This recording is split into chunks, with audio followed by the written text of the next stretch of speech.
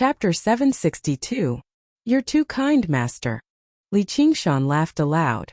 He did not take it to heart. I'm nowhere near as talented as Junior Qingshan. I'm unable to repay you for saving my life, so please accept a bow from One Lamp. The One Lamp monk bowed deeply towards Li Qingshan. Li Qingshan accepted it calmly and smiled. As long as you don't blame me for almost pulling you apart. If I end up in the hands of demons, I'll definitely be in utter misery. Even if I end up dying unfortunately, I still have to thank Junior Brother for helping me. The dauntless monk felt pity again. According to the unraging monk, Li Qingshan had undergone the second heavenly tribulation a few years ago. With his talent and willpower, he was a once-in-a-century genius, definitely not below one will. If he could become a formal disciple of the Chan Monastery of Devanaga, he would definitely become a pillar of support. However, he was stubborn and could not be forced. Fortunately, the unraging monk had accepted him as a disciple, sowing karma with the Chan Monastery of Devanaga. There was no need to worry about him not contributing in the future. Returning outside the demon suppression hall, the setting sun illuminated the valley, dyeing it bright red. The One Lamp monk sucked in a deep breath. He felt like he had returned to the world of mortals, so the dauntless monk told him to go back and rest. The One Lamp monk thanked Li Qingshan again before turning around and making his way back to Great Buddha Mountain. His footsteps became even more determined. Right when he was about to step into the protective formation of the monastery, an insect egg as tiny as a mustard seed, almost invisible to the naked eye, crawled out of the pores on the back of his neck and landed in the bushes. The One Lamp monk was completely unaware of it. The insect egg hatched very soon, turning into a locust the size of a pinky. It flew through the bushes and rapidly traveled away from Great Buddha Mountain, flying over 50 kilometers away. Just now, it stopped on a large tree and began to chew on the leaves furiously. The locust rapidly grew in size, inhaling and exhaling the spiritual chi of the world strand by strand. Before long, it had become the size of a fist. It flapped its wings and flew off into the distance. The dauntless monk said, "One will if you insist on leaving. I can't force you to stay either. The Mist Province is different from the Green Province. The South Sea Commandery is extremely dangerous, and it's over 100,000 kilometers away. If there's any danger, even I won't be able to save you in time. You can only rely on yourself." Disciple understands, Littlein said. The unraging monk replaced the prayer bead on Li Qingshan's head. But then he said, "Qingshan, just keep it as a souvenir. South Sea Commandery is too far away. I won't go there even if you crush your prayer beads. It's better to rely on yourself than to rely on others. Take care of yourself." "I understand." Li Qingshan curled his lips and cupped his hands. "Then we shall take our leave." Just as he was about to leave, a weak voice called out, "Senior brother. Duoj. Oh, I almost forgot. Here, this is for you. If you borrow one, return two. Don't say that I'm not loyal." Li Qingshan took out 2 Demon Commander Demon Hearts and handed them to Duoj. No, that's not what I meant." Duoj stuffed a handful of Demon Hearts into Li Qingshan's hands. "This is..." Li Qingshan was rather surprised. Only then did he discover that the prayer beads around Duoj's neck had become much shorter. The handful of Demon Hearts in his hands amounted to 30 or 40, shining resplendently and of extremely high quality. "I heard the South Sea is dangerous. These are for you. I don't have any use for them right now anyway," Duoj said in embarrassment. Li Qingshan was very touched. He gave him a bear hug. "Kid, I'll remember this favor of yours. I'll definitely return it twofold in the future." Afterwards, he glanced past the dauntless monk and the unraging monk in disdain. "Eminent monks of Buddhism? You're not even as enlightened as a measly demon folk." The 2 eminent monks were obviously unfazed. The dauntless monk had indeed considered bestowing a Buddhist treasure to little Anne, but after some consideration, he gave up on the idea. Although he could pour resources onto outstanding disciples, he still had to maintain basic fairness as the abbot of the monastery. Buddhist treasures were of great importance. One will had only joined the monastery for far too short a time. She had already received far too much preferential treatment, and she had not contributed anything at all. She had left the monastery willfully this time, so if he bestowed another Buddhist treasure, It would definitely displease the other disciples. The unraging monk chuckled as if he had been expecting Duoj to do something like that. He was extremely satisfied. He also held an arcane treasure in his hand, prepared to give it to Li Qingshan. It was not a Buddhist treasure, but a demonic treasure. However, the time was not right yet. It was possible to say that two arcane treasures were already waiting for them. With their talent and cultivation, they already possessed the right. All they lacked was experience. This demonstrated the superiority of the Sword Collection Palace. They had the opportunity to obtain a renowned sword on the level of an arcane treasure, as soon as they became a formal disciple. As long as they received the sword's recognition, no one could complain. However, the downside was that even if the Sword Collection Palace was about to be destroyed, the palace master could not bestow the sword to a disciple. He could only wait for the master of the sword to appear. Li Qingshan and Little and took off on a cloud, vanishing into the horizon. Woof! Woof! Woof! In a melon field, a yellow dog barked madly. In a corner of the melon field, a naked man currently hugged a watermelon and gnawed away at it. He ate it without even spitting out the seeds. His body was sturdy, and his skin was withered and yellow. His dark brown eyes shone with a fervent light as he ate. His is far too delicious. He's finally out.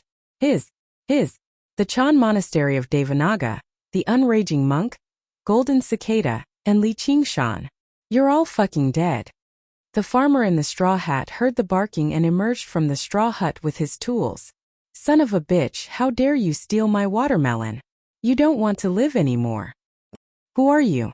The man suddenly raised his head, and the farmer felt like he had fallen into a cavern of ice, completely immobilized. Countless copies of himself seemed to be reflected in the dark brown eyes. The yellow dog whimpered and fled with its tail between its legs. The man licked his lips. It's been a very long time since I've eaten human flesh. The flesh of demon folk is stinky and sour. It's fucking disgusting. A while later, the man stood up in the melon field and wiped away the blood from the corner of his lips. He gazed at the western sky, and the last ray of light dimmed. A demon suppression statue was tattooed on his back, and it was different from any of the statues Li Qingshan had seen in the past. That kid sure has given me some inspiration. Otherwise, I won't be able to fool those two monks. When the time comes, I'll just let him die a little more painlessly. On the cloud, Li Qingshan's heart skipped a beat as if he sensed something. He sat down with his legs crossed and got the spirit turtle to divine again.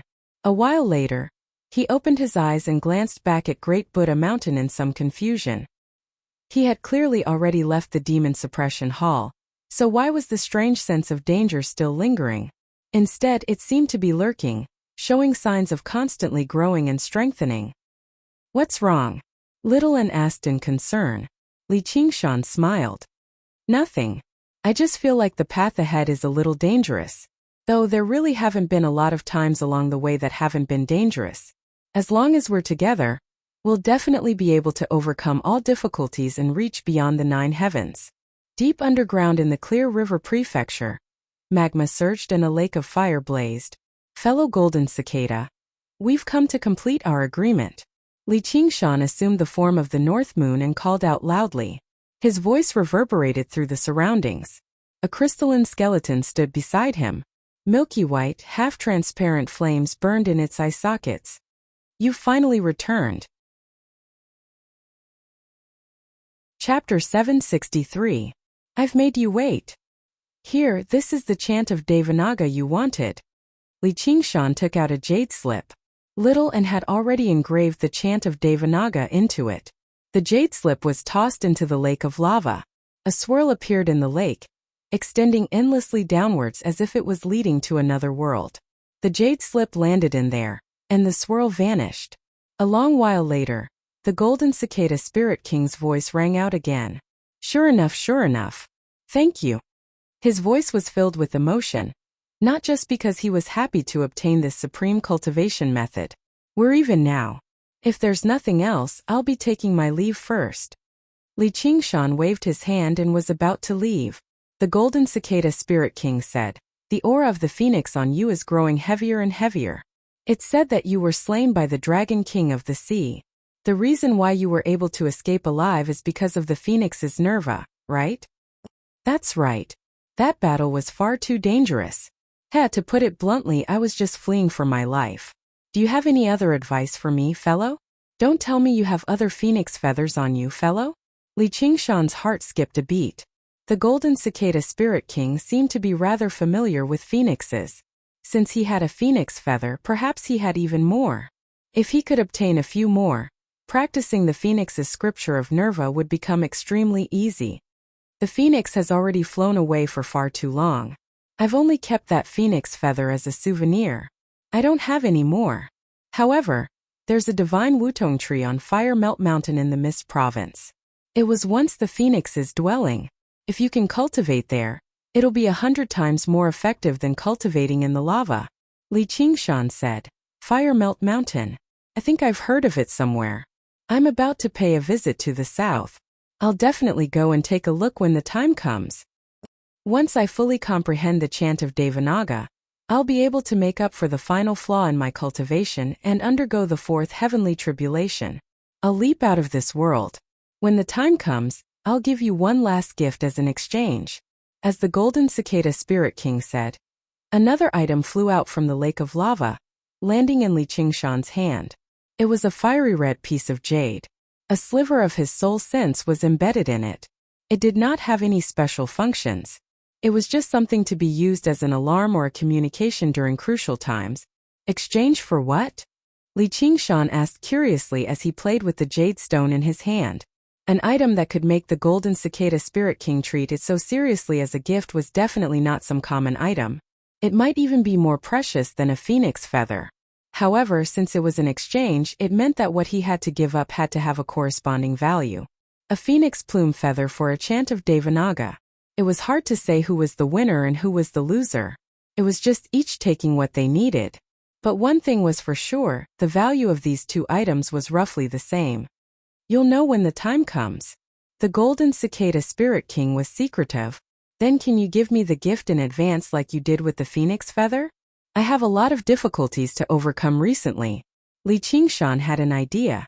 After this transaction, they should have established the most basic trust between them. It would be good to have more strength. That won't do. I can only give it to you when the time comes. It's not that I don't trust you. I'm even more curious now. I guarantee that the value of this item is definitely not below that of a magical treasure. If it is used properly, I'm afraid it might even surpass it. All right then. I hope that you can undergo the fourth heavenly tribulation soon, so that you can leave this well and take a look at the other world. After settling one karma and sowing a new one, Li Qingshan and Little and returned to the surface. It was late at night right now, and the sky was filled with resplendent stars. For a moment, Li Qingshan had no idea where he should go. He had just gone through a lengthy period of cultivation, followed by a banquet in the tower, and then a great battle in the demon suppression hall. Although he was not exactly tired of it, he still wanted to rest a little and spend some time with this close relative of his that he had not seen in a very long time. As a result, he smiled. Time sure passes quickly. Before I knew it, you've already grown into an adult. Back then you were still so little. Then don't touch my head anymore. Shaoan used a pair of white hands to grab his big hands, gently clasping them in her palm. Little girl, you've really grown up. You were so obedient in the past, but now I can't even touch your head. If I had known earlier, I really wouldn't have sent you to the Chan monastery of Devanaga. You've been led astray by those bald donkeys. Li Qingshan sighed and lamented.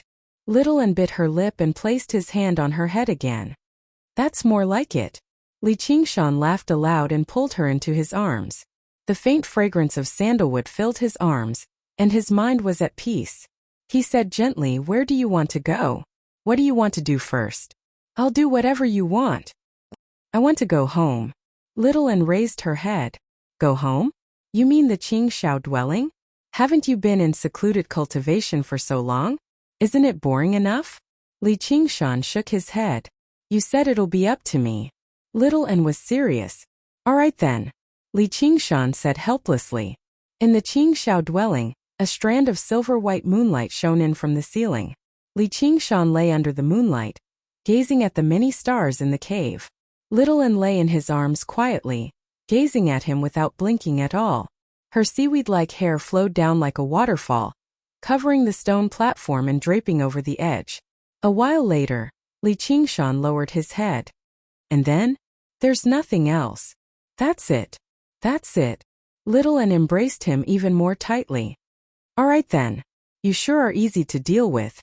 Li Qingshan sighed with a smile. He also found this to be quite a nice feeling. Then I'll stay a century.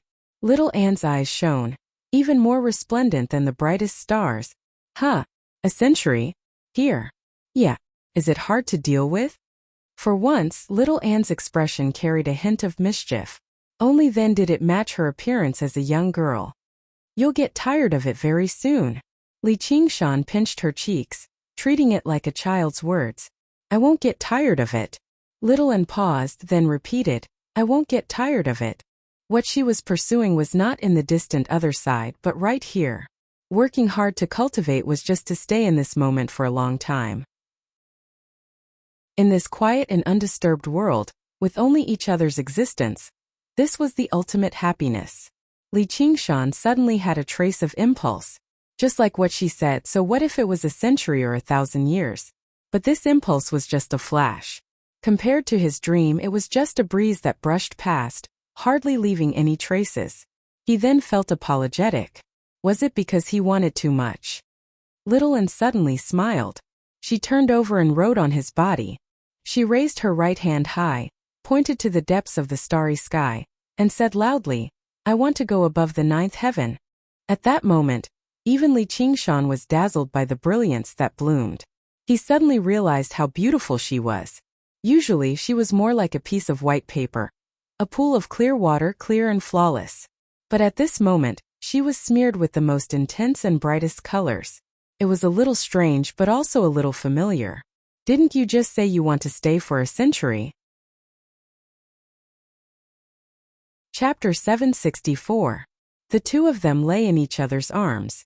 Li Qingshan told him about what had happened after they parted, while Little An just listened quietly most of the time.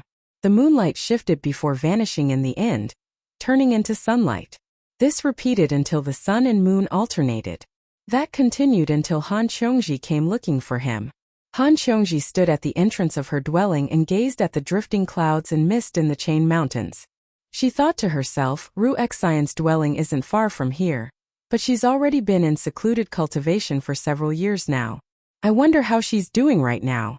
The stone door behind her opened, and she turned around, only to see Li Qingshan striding over. However, her gaze could not help but land on Little An behind him, and she could not help but become stunned. Even though she was also a woman, she still felt dazzled. Great beauty and white bone, the transition between life and death. Even though it seemed like everything had become empty, it could still manifest the pinnacle of beauty in the world. As her cultivation increased and she grew older, her beauty became even more powerful. It was not the arts of charm, but it surpassed them. If she could truly unleash it to the limit, it would be completely beyond the aspect of heavenly fragrance and beauty of the sect. She would be a celestial maiden that had transcended this world. You're Little An. Han Qiongji returned to her senses after much difficulty. What, you don't recognize me anymore? Li Qingshan smiled. How can that be? As long as I've seen you once, who can forget you? Han Qiongji said with a smile, but her feelings were rather mixed. She was straightforward and open-minded, so she was not jealous of Little An's talent, nor would she be awed by his supreme beauty. And based on her instincts, she believed that there was nothing romantic between them. Otherwise, even if she was not jealous, the Chan monastery of Devanaga would not be able to put up with it. However, they simply stood there. Yet they gave off an indescribable sense of harmony. They were two people with completely different appearances and bearings, yet they possessed the closest connection. Even she was unable to get involved with them. She thought, this must be the Tao companion that father spoke of. From a certain perspective, she would rather Li Qingshan flirt around. She shook her head and tossed these thoughts to the back of her head. She said to Little An, I heard that you've also undergone the second heavenly tribulation. Congratulations. Little An nodded slightly and looked at Han Qiongji calmly, as if he was looking at a rock or a plant. Unless it was necessary, she did not like to talk to people, let alone etiquette and rules. She would only deal with it when it was necessary. In the past, Han Qiongji had lost her temper because of this attitude, and Li Qingshan had immediately fallen out with her. For her sake, he had made an enemy of Qiu Haitang without the slightest scruple despite only being a measly qi practitioner. Now Han Qiongji knew that she treated everyone the same way, not her. As soon as you came back, you shut yourself in the cave residence. I thought you were going to go into closed-door training again. Last time it was an accident. If I really want to go into seclusion for a long time, I will definitely tell you. However, I have plans to do so recently. Li Qingshan and Little N looked at each other. This was something they had discussed beforehand. After comprehending the 8th layer of the demon suppression statuary, Li Qingshan needed a certain amount of time to settle down and increase his cultivation. With the several dozen demon hearts Duoj had given him, there was even a chance for him to refine the traitorous demon sword into a true demonic treasure. He could even completely recover the strength of his demon body to the limit. Little N was the same. After undergoing the second heavenly tribulation, he could take a step further with the path of white bone and great beauty. The skull prayer beads, Buddha slaying sword, Bloodsea banner, and so on in his possession all needed to be refined again. Li Qingshan had already prepared the required resources for him. He had collected many corpses from the battles over the years. In particular, during the battle on the 8th floor of the Demon Suppression Hall, there had been tens of thousands of demon folk and numerous demon generals and demon commanders. It was enough for her to increase her cultivation further. That way, if the two of them worked together, they would be able to deal with any danger in the South Sea Commandery with composure, even if they did not kill gods and Buddhas who stood in their way. Even if they faced some existences at the third heavenly tribulation, they would not be afraid. Secluded cultivation? Han Qiongji basically had no idea what to say. To cultivators, secluded cultivation was definitely not a bad thing. Unless they had reached a critical juncture in their cultivation, where they needed to focus on breaking through bottlenecks, there was absolutely no need for secluded cultivation. All they had to do was maintain their regular cultivation. However, Li Qingshan entered secluded cultivation far too often, and his cultivation would increase rapidly every time he entered secluded cultivation. It was basically enough to make people feel rather numb to it. Li Qingshan said, "But not now. It's best if we focus on rest for now. We'll probably have to wait until the new appointment arrives and we reach the Mist Province. Cultivation is more important. Just make your own plans. There's no need to specially contact me. I've grown used to it anyway. It's not like we're mortals, so there's no need to be so intimate with each other." Han Qiongji said in a very free and easy manner, but she also felt a hint of helplessness. Before Li Qingshan could answer, she said, "I've come to find you for something else. Chengzan is going to the Sword Collection Palace." After the battle in Mooncourt Lake ended, Yin Xiaoqiu did not immediately move on to the next prefecture. Instead, he received an invitation from Wuxia. That night, neither of them attended the banquet in the brothel. They went to Soaring Afterglow Mountain to drink together. Since Wuxia wanted to join the Sword Collection Palace, he obviously went out of his way to befriend Yin Xiaoqiu. He had always possessed extraordinary charm. Although Yin Xiaoqiu's cultivation was higher, he spent most of his time in the Sword Collection Palace, focusing on the path of the sword. His experience obviously could not compare to Wuxia. After a few jars of alcohol, they felt like they were old friends at first sight. When Wuxia mentioned that he wanted to join the Sword Collection Palace, Yin Xiaoqiu immediately patted his chest and guaranteed that there would definitely be no issues with his talent. He sent a message to the Sword Collection Palace the next day. Perhaps due to the stimulation from the Chan Monastery of Devanaga, the Sword Collection Palace replied before long, asking him to undergo a test in the Sword Collection Palace. That night, the empty halls on Soaring Afterglow Mountain were ablaze with lanterns. To Li Qingshan's surprise, it did not seem like a gathering of guests like he had imagined. Instead, it seemed rather deserted. Logically speaking, Wuxia had a wide circle of acquaintances, and the Hua family had a deep foundation, so they should have invited many guests for something as important as this. Landing on the terrace at the top of the mountain, he discovered that there were only around a dozen people present, and they were all familiar faces. They did not even set up a proper banquet. They just drank and chatted like it was a regular gathering. Everyone's gazes were drawn away by Little and beside Li Qingshan. For a moment they were all speechless. "Fellow, you must be one Will. I've heard of your great name for a long time. Now that I've seen you today, I finally understand what it means to know someone by reputation is not as good as meeting them in person." In Xiaoqiu stood up. His gaze was like a sword, hidden with sword intent. Instinctively, he wanted to test her out, but to his shock, he discovered that his sword intent was like a rock that had sunk into the ocean, unable to find a foothold. If he really wanted to strike, he actually had no idea how to swing his sword. Only then did he realize the difference in strength was so great that a breaking water sword could not make up for it. Little and said nothing. Li Qingshan ignored Yin Xiaoqiu and asked Hua Sengzan, "Why's there so little? Why didn't you find more people to celebrate?" Hua Sengzan said, "I still haven't become a disciple of the Sword Collection Palace, so what's there to celebrate?" Chapter 765. Don't tell me you're joking, fellow Yin. I'm a disciple of the Chan Monastery of Devanaga. Li Qingshan was taken aback before smiling uncontrollably. A secular disciple, Yin Xiaoqiu added. Secular disciples possessed very low statuses in the Chan Monastery of Devanaga. They did not even have the right to set foot in the inner courtyard, let alone any great cultivation methods. They did not have any resources either. They only possessed the name of the Chan Monastery of Devanaga, which deterred people from taking advantage of them. Then do you know who my master is? Li Qingshan raised an eyebrow. He was a secular disciple, but he was no regular secular disciple. His master was a great cultivator who had undergone the third heavenly tribulation of the Chan Monastery of Devanaga, and he practiced a peak cultivation method too. What right did the Sword Collection Palace have to ask him whether he wanted to join them or not? Who doesn't know about the unraging master? Who doesn't know about him? Then I don't understand. Even if I want to join the Sword Collection Palace, do I really have to get past my master? Li Qingshan asked in surprise. In the cultivation community, the relationship between master and disciple was very important.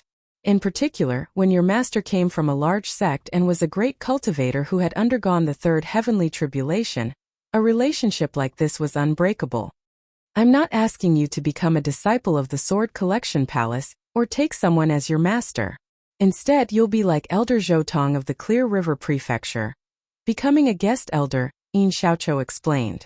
Yin Xiaoqiu explained and reported how he had lost to Li Qingshan to the Sword Collection Palace, which raised a great deal of attention. It was not just because of his cultivation, but also because Yin Xiaoqiu had said, "This person's path of the sword surpasses mine." This left the master of the Sword Collection Palace and the elders in disbelief. Yin Xiaoqiu had practiced the sword since he was young, practicing the profound sword techniques of the Sword Collection Palace. He had also inherited the sword intent within the breaking water sword, yet he actually admitted he was not as good as Li Qingshan, which made them interested. Taking in cultivators who had undergone the second heavenly tribulation as guest elders was one of the traditions of the Sword Collection Palace. There was an opportunity regardless of their identity or background. Some guest elders even held the position of sect master of other sections. As long as they became guest elders, they could study the superior cultivation methods and sword techniques of the Sword Collection Palace. However, not all cultivators who had undergone the second heavenly tribulation had the opportunity to become a guest elder of the Sword Collection Palace. They had to wield and practice the sword, and they had to leave their swords on Sword Collection Peak after death. The Sword Collection Palace had not only taken a fancy to the slovenly Taoist priest, Zhoutong, as a guest elder, but also because of the lightning slaughter sword in his possession. With Zhoutong's cultivation, living for several centuries would not be a problem at all. As long as he constantly refined it with the techniques of the Sword Collection Palace, even a lump of earth could be reborn, let alone the lightning slaughter sword that was already an arcane artifact. It had a very good chance of becoming a powerful arcane treasure. It was exactly through this method that the Sword Collection Palace constantly gathered the renowned swords of the world. Even an arcane treasure like the soaring dragon sword that cultivators could only dream of could not be counted as one of the 10 renowned swords. which only demonstrated just how deep their foundations were. I see. Li Qingshan came to a realization and asked again, but you said to change to a good sword. Can I also draw a sword from the hidden sword peak? He had never had a good impression of the sword collection palace. From the soaring dragon elder to Fu Qingjin, they had all forced him into dire straits in the past, but the temptation of an arcane treasure was far too great. He thought to himself, with my charm, when I get to that hidden sword peak, those 10 famed swords will all come to me. Regular guest elders can't draw a sword from the hidden sword peak, but you don't seem to have a suitable sword on hand, which is why we've made an exception. With your talent for the way of the sword, if you practice the sword techniques of the sword collection palace, you'll definitely be able to reach a whole new level. Yin Xiaoqiu said seriously. Although he had lost to Li Qingshan, he did not hold any grudges towards him. He carried out the mission that the sword collection palace had given him meticulously. This kind of bearing clearly did not come from his age and experience. A large part of it came from the influence of the breaking water sword, which only demonstrated the value of a good sword to the sword collection palace. However, there were some things that he did not make clear. The reason why the sword collection palace was willing to make an exception and allow Li Qingshan to draw a sword from the hidden sword peak was because they had taken a liking to his way of the sword. Just like how becoming one with the sword, not only did the sword assist the person, but the person also nurtured the heart of the sword. A good swordsman could improve a sword by an extremely large amount. I'll think about it, Li Qingshan said in thought. Please take your time to think about it. Yin Xiaoqiu said nothing more. Apart from Hua Sengzan, everyone present was shocked. Originally, they felt that Li Qingshan had undergone the second heavenly tribulation to be rather unreal, but they could not help but sigh now. Before they knew it, he had already reached this step. A sect like the Sword Collection Palace was something that they could only look up to. Even Hua Sengzan being able to become a disciple of the Sword Collection Palace was something worth celebrating, and he still had to go through a test. However, Li Qingshan had actually been directly invited to become a guest elder. The difference in treatment was truly quite great. They also understood a little why Hua Sengzan did not celebrate on a large scale. Otherwise, Yin Xiaoqiu's words would definitely have stolen the spotlight. Hua Sengzan invited Li Qingshan and the others to take a seat first. He smiled. No matter what happened in the past, no matter what happens tomorrow, we have to drink to our heart's content tonight. All right. Li Qingshan sat down with a smile, and Little An sat down beside him. Han Qiongji sighed inside. Just when she was about to find another seat, she suddenly felt her waist tighten, and Li Qingshan had already pulled her into his arms. He asked with a smile, "What are you thinking about, madam?" Han Qiongji's face reddened. "Let go of me." Li Qingshan picked up the jar of alcohol and emptied it in a single gulp. He laughed aloud. "Forgive me for not being able to comply." The smell of alcohol assaulted her face, and Han Qiongji seemed to be slightly tipsy as well. The man who had once made her fall in love at first sight, when she had no idea what love was even more passionate than before. Just a single smile from him was enough to make her fall for him. It was like that in the past and it was still like that now.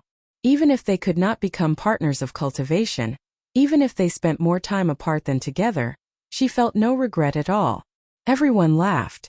Li Qingshan watched as her face became redder and redder, almost to the point where she could not contain her embarrassment. Only then did he let go of her and let her sit down beside him.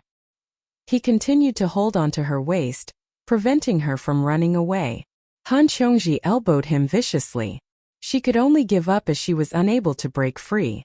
She was embarrassed and annoyed, but there was a hint of joy in her eyes. The group of people drank and admired the moon. It was quite a good time. "Qingshan, if you can become a guest elder of the Sword Collection Palace, we can travel together," Hua Sengzan said.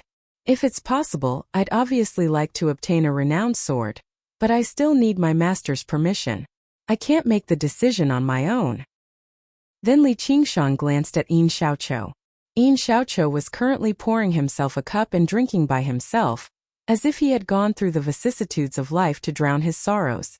However, in Li Qingshan's eyes, he was another pretentious peddler. The legacies he obtained from the sword did not truly belong to him at the end of the day. There was a subtle difference.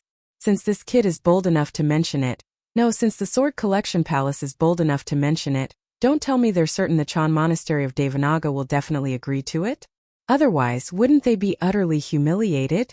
Or perhaps the Sword Collection Palace wants to form an alliance with the Chan Monastery of Devanaga, and they want me to serve as a link? Li Qingshan pondered and gradually made up his mind. Suddenly he raised his head. It's going to rain. Everyone raised their heads. The bright moon hung in the sky.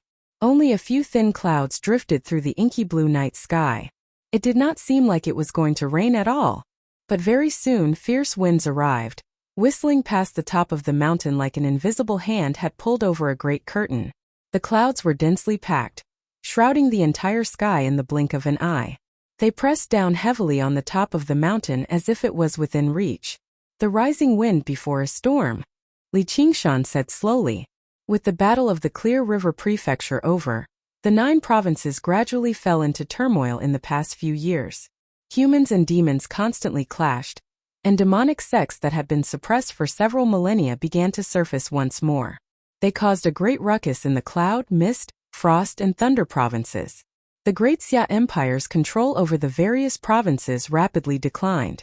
This could actually be seen from the White Lotus sect.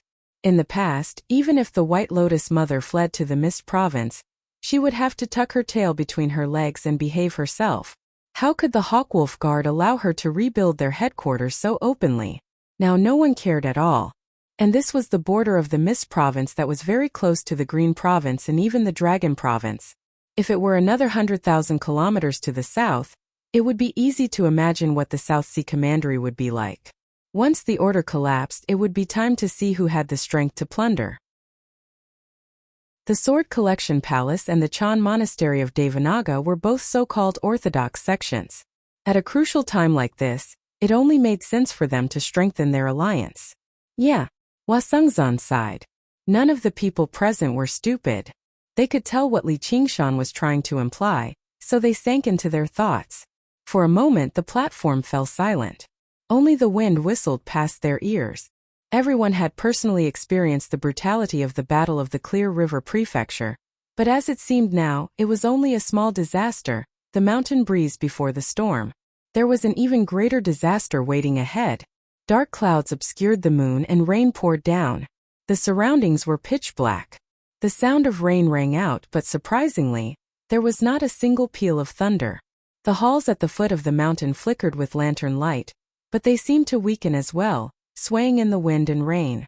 Although the rain could not land on everyone's heads, without the light of the moon and stars, the atmosphere became rather suffocating. The righteous path of the world and the suffering of all living beings require the protection of the swords in our hands. Yin Xiaoqiu stood up sternly. His black hair drifted in the wind as he radiated with awe-inspiring might. With a clang, he drew the breaking water sword from its sheath and swung it at the pitch-black sky. There was a flash of light, like a bolt of lightning that had ripped through the night sky. A crack appeared silently in the clouds. Moonlight spilled through and the stars flickered. Nice sword. Nice sword style. Everyone praised loudly. The clouds seemed close, but they were actually far away. Splitting the clouds with a single strike from such a great distance was truly a remarkable feat. I still have to thank you for the defeat you bestowed upon me the other day. It gave me quite a lot of inspiration, allowing me to gain a new comprehension of the path of the sword. Why don't you widen our horizons? Yin Xiaoqiu turned around and stared at Li Qingshan, both to show off the might of the breaking water sword and vaguely to challenge him. Your cultivation might be a realm higher than mine, but you might not be able to achieve what I can do. I'm not your opponent right now, but once I undergo the second heavenly tribulation, you definitely won't be my opponent. Li Qingshan stood up lazily and tossed the empty jar of alcohol in his hand off the cliff, pushing upwards with both hands. Ocean wielding? The cloud parting form. The clouds rose and fell, moving in all directions. Before long, almost half of the clouds in the sky had been parted, and the moonlight seemed even clearer. Li Qingshan said, "Fellow Yin, I will report this to my master. If he has no objections, I'll accompany you to the Sword Collection Palace." After the banquet, everyone dispersed. Chapter 766. Li Qingshan smiled and gazed at the rustling bamboo forest outside the window. As it seemed he had guessed correctly. His identity as a secular disciple just happened to be useful for something like this. At the same time, he possessed two identities in two great sects of the Green Province.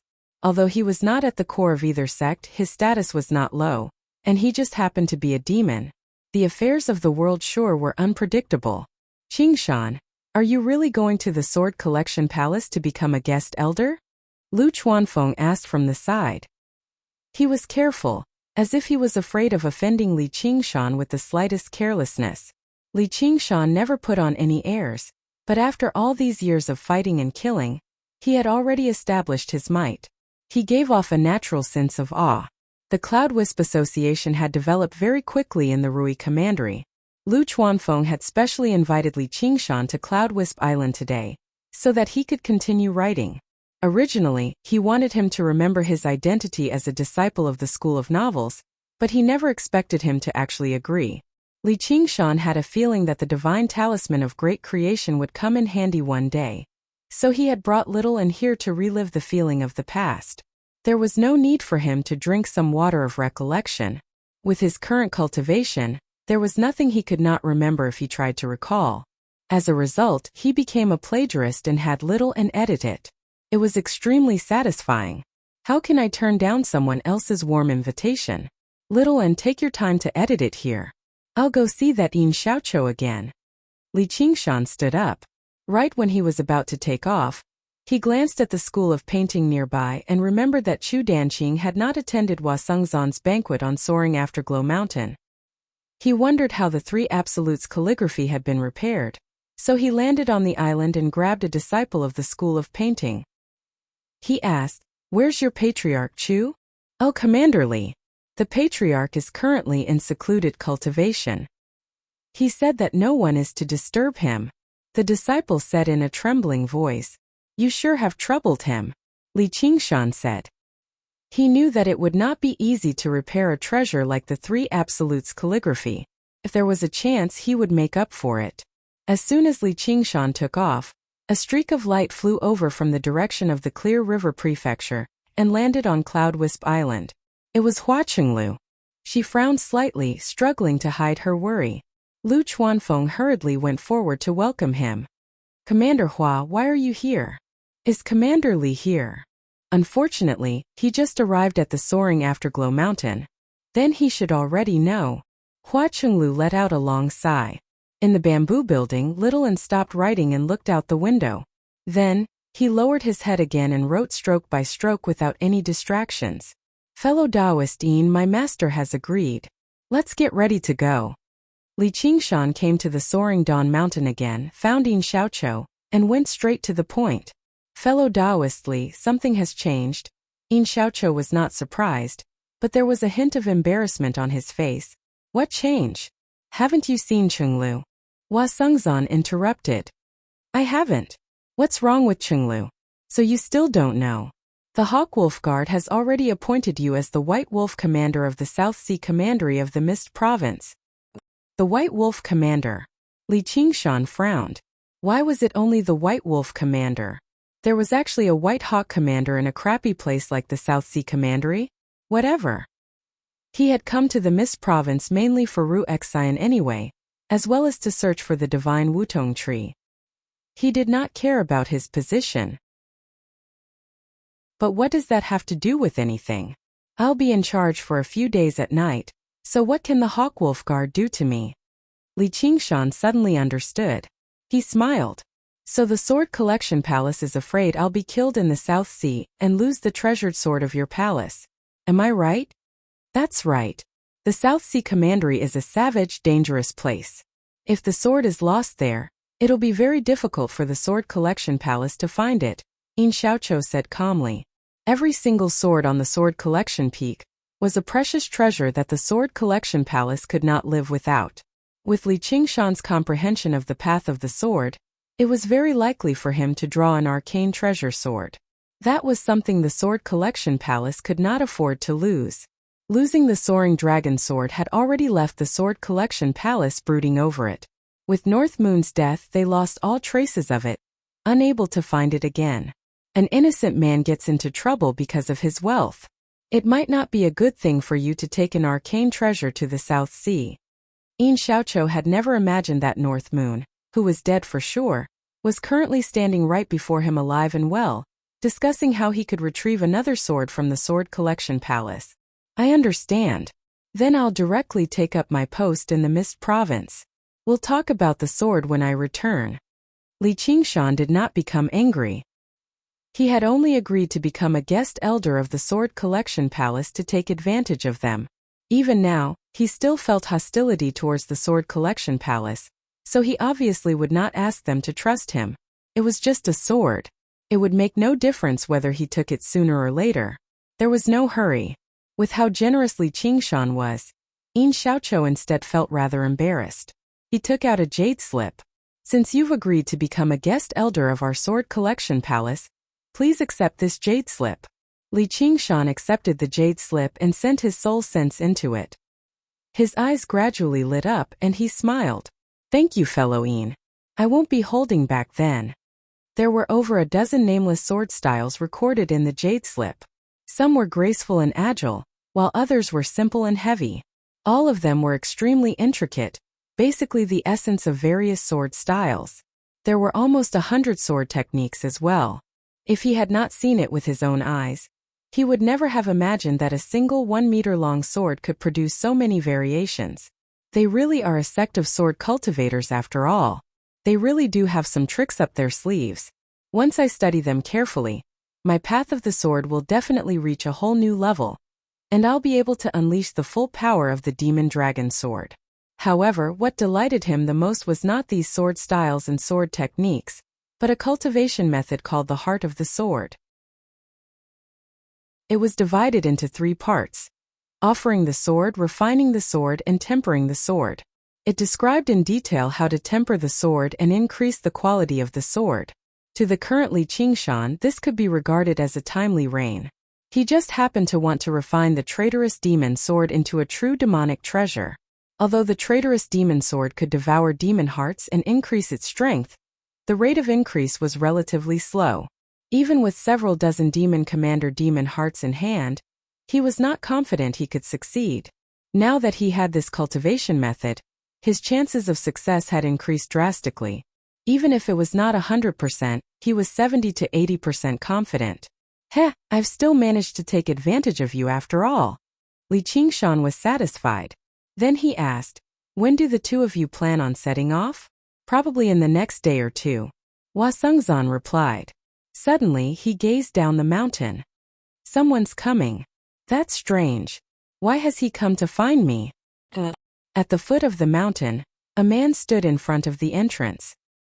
He was dressed like a farmer and seemed very rustic, but he possessed a bearing that regular farmers did not possess. He was neither servile nor overbearing, and he was built of earth and wood. Beside him stood a teenager dressed in bright clothes. The teenager carried a sword on his back, and he seemed to be slightly uncomfortable.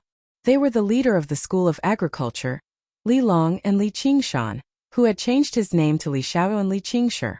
Li Xiaoyao said, Master, why don't we go back? Thump. Li Long rapped Li Long's head. Damned brat, I brought you here because you said you wanted to learn the sword in the Sword Collection Palace. Now that we're here, you're chickening out. What kind of man are you? It's still cultivation. It's the same no matter where. How can it be the same? Our School of Agriculture focuses on farming. We focus on life, so we have to adapt to the changes in life. The sword is a lethal weapon. It focuses on death, so it has to be unyielding and resolute. You're still young right now, so your temperament is still unsettled. If you farm with me for a few more years, it'll be too late even if you want to learn the sword. Will he want me? Li Xiaoyao said uneasily. To those who wanted to learn the Sword Collection Palace could be described as a holy land. Yin Xiaoqiu had defeated the genius cultivators of 22 prefectures consecutively, so he had made a name for himself. He felt quite pressured. How do you know if you don't try? If it doesn't work out, there's still other places. You don't have to be afraid either. He's powerful, but wasn't he still defeated by someone from the same hometown? When Li Qingshan was mentioned, Li Xiaoyao's spirit roused. Sure enough, he became a little bolder. Over the years he had spent with Li Long, his mind had matured quite a lot. He understood many matters of the past and also understood Li Qingshan's difficulties, so he no longer resented him. This second uncle who refused to acknowledge him remained his idol. At this moment the formation was activated. Li Long pulled Li Xiaoyao to his feet and shrunk the ground beneath his feet, arriving at the top of the mountain in a short while. Seeing that Li Qingshan was there as well, he felt a little more confident. "What brings you here, Patriarch Li?" Wasengzan asked with a smile. Li Long had always focused on the affairs of farming. In the past few years, he had spent most of his time cultivating in seclusion, so they did not have much contact. All he knew was that he was from the same hometown as Li Qingshan. "I heard that you're going to the Sword Collection Palace, so I've specially come to see you off. This is just a small gift, but it's not enough." Li Long took out the fruit basket he had prepared. There were apples, pears, and various other fruits. All of them were abundant with spiritual qi and had a bright luster. Wasengzan turned it down before accepting it. Only then did Li Long say, "I also have a request. This child is my disciple, and he's always been in love with the path of the sword. I wonder if you can take him to the Sword Collection Palace to try it out, fellow Yin?" Li Xiaoyao glanced at Li Qingshan and no longer dared to look at him anymore. Afterwards, he raised his head and looked at Yin Xiaoqiu with the broken water sword on his waist. His face was filled with respect and yearning. If he wants to become a disciple of the Sword Collection Palace, he needs to undergo a strict test. It's not something I can decide with a single word. This child's talent is mediocre, and he lacks courage and resolution. He's not suited to walk the path of a sword cultivator, so it's best if he continues cultivating in the School of Agriculture. Yin Xiaoqiu had inherited the sword intent of the past masters of the broken water sword, so he had some ability to judge people. It was already very difficult for this child to embark on the path of cultivation. The chances of him undergoing the first heavenly tribulation were very small. However, to the Sword Collection Palace, this was the most basic requirement, or he would not even be a formal disciple. Li Xiaoyao lowered his head. His face alternated between red and white. He's still young and he's inexperienced.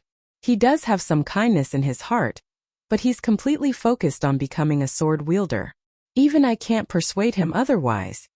Li Long sighed gently and rubbed Li Xiaoyao's head, but he looked at Li Qingshan. Li Qingshan said, "Just let him try, fellow Yin. If he can't pass the Sword Collection Palace's test, then there's no need to mention anything else. Just send him back. I didn't seem to have any extraordinary talent or courage back then." "Really? I found you extraordinary the moment I saw you. This child's surname is Li too. Is he a relative from your hometown?" Wasengzan smiled. Li Qingshan only smiled. "I must learn the sword." Li Xiaoyao suddenly raised his head and said loudly, "Oh, why?" Yin Xiaoqiu asked. "My parents were both killed by evil people. You want to avenge them?" Li Long shook his head. "That evil person died a long time ago. Then why?"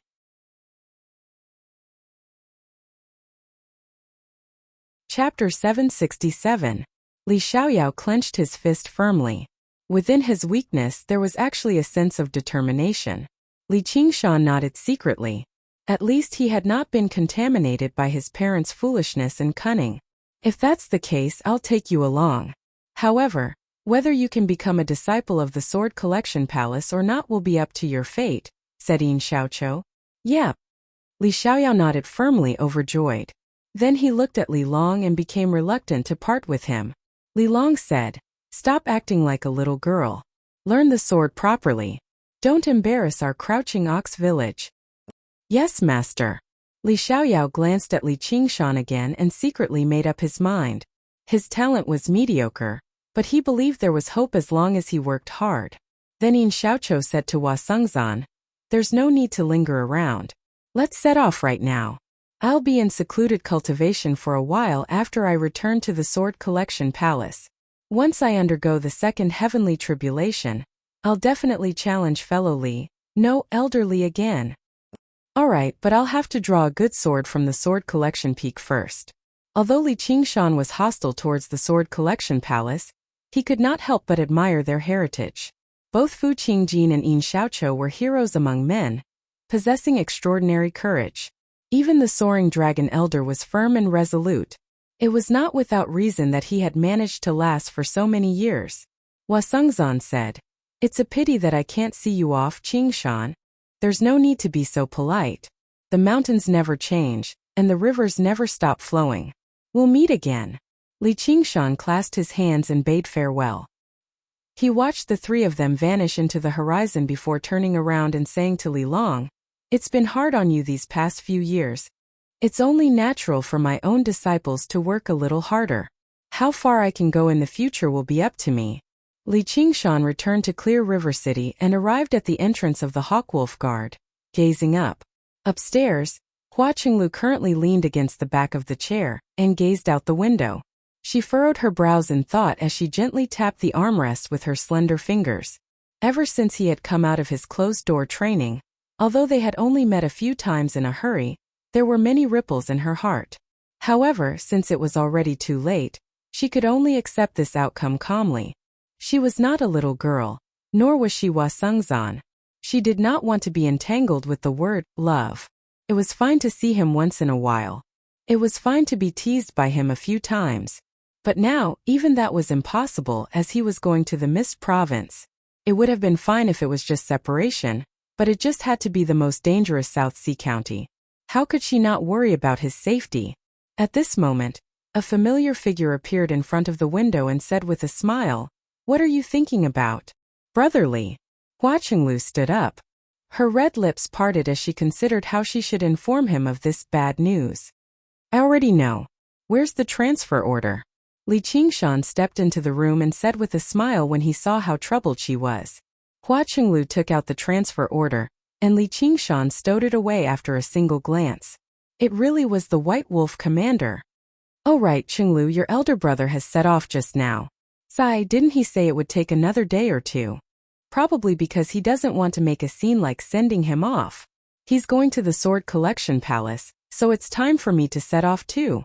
Li Qingshan gazed out the window with a smile. The sky that had just cleared up after the rain was so blue that it was almost transparent. His heart had already drifted away, to the South Sea Commandery that he had never met hundreds of thousands of kilometers away. He imagined the boundless South Sea. "What are you frowning for? I've been promoted. Aren't you going to hug me in celebration?" Li Qingshan spread his arms. "Brotherly, aren't you worried at all?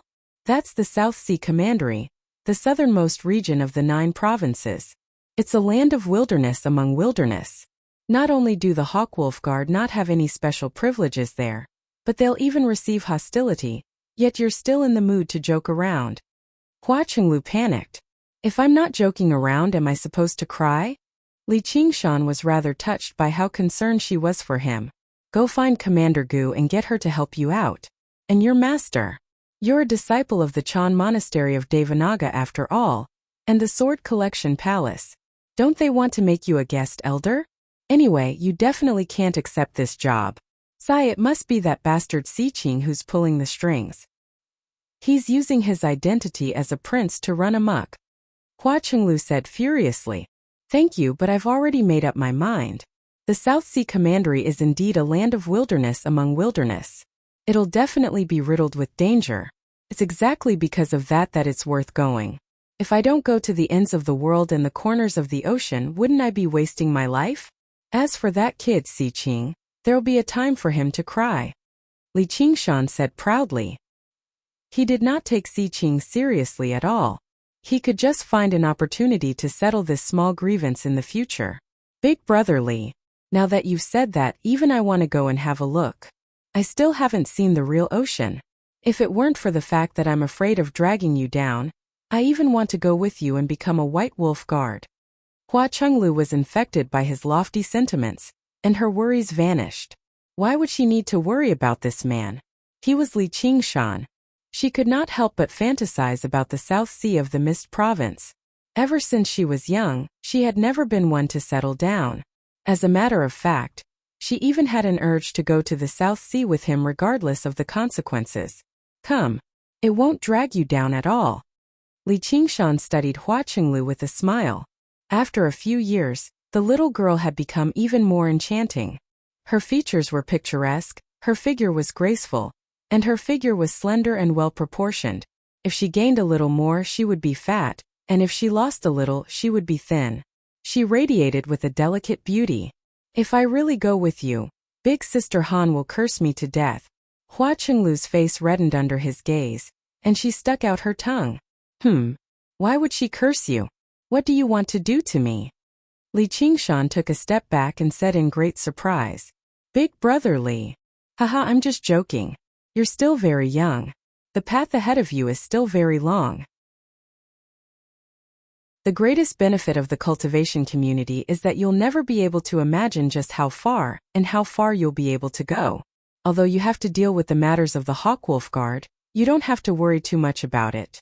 As long as you constantly increase your cultivation, there'll be a day when you can go anywhere in the 9 provinces.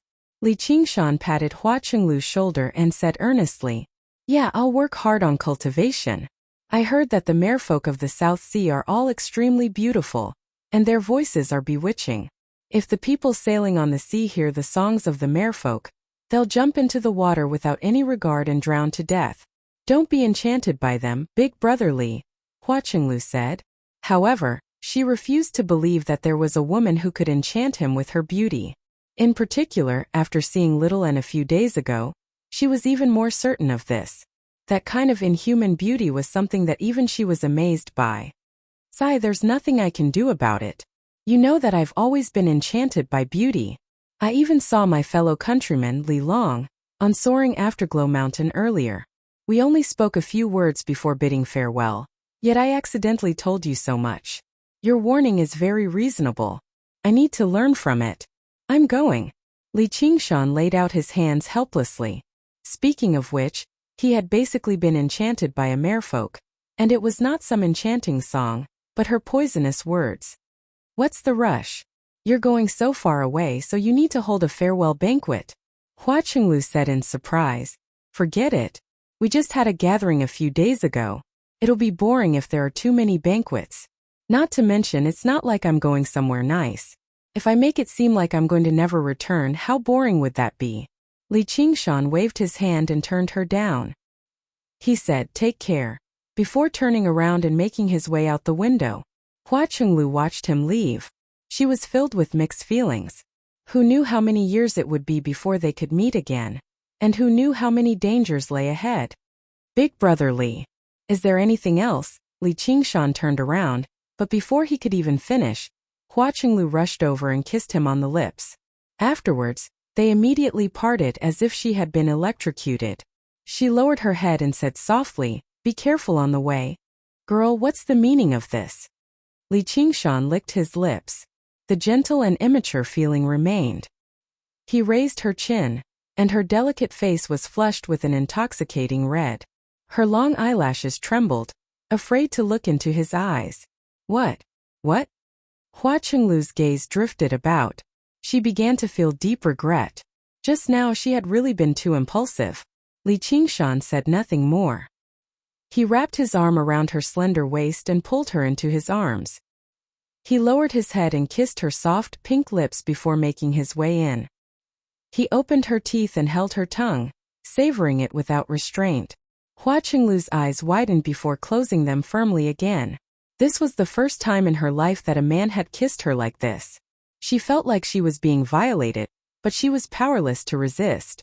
Her body was tense, but as he kissed and caressed her, she gradually relaxed, falling limp in his arms. Now this is called a kiss.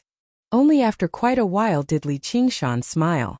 When he saw how she was in a daze, allowing him to do whatever he wanted, he began to burn with desire. In the past, he probably would have been tempted to swallow her whole. However, after so many years of experience, he was no longer as lustful as before, so he let go of her gently. Big brother. Hua Qinglu was moved. This is the first time, so I'll punish you slightly. I hope you learn from this. If there's a next time, it won't be so simple. Li Qingshan joked around, but he was very serious. He had never been some kind of gentleman who could remain unperturbed. As a matter of fact, it could even be said that he did not turn down anyone. There was no reason for him not to eat the meat that was already in his mouth. However, Hua Qinglu had saved him before and called him Big Brother for so many years. Their relationship was extraordinary, so he could not do as he pleased. "I'll tell Big Sister Han that you're bullying me." Hua Qinglu wiped her mouth forcefully and glared at him viciously. All her years of growth and experience seemed to vanish. She became that girl who was in her teens again. You're still bold enough to play the blame game? Alright, let's go talk to her right now and see who's in the right. Li Qingshan grabbed Hua Qinglu's wrist and made his way out. No! Hua Qinglu struggled in a hurry and broke free with great difficulty. She rubbed her wrist and said furiously, "Big brother, you're shameless." Li Qingshan laughed aloud. "Big brother Li, you still owe me something," said Hua Qinglu. "I almost forgot about it if you didn't mention it. Think about it properly while I'm in the South Sea." Li Qingshan left, and Hua Qinglu returned to her seat. She continued to think, but she was troubled by something else.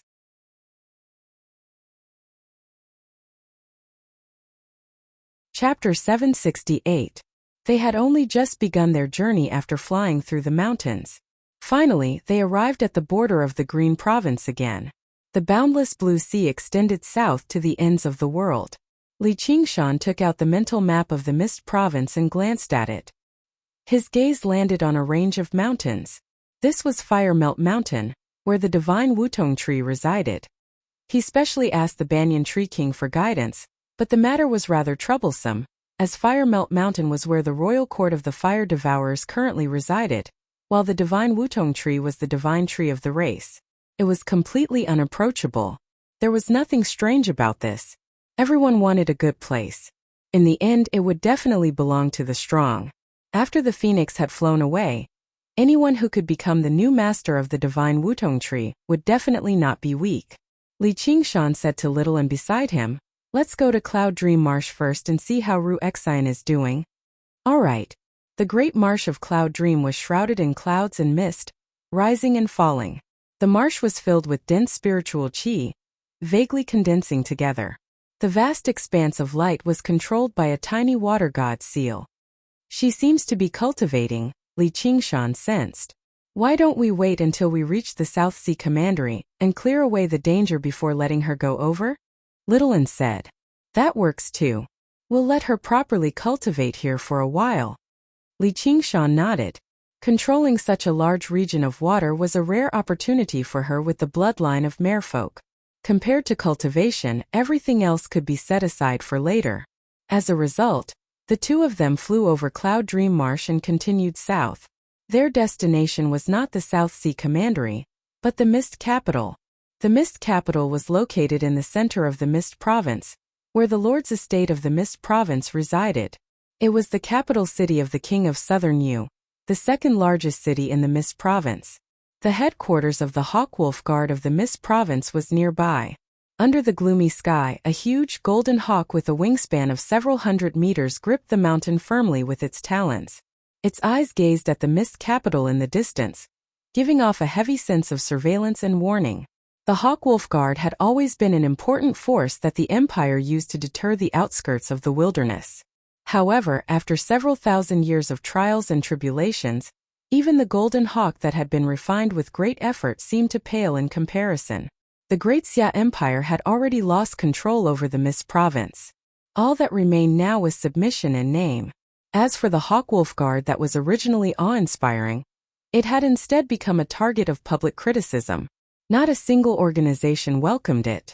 It basically only had the organization of commanderies left in the Mist Province, and they were all cowering away. At this time, Li Qingshan and Little were standing at the foot of the mountain, looking up at the golden eagle standing proudly at the top of the mountain. After being reported, under the guidance of an attendant, he set foot on the mountain.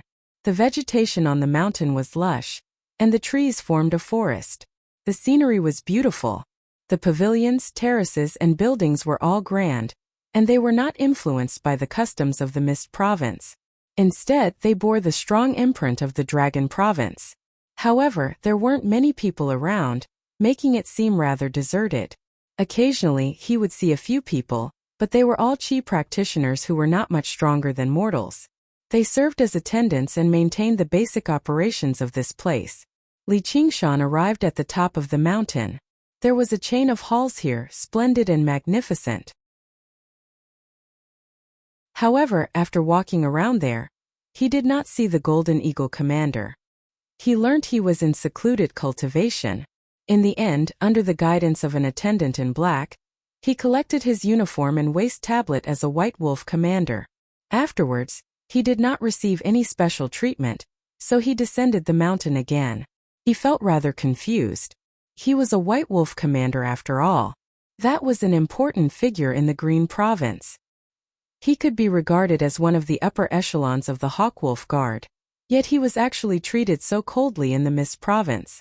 However, he had already understood the underlying meaning. No matter what kind of trouble you encounter, don't expect anyone to stand up for you. Even if someone kills you, no one will avenge you. Got it? Li Qingshan smiled and said to Little and, if there's no place for me here, there'll definitely be a place for me. Let's go. As a result, he did not linger in the Mist capital at all. He immediately made his way to the South Sea Commandery. The two of them moved and stopped from time to time. After over a dozen days of flying, they finally arrived at the commandery city of South Sea at dusk. The air became hotter and more humid. When they breathed in, they felt like they had inhaled water vapor into their lungs. Huge trees that stood several dozen meters tall could be seen everywhere. And trees over 300 meters tall were not rare either. If this were his past life, they would be skyscrapers that stood 100 stories tall, forming a primitive and three-dimensional world, and the commandery city of South Sea was built in there. More accurately, it was a huge tree that stood almost 1,500 meters tall. The trunk was covered in holes, and there were plank paths built around the trunk. People in strange attires moved in and out of the holes, walking on the plank paths like tiny ants. Incomparably thick branches propped up buildings and strongholds.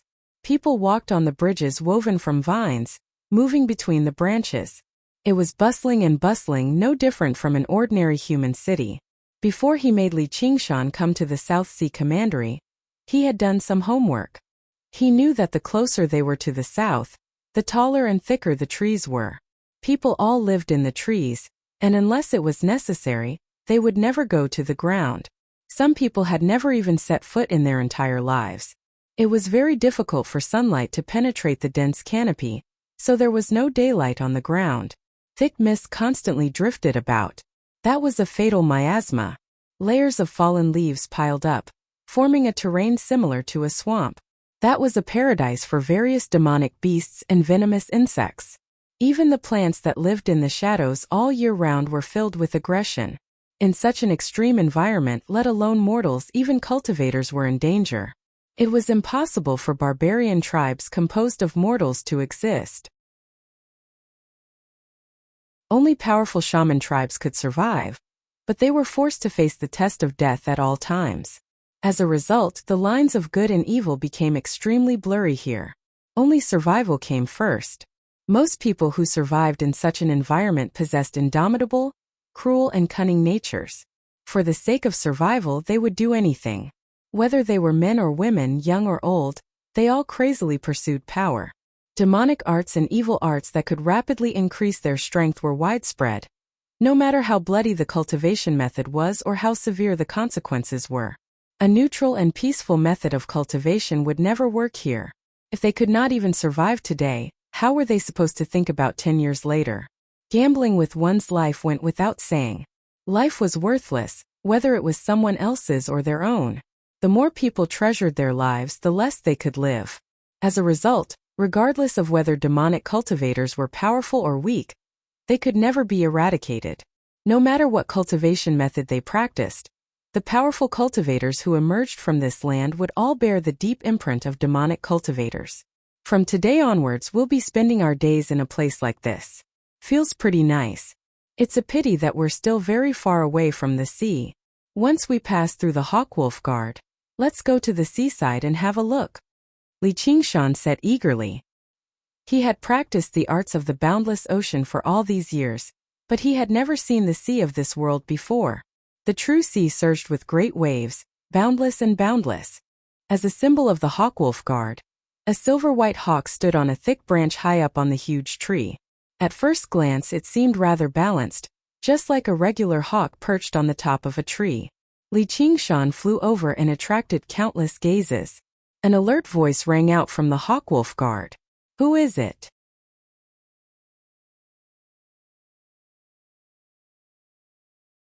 Chapter 769.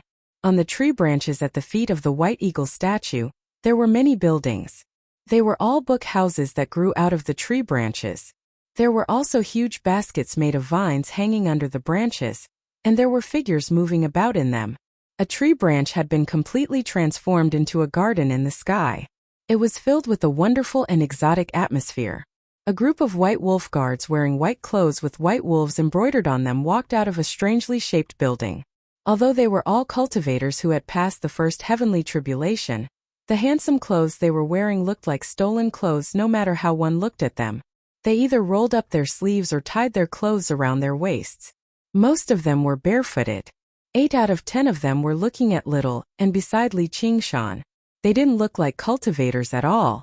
They looked like lechers who had never seen a woman in 8 lifetimes.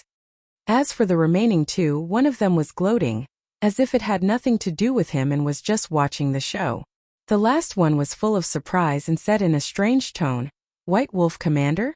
Where's the White Wolf Commander?" Of course it's the White Wolf Commander of the South Sea Commandery. Get your White Eagle Commander to see me. Li Qingshan was also a little surprised. He had been appointed as the White Wolf Commander, but this group of White Wolf Guards did not know, or were they deliberately pretending not to know? Your Excellency, you sure talk big. You're just a White Wolf Commander. You should be the one paying a visit to our commander. A sloppy White Wolf Guard said. His ears and nostrils were pierced with countless rings, and his face was painted with dark green paint. It was obvious that he was from the witch tribe, and his expression was full of disdain. Who do you think you are? How dare you talk to me like that? Li Qingshan frowned. A mere White Wolf Guard dared to provoke him, so he must have something to rely on. Could it be that the White Eagle Commander was testing him? Or perhaps he had some powerful background. Seeing that he had such a cultivation at such a young age, he must have had a master's legacy.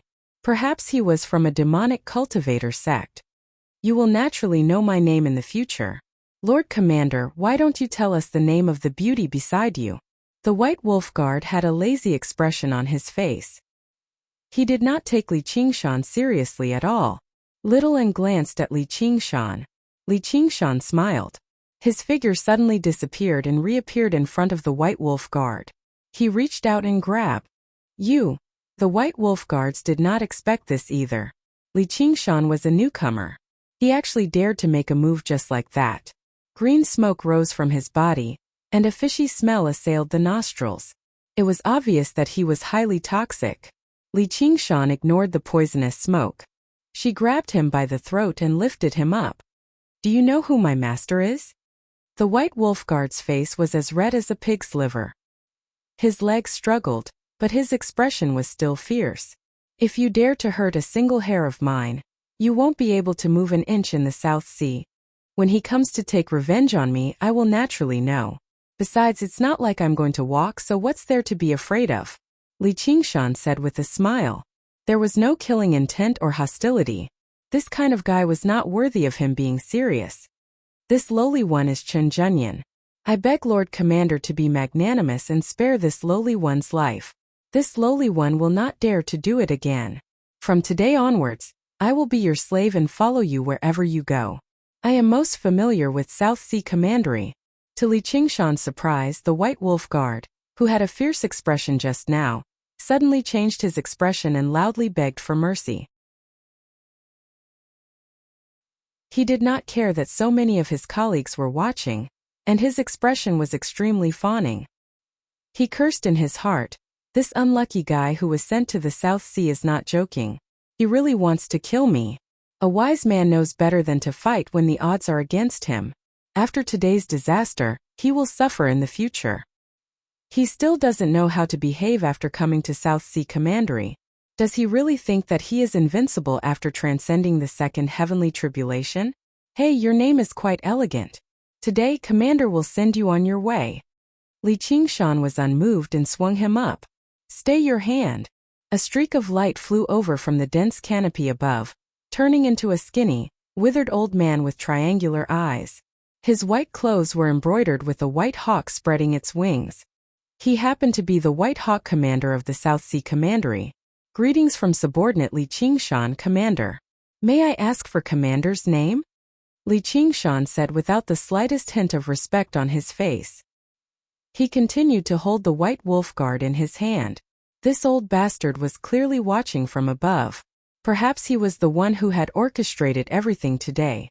I'm Huang Xiqin and you're Li Qingshan. I've been looking forward to meeting you. Huang Xiqin studied Li Qingshan before glancing at Little and beside him. The information he had received from Prince Xiqing a few days ago surfaced in his mind again. The two genius disciples of the Chan Monastery of Devanaga were both under the age of 30, having undergone the second heavenly tribulation. Their futures were limitless. Because he had offended Prince Xiqing, he had been sent here. Prince Xiqing wanted him dead, promising to reward him heavily afterwards. He could even transfer him back to the Dragon Province. Huang Xiqin had no interest in returning to the Dragon Province. After being sent here many years ago, he had already completely adapted to life here. He maintained contact with the various organizations in the South Sea Commandery, and he even served as a guest elder for a few sects in private. Now that the empire had declined and the demonic path had risen, his status had risen with it. No matter who wanted to unite the demonic cultivators of the South Sea Commandery, they would need him to liaise with them. Even the Mist Capital needed him. Having lost the motivation to attempt the third heavenly tribulation, he had used almost a century to weave a web of connections. Here he possessed extraordinary power. When it mattered, he could even make great cultivators who had undergone the third heavenly tribulation take action for him. He did not care too much about Prince Xiqing's heavy gratitude, but he still decided to help him with this matter. Their identities were far too eye-catching. Since they had come to the South Sea, the more talented they were, the more they could forget about leaving this place alive. The arrival of two righteous disciples here was basically like throwing two embers into the boundless ocean. No matter how powerful they were, they could not avoid the fate of being extinguished. He was just going with the flow. Of course, there was always a way out. He also left the two of them with a chance of survival. As long as they obeyed his orders, understood their limits, and behaved like two good dogs who knew how to wag their tails, he did not mind helping them out and showing them a path of survival. He could also completely ignore Prince Xiqing's wrath. Everything depended on the benefits. But as it seemed now, the two of them really did not know how to behave properly. They had missed the great opportunity he had given them. In particular, that Li Qingshan was actually bold enough to directly attack his subordinates. He really was reckless. Huang Xiqin felt pity for them inside. Since they insist on walking down the path of death, I can't stop them either. This Li Qingshan was arrogant and staunch, so he was easy to deal with. Instead, the woman with the Dharma name One Will was unfathomable, and she was unbelievably beautiful. He was tempted when he saw her. However, this was all a small matter. Although the Chan Monastery of Devanaga was tens of thousands of kilometers away, the people standing behind the two of them were monk kings who had undergone the third heavenly tribulation after all. He still had to be careful and avoid drawing trouble to himself. Huang Xiqin made up his mind and smiled. I didn't think you'd come so quickly. I never told these kids. Release him and come with me. I'll arrange a banquet right away to welcome you. The Mist Province is a land of wilderness, but it has its own charm. All right. Li Qingshan threw Chun Junyan on the ground in his hand, using around 20% of his strength. With a thump, a living person was smashed to a pulp. Blood sprayed everywhere. He did not even have the time to cry out. All he said was a few words of disrespect. Aren't you going a little too far? Huang Xiqin's face changed drastically. He never thought he would actually kill him, and he would do it right in front of him. It was basically a slap to his face. As for the woman, she remained expressionless. Was she really a Buddhist disciple? Then you better watch your words in the future, Commander, Li Qingshan said. He had not come to the South Sea Commandery to compromise. The fifth layer of the tiger demon had not become a low-key existence. Instead, it had become a result of slaughter. The more enemies he had, the better. If he were still in the Green Province, he would not be able to slaughter White Wolf guards so easily. The Mist Province was a lawless land, which was instead a good thing for him. He wanted to force Huang Xiqin to turn against him, and then he could be promoted to White Hawk Commander. Do you know who his master is? Huang Xiqin asked with a sunken face. When he comes for revenge, he'll obviously find out. Don't you think so, Commander Huang? Li Qingshan stared at Huang Xiqin and smiled. Then do you know that even a mighty dragon cannot crush a snake in its own territory? Huang Xiqin originally planned on expressing goodwill first and winning over Li Qingshan. Then he would use his identity as a White Hawk commander to arrange various dangerous missions for him. If he died, he could not blame him, but if he survived, it would be equivalent to gaining a powerful lackey. However, he never expected Li Qingshan to not take him seriously at all, nor did he have any intentions of befriending him. As a result, all of his plans fell through. Shut your mouth. I can tell with a single glance that you're up to no good, you old bastard. I, Li Qingshan, have come to the South Sea Commandery and become the White Wolf Commander not to waste my breath with you, but to purge demons and uphold justice. Those who submit to me prosper, and those who oppose me die. Ha ha ha ha. Li Qingshan's wild laughter echoed through the forest, reaching the ears of everyone in the commandery city of South Sea. They all looked over, wondering just who was bold enough to speak like that. Was he mad? Although he wanted to appear righteous and awe-inspiring, his words and actions were full of villains. Huang Xiqin was dumbfounded. He could not imagine how the famous Buddhist holy land of Qingzhou could produce such a disciple.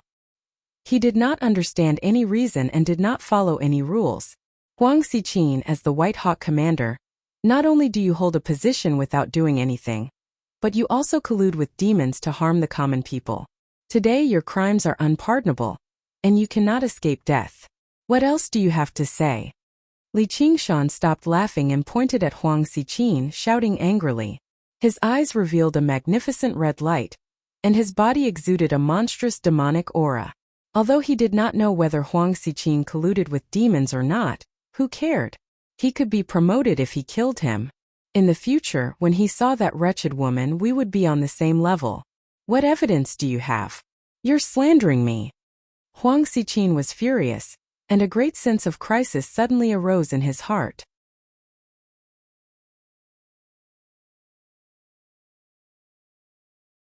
Chapter 770. Li Qingshan rebuked righteously. The surging demon chi suddenly shrank and condensed, turning into a demon commander. With the traitorous demon sword in hand, he stared straight at Huang Xiqin with a single demonic eye, completely fixated on him. Who the fuck is the demonic cultivator here? All of the White Wolf guards cursed inside. Normally speaking, demonic cultivator was just a general term.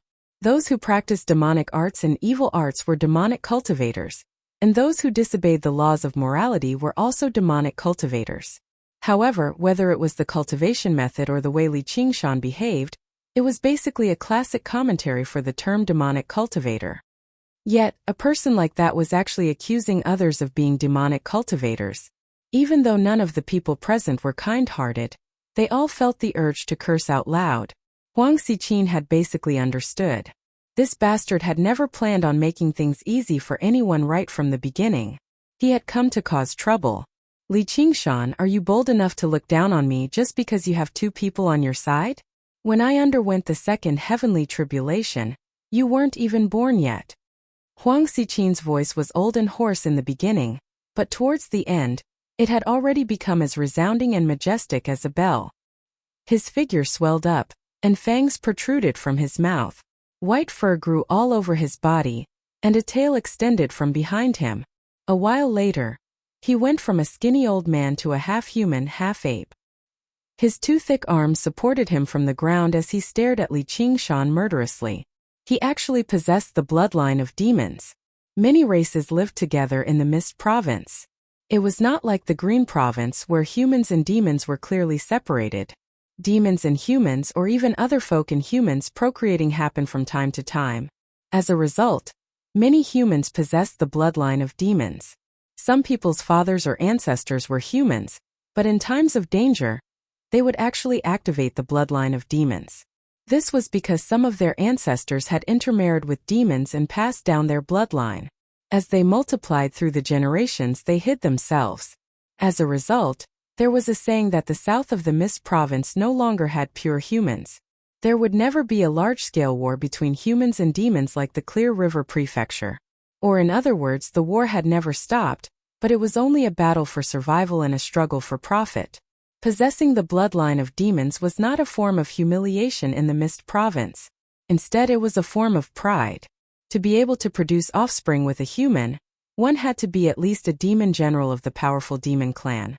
Their bloodline could allow a mortal to enter the demon clan. He quickly gained a powerful physique. There were even some wonderful powers. Huang Xiqin let out a wild roar. A powerful aura mixed with demonic qi soared into the sky, and the thousands of green leaves on the treetops swayed and rustled. If the two of you wish to fight, then don't. Please go to another place, don't hurt Tree City. At this moment, a streak of light flew down from the crown of the tree, turning into a middle-aged man in luxurious clothes with a tall crown on his head. Li Qingshan found his attire to be rather familiar, which made him think of the Marquis of Ruijiangfu. Although there were many differences in the details, with the patterns and decorations being more similar to the south, the overall design was basically the same. Are you the South Sea Commandery Chief, Marquis of Serene Sea? Li Qingshan said. This was the uniform of the kings and marquises of the Great Xia Empire. It was similar to the uniform of the Hawkwolf Guard, both to display their status and to express their allegiance. However, just from the changes to the uniform, it was clear that there was not much of their allegiance left. That's right, the Marquis of Serene Sea said coldly. Originally, he had been watching on from high up in the Marquis estate. He felt delighted that someone could make Huang Xiqin suffer, but when he heard Li Qingshan's arrogant words, he frowned deeply. Now that he saw how rude he was, he became even more displeased. Not only was he the ruler of the South Sea Commandery in name, but he also possessed a considerable foundation of strength, which was why he was able to sit firmly in this position. Several thousand years ago, the founding emperor had originally chosen experts who could hold their own in the various regions when he appointed the kings and marquises of the world. After several thousand years of succession, they had all become aristocratic clans that ruled over a region. As the lord of a territory, how could he allow other wild beasts to roar before him? However, he did not take Li Qingshan seriously at all. He called him a genius, but he was just a kid who had an exaggerated opinion of his own abilities. It was no wonder that he had been relegated here. On the other hand, he was more interested in Shaowen, who stood silently to the side. He had never heard of such a beauty before, and her talent and cultivation went without saying. If he could take her as his wife, it would definitely increase the prestige of his clan. He could think of a way. You don't have to worry. I'll be very quick. You just have to watch from one side. A smile appeared on Li Qingshan's curved mask, and he waved his hand like he was shooing away a fly. You! The Marquis of Serene Sea blanked out in anger. He had already begun to suspect that there was something wrong with his head. Marquis, let's work together and kill this madman. Huang Xiqin was eager to drag the Marquis of Serene Sea into this. Although he was confident in his own strength, fighting against two people alone was still troublesome. The matters between the two of you are the Hawkwolf Guard's business. I have no right to judge either. You're more than welcome to go elsewhere and settle things. No one is allowed to interfere. The Marquis of Serene Sea was not stupid enough to take the blame for Huang Xiqin, but out of consideration for their usual relationship, he would still lend him a hand. On the surface, he acted like he was impartial, saying that no one was allowed to interfere, but he was vaguely keeping little and out, depriving Li Qingshan of a powerful ally. Huang Xiqin rejoiced inside. It was worth it for him to spend so much effort on befriending him. It was just a pity that this kid had come too quickly and acted out too violently. He did not have the time to gather any helpers at all, or he definitely would have scared Li Qingshan to the point of pissing himself. You're the mighty Marquis of Serene Sea. Yet you're colluding with demonic cultivators? That's a crime punishable by death. Li Qingshan turned around and said in some surprise. Killing intent silently permeated the air. The Marquis of Serene Sea was dumbfounded. Who was this person? He actually left no room for negotiation, directly threatening him. No, this was no longer a threat. Instead, he was blatantly asking him, "Do you want to die?" By the time he returned to his senses, he was utterly furious. Just how many years had it been since someone dared to speak to him like that? "You kill that one and I'll kill this one." Little An spoke calmly, pointing at Huang Xiqin and then at the Marquis of Serene Sea. It was as if he was not talking about two important figures whose names shook South Sea Commandery, but two nobodies that could be squashed to death at any moment. The Marquis of Serene Sea was enraged, and his killing intent continued to rise. In the next moment he was about to launch an attack like a raging wave. No need. I'm going to use them to hone my swordsmanship. Over the past few days, Li Qingshan had studied the jade slip that Yin Xiaoqiu had given him quite a bit. He had gained some insight into swordsmanship and was lacking actual combat experience. These words were like a bucket of ice water poured over the Marquis of Serene Sea's head, extinguishing his rage and clearing his mind. He actually rejected his companions and wanted to fight against the two of us alone. He was either a madman or an idiot, or he had absolute confidence in his own strength. Based on the fact that he could cultivate to such a level at such a young age, it was clearly more likely that the latter was the case. I have no grudges with them, so why should I get involved in this mess? Even if I kill them, I'll just be in trouble. As a result, the Marquis of Serene Sea withdrew his aura. You're lying, fellow. Under the orders of the Imperial Court, I've guarded the South Sea for generations to come. Why would I collude with demonic cultivators? He said to Little and gently, "May I ask for your name, fellow?" It was as if his killing intent just now was all fake, making it clear that he would not be fighting. Li Qingshan smacked his lips in pity. Huang Xiqin sensed that something was amiss too. He cursed the Marquis of Serene Sea inside, but he let out a long sigh. "All right, Li Qingshan. I can see that you're young and inexperienced, so I won't lower myself to your level. Just now I'll pretend I never heard that. We're both members of the Hawkwolf Guard, so we still need to resolve our differences and work together sincerely. Don't you think?" Li Qingshan interrupted him. "Then do you want me to say it again? You old monkey of the demonic path. Cut the crap. Today you'll die whether you want to die or not. Do it. Don't push me too far." Huang Xiqin bellowed at the sky. He wanted to take a step back and be at peace, waiting to gather helpers before striking out viciously. However, Li Qingshan did not give him the opportunity at all. "I'm determined to kill you today. I'm still in a hurry to become a White Hawk commander." Before he knew it, Huang Xiqin's original confidence had completely vanished. He no longer had any confidence in victory. He even considered taking a step back first. Before he had even struck, his bearing had already been completely overwhelmed by Li Qingshan's. Li Qingshan formed a seal with his hand and extended a finger. The traitorous demon sword turned into a streak of light that whistled over. Huang Xiqin also drew a large, glossy green blade. The hilt was engraved with a vicious ghost head. He swung it down and landed viciously on the streak of light. Clang! With an extremely sharp clang, the traitorous demon sword spun and flew back, splitting into three in the air before flying back. Under the control of Li Qingshan's soul sense, they constantly slashed at Huang Xiqin. Clang, clang, clang, clang. Huang Xiqin brandished the ghost head blade into a circle of astral blades, constantly knocking away the traitorous demon sword. It was unable to get close at all. He relaxed inwardly. This kid talks big, but his strength is only Essos. I was nearly fooled by him. Li Qingshan focused and constantly channeled his sword seal. The traitorous demon sword would occasionally transform into a streak of sword light that swam about and occasionally spit out sword chi. Clearly, he was using all his strength and was not deliberately showing weakness. The spectating Marquis of Serene Sea also let out a sigh of relief. His sword kinesis is not bad, and his comprehension of the way of the sword can be said to be exquisite. For his age, he can already be considered a genius.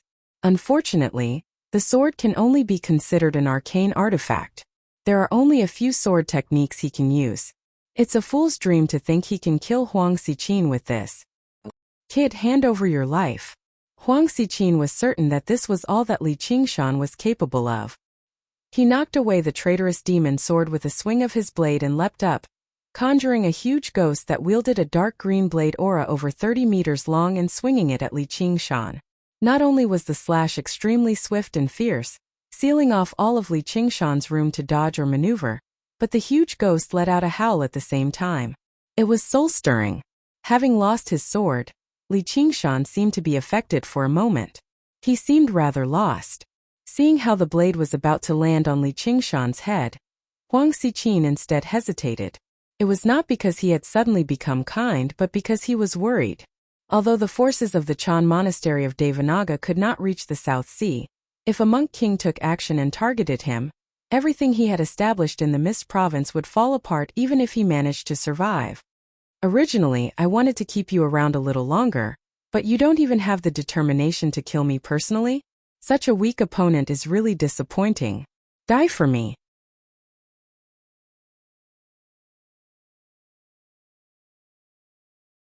Chapter 771. The silhouette of a dragon coiled around Li Qingshan's right arm until it reached his fingertip and whistled through the air. Aside from the mighty dragon's cry, not many people could see its true appearance. At the same time, the traitorous demon sword that had been sent flying spun in the air. The demonic eye on the hilt stared fixedly at Huang Xiqin, as if it wanted to see through his entire body. It glowed with demonic light. Huang Xiqin's heart leapt into his throat. A sense of death enveloped him, and he suddenly let out a wild roar. The white hair on his body stood on end and surged with spiritual light, forming an impenetrable barrier.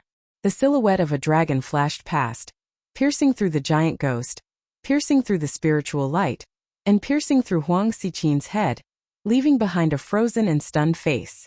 In that instant, the vast sword intent completely destroyed his sea of consciousness. He did not even have the time to self-destruct and perish together with Li Qingshan. The silhouette of the dragon returned to Li Qingshan's hand and silently coiled around it. This was the power of an arcane treasure, and it was a purely offensive arcane treasure at that. However, Li Qingshan had not only relied on an arcane treasure to kill Huang Xiqin in a single strike. Huang Xiqin's cultivation was very deep, at least at the mid or late stage. Who knew how many hidden techniques he had up his sleeves? If he only relied on the power of the demon suppression statuary, it would not be easy to kill him. At their level, it had always been very difficult to kill an opponent. However, he had lost the confidence to win from the very beginning, and he had recovered due to Li Qingshan's weakness. At the very last moment, he had hesitated again. This constant change in his emotions was fatal, especially his hesitation at the very end. It was practically suicidal. The traitorous demon sword had seen through his weakness with a single glance, and the demon dragon sword had killed him in a single strike. It was only a matter of course. When Huang Xiqin's corpse fell to the ground, Li Qingshan immediately went forward and searched his 100 treasures pouch. He also took out a strange golden core from his body.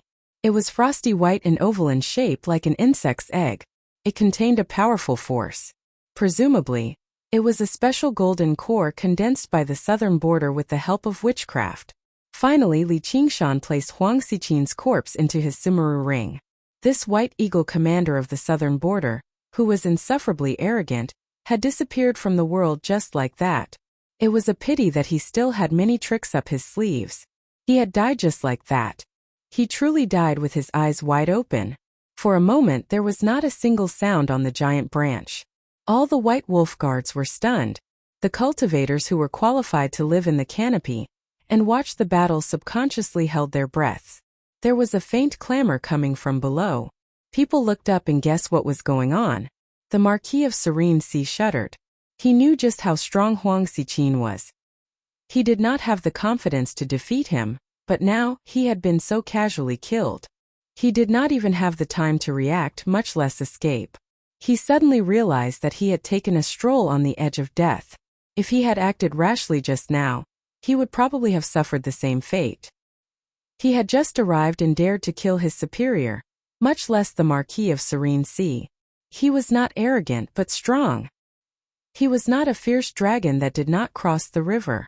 Li Qingshan coughed twice. His voice was like two claps of thunder, jolting everyone awake. Well done, the Marquis of Serene Sea praised loudly. Oh, well done in what way? Li Qingshan dispersed his demon commander's demonification and teased. This Huang Xiqin has colluded with the demonic path and wreaked havoc on my South Sea commandery for many years. No one has been able to eliminate him. It's all thanks to you, fellow Taoist. You descended like a divine soldier from the heavens, upholding justice and supporting the righteous path. It's simply wonderful. The Marquis of Serene Sea said sincerely. Ha ha ha. Eliminating demons and upholding justice is my duty. Prefectural governor, you flatter me. What prefectural governor? If you don't mind, you can just call me by my name. I'm called. There's no need for that, Li Qingshan interrupted with a smile. His meaning was clear. I don't want to know your name at all. The Marquis of Serene Sea said awkwardly, all right. Commander, please have a seat in the manor. Let me do my duty as a host and welcome you. All right. Li Qingshan then turned around and said to the White Wolf Guards, is there a way to communicate with the higher-ups here? Yes, there's a voice transmission room. Then help me send a voice transmission. White Hawk Commander Huang Xiqin colluded with the demonic path and has already been killed by White Wolf Commander Li Qingshan. We're still investigating whether the others are colluding with the demonic path. Li Qingshan paused and swept his gaze around. All the White Wolf Guards shuddered before continuing. Don't forget to ask the commander to promote me to White Hawk Commander. The corner of the Marquis of Serene Sea's eyes twitched. That was way too blatant. The Marquis of Serene Sea invited Li Qingshan and Little Anne to the top of the gigantic tree. There was a pavilion made of twigs where they could look down on the sea of trees. A heavenly breeze blew and birds chirped. The scenery was extremely beautiful. As Li Qingshan sampled the delicacies and fine wine, he enjoyed the amorous song and dance. Everything was filled with the unique characteristics of the southern border and was exotic. At the banquet, the Marquis of Serene Sea apologized to Li Qingshan once more. Li Qingshan then magnanimously forgave him, expressing that he did not look like someone who colluded with fiendish cultivators. The Marquis of Serene Sea smiled apologetically and carefully investigated Li Qingshan's background. Actually, what he wanted to ask the most was whether that flash of a dragon earlier was an arcane treasure or not. However, after some thought, he did not ask that question. He was afraid of offending Li Qingshan, but he also had an answer. If it was not an arcane treasure, how could it have penetrated Huang Xiqin's defenses so easily? As expected of a genius from a major sect in the Green Province, he even has an arcane treasure. As the Marquis of Serene Sea, only the seal of mountains and rivers looks like an arcane treasure. If news of this spreads, he'll definitely become the target of public criticism. Everyone will come to snatch it from him. However, the Marquis of Serene Sea thought about it again and decided to keep his mouth shut. If he was faced with an ordinary person, all he had to do was to deny it. They would not fall out with him just because they suspected him. However, this unreasonable murderer Li Qingshan would probably not listen to his explanation at all. As long as he had the slightest suspicion, he would be bold enough to kill him just because he said, "You look like you colluded with fiendish cultivators." In short, this person is too sharp. I'd better avoid him for now and wait for the day he seeks his own death. Outside the Mist Capital in the Hawkwolf Guard, an attendant hurried to the back of the mountain, arriving before a towering tree. The tree stood over 1,000 meters tall, not particularly eye-catching in the forest. However, the attendant bowed towards the tree politely. "Commander, the South Sea Commandery has sent a message." "What is it?" The tree suddenly opened its eyes. A tiny golden hawk tablet hung from the top of the tree, shining brightly. "The South Sea Commandery has sent a message. The White Hawk Commander, Huang Xiqin, colluded with demonic cultivators and has already been executed by Li Qingshan. The others are still under investigation. They request to be promoted to White Hawk Commander." Oh, looks like he suits the South very well. If this were the Green Province, a White Wolf Commander killing a White Hawk Commander would definitely lead to a great uproar. It was even possible for the headquarters of the Hawkwolf Guard in the Dragon Province to investigate it. However, this was the Mist Province. The South Sea Commandery was the southernmost part of the Mist Province, a land of chaos. Huang Xiqin was not a loyal White Hawk commander of the Hawkwolf Guard either. There was no need to investigate him colluding with fiendish cultivators at all. This was a secret that everyone in the south knew. Even in the Green Province, this would be a great crime, but it was nothing in the Mist Province. Agreed to his request. As a result, Li Qingshan had already been promoted at a startling speed, becoming the new White Hawk commander of the South Sea Commandery. If you want to be an official, you have to commit murder and arson to receive amnesty. Li Qingshan changed into the uniform of a White Hawk commander, standing tall and graceful. He also wore a tiny silver hawk on his waist as he smiled at little Anne. Afterwards, all he needed to do was wait for the various people to charge over, and enjoy the warmth of the natives of the South Sea. However, no matter how he waited, he did not even see the shadow of his enemies. Even the master of the White Wolf Guard he had thrown to his death did not come to avenge his disciple. His days here were basically even more peaceful than in the Green Province. Li Qingshan was perplexed. Was this still the extremely dangerous South? He felt like he had gotten something wrong, so he returned to the Marquis of Serene Sea's estate. Congratulations on becoming a White Hawk commander, Commander. May I ask why you've graced us with your presence today? The Marquis of Serene Sea asked carefully. Commandery Governor, tell me, why hasn't anyone come to kill me? Li Qingshan sat down without any politeness and asked with a frown. The Marquis of Serene Sea was stunned. What kind of question was that? He even seemed very troubled, asking carefully, why has anyone come to kill you? Look, I come from a renowned Orthodox sect. That day, I even said I was going to purge demonic hordes and purge them for the sake of righteousness. Those who submit to me will prosper, and those who oppose me will die. That should have spread. What are those demonic cultivators waiting for instead of killing me? You want them to kill you? The Marquis of Serene Sea said in disbelief. Of course. Otherwise, why would I say those things? How embarrassing. What's that for? The Marquis of Serene Sea looked at Li Qingshan like he was looking at a monster. As it turned out, he had said those things intentionally to mock the demonic cultivators of the South Sea Commandery and draw their hatred to kill him. What was wrong with him? I want to kill someone. It doesn't have to be a person. Anything will do. Li Qingshan said calmly. Now that it had come to this, he no longer wanted to hide his true intentions. He no longer wanted to say some nonsense about upholding justice. His main objective in coming to the South Sea Commandery was to fight to his heart's content. He wanted to satisfy the tiger demon's lust for slaughter to its fullest. Isn't the first precept of Buddhism the abstinence from killing? The Marquis of Serene Sea was taken aback for quite a while.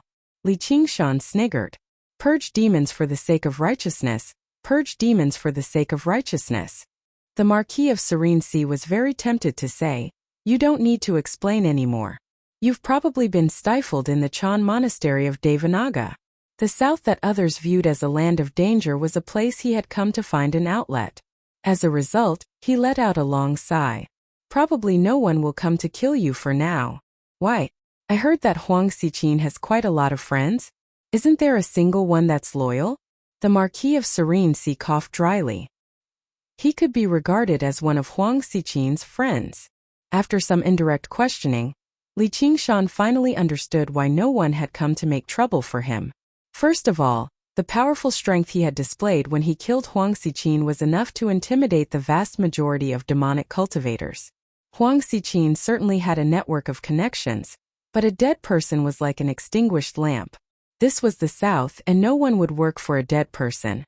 Meanwhile, Li Qingshan's words and actions, which he thought could draw hatred, had completely backfired. Such arrogance and tyranny, killing without batting an eyelid, he was clearly a demon. Even the cultivation technique he cultivated was full of demonic qi. Even if he was a disciple of a famous Orthodox sect, he was still one of his kind in hiding. As a result, the demonic cultivators and demonic cultivator forces that had the ability to threaten Li Qingshan felt that they could befriend and rope him in.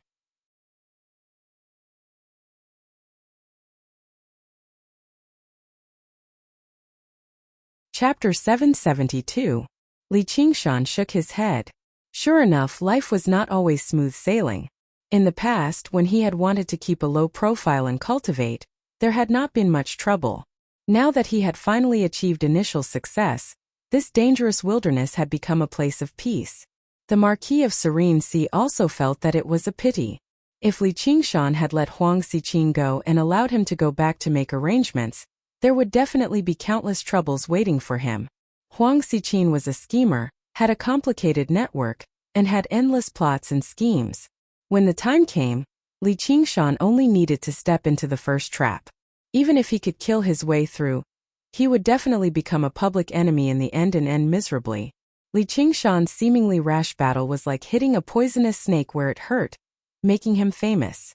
Now, even his own family had to deal with him carefully, afraid that this lawless madman would suddenly kill him.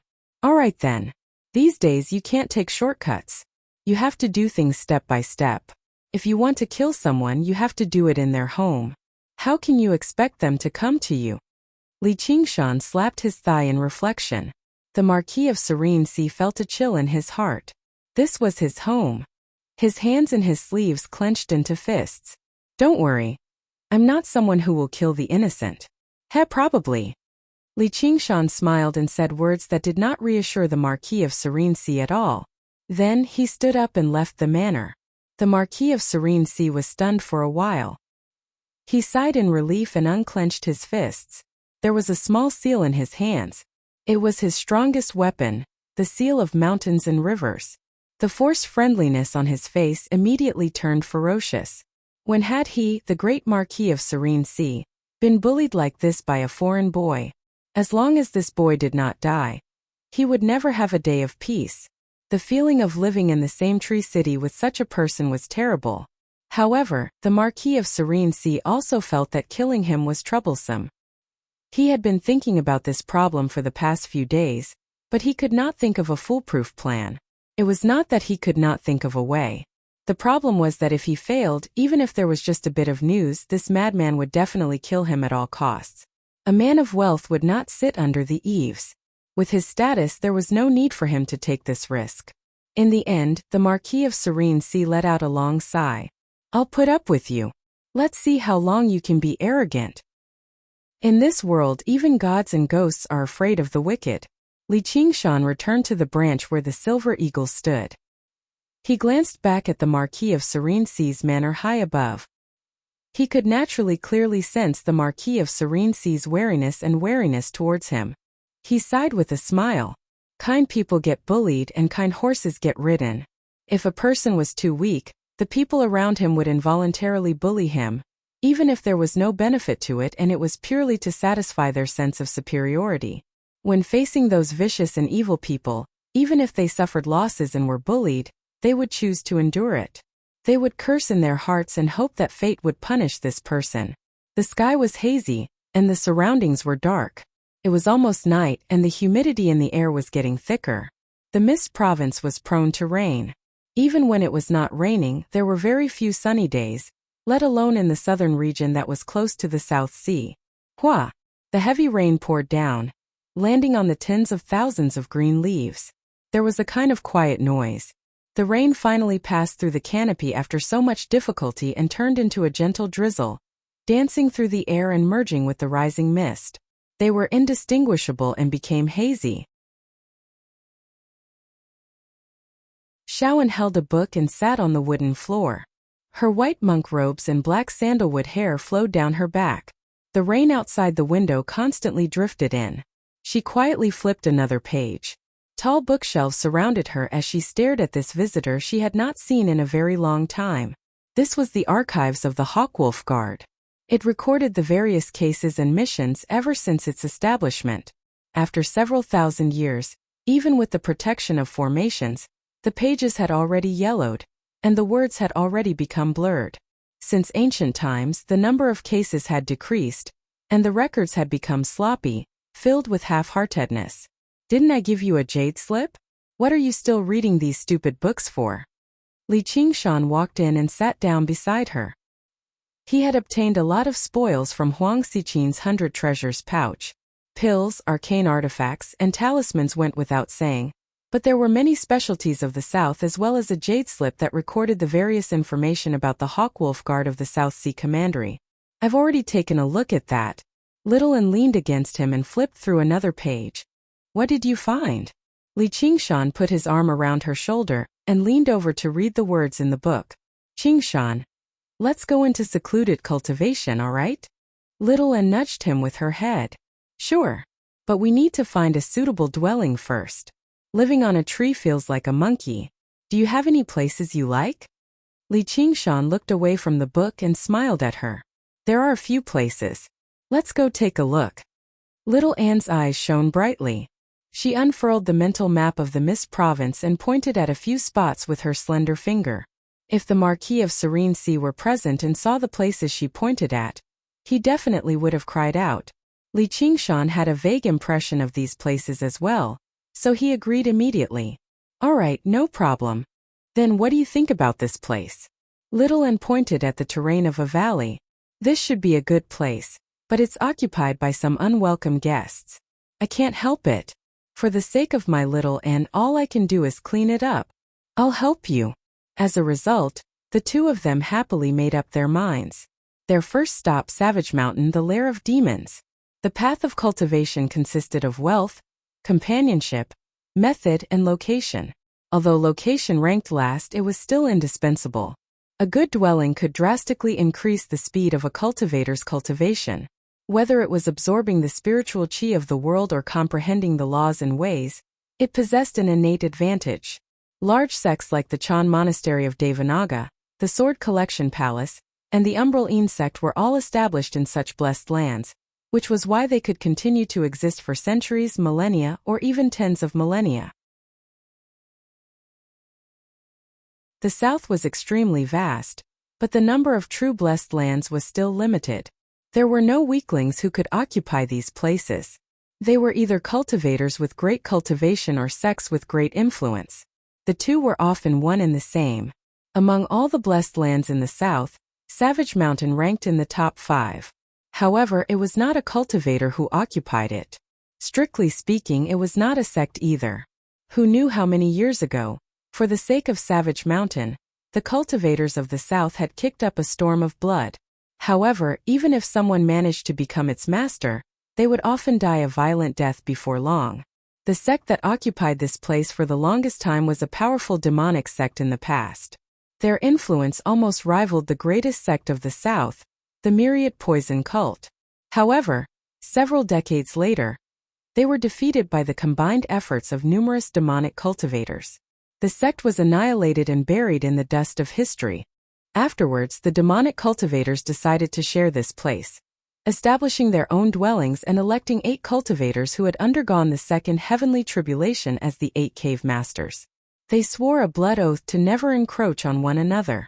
If an enemy invaded, they would fend off the enemy together. Finally, the competition ended. Just like that, it was passed down from generation to generation, constantly absorbing independent cultivators. The number of cave masters varied from time to time, but it also formed a tremendous force that no one could shake anymore. It was known as the Lair of Demons. Apart from the local demonic cultivators of the South, many cultivators who had broken the law and were wanted by the imperial government had fled here too. 1,000 years ago, the Hawkwolf Guard of the South Sea Commandery had labeled this place as a forbidden zone. A war that lasted for several centuries unfolded. As the Great Xia Empire declined and lost control of these distant places, the Lair of Demons no longer had any opponents, and its name became even more resounding. The funniest part was that the master of the White Wolf Guard that Li Qingshan had smashed to a pulp was one of the cave masters of the Lair of Demons. They really were like rats and snakes in the same nest. The cloud flew high into the air, passing through the canopy of trees, passing through the rain and passing through the clouds. The sea of clouds rose and fell as far as the eye could see. The sun shone down on everything. The scenery was magnificent. Li Qingshan sat on the cloud with Little and as a pillow on his leg. She smiled, remaining quiet and quiet like before. Many years ago, when she had just recovered her ability to speak, there was a period of time when she liked to talk very much, but it did not last for too long as she had nothing to say to other people. but there was no need for her to speak too much with him. They looked at each other and smiled, knowing each other very well. However, Li Qingshan liked listening to her speak very much.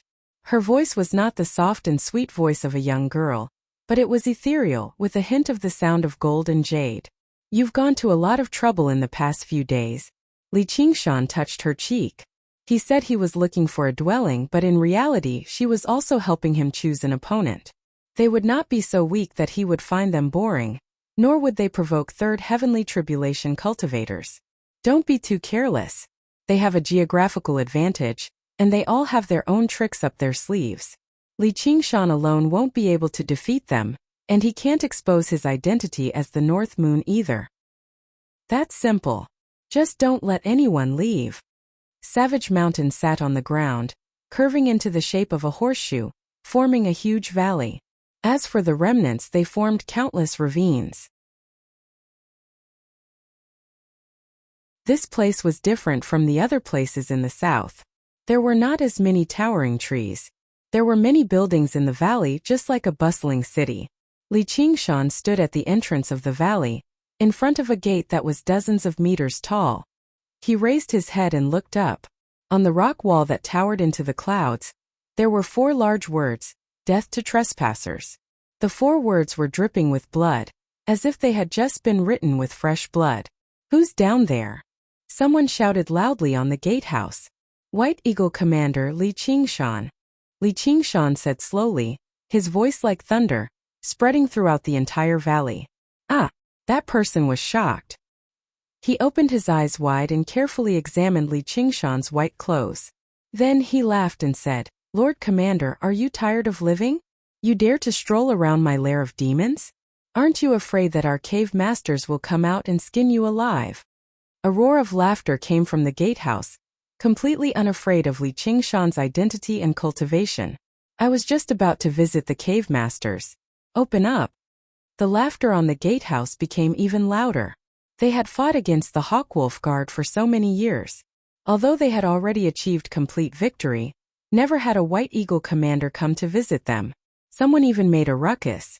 The lair of demons is renowned far and wide. Even the Hawkwolf Guard has to bow down to them. As for the possibility that this new White Eagle commander had come to kill them, they did not even consider it. How was that possible? A while later, as if they had received some order, a tiny corner door opened up from below. "Come in, Commander. Our cave masters wish to see you." Li Qingshan stood there without budging. "Please open the front door." "Thank you." Like a droplet of water falling into a pot of boiling oil, the laughter that had just died down began again. "Haha," he said please, and he even said thank you. How hilarious. He really is from a renowned Orthodox sect of the Green Province. He's probably come to purge us demons this time.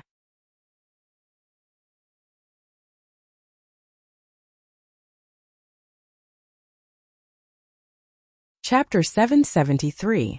In the depths of the valley, the 5 cave masters of the Lair of Demons gathered on a tall tower for a discussion. "Where's the first cave master?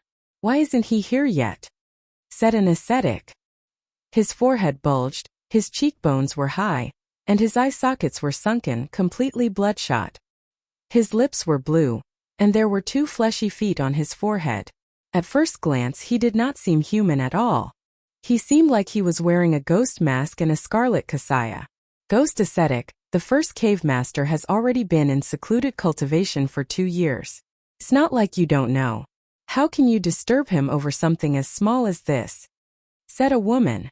She was beautiful. Although she was not supreme beauty, her figure was plump and plump. She was wrapped in rings of silk, half hidden and half exposed, which made her seem even whiter and more alluring. The ghost ascetic glanced at her as if he was wary. He said nothing more. He was only the 6th cave master of the Lair of Demons, while this plump beauty was the 4th cave master. She seemed human, but she actually came from a rare other human race known as the Silkworm Madam. If she was considered plump, then she would seem like a petite little girl compared to the man beside her. At first glance, the man no longer seemed like a human, but a squirming white mountain of flesh. His facial features were almost completely squashed by the fat. He was the 2nd cave master of the Lair of Demons, the gentleman of heavenly blubber. His body rippled like a wave and he said, It's nothing. That's the White Hawk commander. Even Huang Xichin died to his hands. I think he's come with ill intentions. Since he's bold enough to come, we can't let him leave here alive, or what will become of our lair of demons' dignity? The speaker was a man in his 40s. His dark, skinny face was filled with murderousness. He wore many golden rings, and a black scorpion was tattooed on his face. The scorpion's tail was split into 3 parts. Instead, he seemed the most like a normal person here, except his skin was slightly purple. The others maintained a certain distance from him. Way of the Poison, your disciple is dead, but you don't have the courage to avenge him, so you want to borrow our hands. The ghost ascetic was afraid of the silkworm madam, but he was not afraid of him, as Way of the Poison ranked last among the cave masters of the lair of demons. He was only the 8th cave master. Way of the Poison's face was filled with resentment. The white wolf guard Li Qingshan had killed was his proud disciple, yet he had been killed like a bug. How could he not hate Li Qingshan? However, there was nothing he could do even if he hated it. The lair of demons was not a sect, and unless an enemy came to invade, there was no unity to speak of. The other cave masters were more than happy that his proud disciple had been killed, so there was no way they would avenge him. He didn't dare to provoke the existence that killed Huang Xichin by himself. He originally thought that it would be difficult to take revenge, but he didn't expect that the opportunity would come to him. How could he miss it? We swore a blood oath. If an enemy invades, we will work together. Do you dare to go against it? Way of the Poison shouted. Who said he came to become our enemy? Perhaps he came to surrender, just like that Huang Xichin bastard, wishing to rope us in. Ghost Ascetic said. I think it's highly possible. Mate Sanyang said smilingly, as long as he's not crazy, he's not here to kill us. You want to work with the Hawkwolf Guard? Don't forget about the blood feud of so many years. Way of the Poison said furiously and sunkenly. Since the boss isn't here, I'm in charge here. Let him in and listen to what he has to say, or other people will think we're afraid of him. If what he says satisfies us, we'll let him die a quick death. If not, we'll let old Five's bugs eat him up bit by bit. The gentleman of heavenly blubber's fat jiggled, and something that resembled an arm actually extended from the pile of flesh. He pointed at the pocket man in the corner who had remained silent the entire time. The reason why he was called a pocket man was because he wore pockets of various sizes on him, basically swallowing him completely. It was even impossible to distinguish his gender. Apart from 100 treasures pouch, every other pocket was a bug pouch. He was the 5th cave master of the lair of demons, Mountain Worm. As soon as the gentleman of heavenly blubber said that, the other cave masters stopped talking. He was determined to kill Li Qingshan. They all thought about it and exchanged glances with one another. Yu Wufeng, once this Li Qingshan sect comes, I'd like to see how you can still cultivate in peace. You want to undergo the 3rd heavenly tribulation and rule over the lair of demons? You're dreaming. The gentleman of heavenly blubber thought and glanced around. Do you have any objections? The cave masters all agreed to lure Li Qingshan in and kill him. The 1st cave master was cultivating, and the other 2 cave masters were not in the lair of demons. However, with the geographical advantage of Savage Mountain and the various formations and traps, a mere White Hawk commander definitely had no chance of survival. In the drizzle, Li Qingshan stood with his hands behind his back. His hair was black and his clothes were white. He stood tall and straight, but he maintained a calm smile the entire time. As the dark clouds hung low and low, Savage Mountain seemed even taller and steeper. It was gloomy and filled with hostility. Every single cave seemed like a cold eye. Even the hot wind that swirled around above his head seemed like it was mocking him. Knock. Then go ahead and knock. Let's see who'll open the door for you. Why don't you beg me? I pity you, and I might even help you open the door. Piss off to the Green Province. This isn't a place you should be in. The entire Savage Mountain was alarmed. Even more people gathered on the tower, pointing and mocking the lone Li Qingshan below. There were men and women, monks and laymen. Some wore long robes and short skirts, and they carried feather fans and silk scarves. They were like people of the Central Plains. Some had painted their faces and bared their chests and abdomens. They possessed the distinctive characteristics of the South. There were also some who possessed the characteristics of demons and other folk, while some did not even resemble humans at all. For a moment, demons danced about, which just happened to match the named lair of demons. No one feared Li Qingshan. The more gentle and polite he was, the more unbridled their laughter became. It was like they were looking at a strange clown. With their identities, there were not many opportunities for them to mock an expert like that. This feeling was similar to watching a ferocious tiger from outside a cage. Angering the tiger, making it bare its fangs and claws and roar angrily, yet unable to harm itself because of the iron bars. This was a rare joy. Then I'll come and knock. As a result, Li Qingshan lowered his head and grinned, revealing his fangs. Then he walked towards the huge door. Suddenly Li Qingshan raised his head. A figure lunged down from the top of the city gates. It was a big white fatty with a horned helmet on his head and a set of armor on his body. He let out a furious roar and swung his fists in the air. Bang! Bang! Bang! The air exploded, and the fatty's descent rapidly slowed down. In the end, he landed heavily in front of Li Qingshan. You've got guts. Li Qingshan raised his eyebrows. This guy clearly hadn't even passed the first heavenly tribulation. The fatty sat up and saw Li Qingshan the moment he laid eyes on him. His pale face immediately paled even further before reddening again. He rapidly backed away and turned around, cursing at the top of the walls, "Who the fuck pushed me?" His ancestor. A string of obscenities mixed with the dialect of the southern border. He had been like this just now, standing on top of the city wall and yelling happily. Caught off guard, a palm struck his back, and his body flew out uncontrollably. Hey, Fatty Luo fell down. He's fucking finished this time. Maybe this hero from Qingzhou will be merciful and not kill him. Roars of laughter erupted from the top of the city wall again. No one sympathized with his plight. Instead, they did their best to belittle him. Was there anything more exciting than watching a tiger on top of a mountain than someone falling down? Apart from the person directly involved, everyone was very excited and eager. Fatty Luo suddenly turned around and pointed at Li Qingshan. I'm warning you, don't move. My master is the gentleman of heavenly blubber, the second cave master of the lair of demons. He's in there right now. If you harm me, he won't spare you. Li Qingshan smiled without saying anything.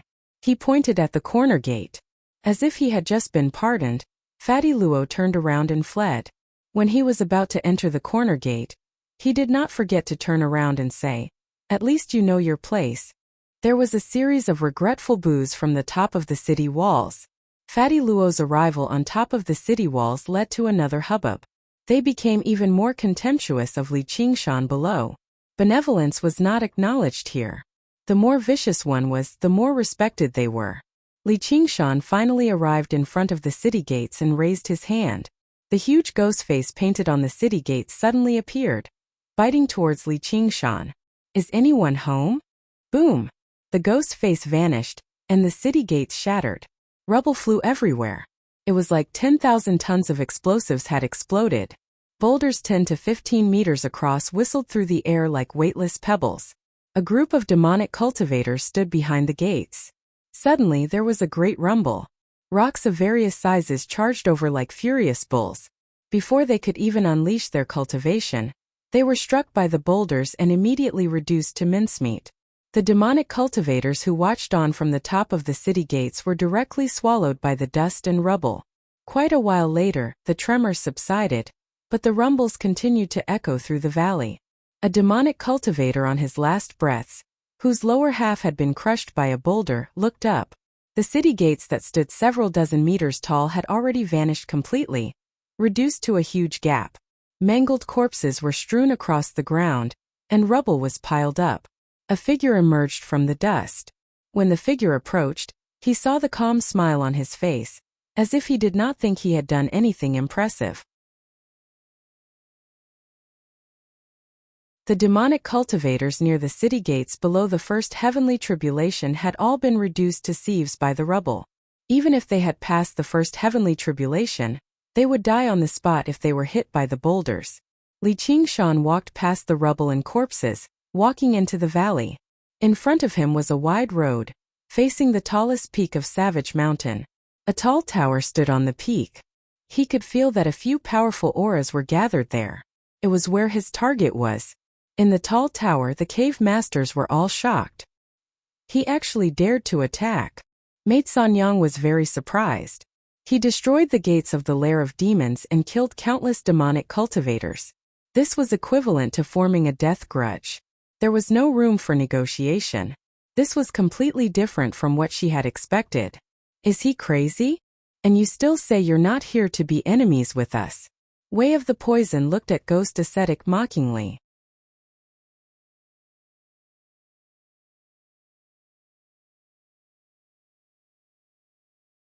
Chapter 774.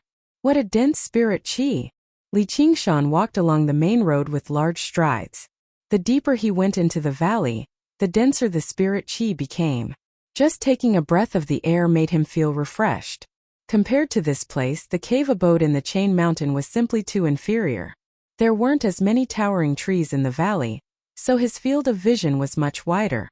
Savage Mountain, thousands of meters tall, was filled with all kinds of strange flowers and plants. There were even green pines welcoming guests, strange rocks, birds singing and butterflies dancing. A few streams meandered between the mountains, turning into waterfalls that flowed straight down, passing through the clouds and falling into the green ponds, splashing thousands of pearls and jade. The scenery was beautiful, like an immortal realm. And in this immortal realm sat a large city. Rows upon rows of buildings of all styles. There were savage temples built from giant rocks, as well as large houses built from logs. Colorful totems could be seen everywhere, fully displaying Southern Border's colorful customs. If one hadn't seen it with their own eyes, who would have thought that this was Southern Border's infamous lair of demons, and that the people living here were a bunch of lawless demonic cultivators? Even in a savage land like this, they were notorious. Compared to them, the villains and murderers outside were as pure and obedient as children. Li Qingshan happily enjoyed the scenery, as if he was looking at his new home. When he walked into the city, the bustling streets and alleys instantly quietened down. Watchful, vigilant and hostile gazes came from the buildings on both sides of the road. The smile on Li Qingshan's face faded a little. He could sense the existence of layers of formations around him, or rather, he had already stepped into numerous formations of various sizes. Normally, sects would focus on external defense, setting up defensive formations and strictly controlling those who entered. Internally, they wouldn't set up too many barriers, making it easy for disciples to interact. But Lair of Demons was different. There were all kinds of people here and people often came and went. The 8 cave masters were also on guard against each other, and the disciples and lackeys below them were even more conflicted. Because of the blood oath, the cave masters could at least maintain a semblance of peace. But the demonic cultivators below them often fought, often coming to blows at the slightest disagreement. Not only did the cave masters not stop them, they were even happy to see it happen. Incompetent people didn't have the right to live in Lair of Demons. This was the way of survival for demonic cultivators. Gu refinement was like survival of the fittest. There was no trust or love between people, only vigilance and exploitation. Wild beasts used urine to divide their territories, while cultivators used formations. Every building had at least one spirit array in operation, and a large area of buildings would be covered by an even larger spirit array. This is probably the place with the densest concentration of spell formations in the world. It's only because this is a paradise that these spell formations can be activated, and their power is probably far greater than normal. No wonder they dared to open the side door and let me in. It was like walking right into a trap. Are you waiting for me to sink even deeper? If it's just Li Qingshan, it'll be a narrow escape. After being silent for so many years, it's time for North Moon to come out and stretch his muscles. Suddenly, the sound of a child crying came from up ahead. Li Qingshan walked up and saw a child wearing red clothes and a tiger head hat sitting in the middle of the road, crying loudly. His voice was full of energy and his voice was loud and clear. In this silent city there was a trace of strangeness. Little guy, why are you crying? Li Qingshan smiled. He even crouched down, as if he was completely unaware of the strangeness and danger. He had always been kind to children. My puppy is going to die. The child continued to wipe his tears with his head lowered. Oh, where's your puppy? Let me take a look. I might be able to save it. It's useless. You're dead for sure. The child suddenly raised his head. His red face carried a viciousness and gloominess that did not match his age. With that, an invisible mysterious power immediately attached itself to Li Qingshan's body, invading his soul deeply. A curse. It was one of the most difficult attacks to defend against. It could often kill and injure the enemy invisibly. Once he was affected by the curse, it would be 10 times more troublesome than being poisoned. However, the conditions to cast the curse were extremely strict. After saying that, the child immediately bled from all his orifices and died. He was clearly just a puppet, and it was very likely to be one of the conditions to cast the curse.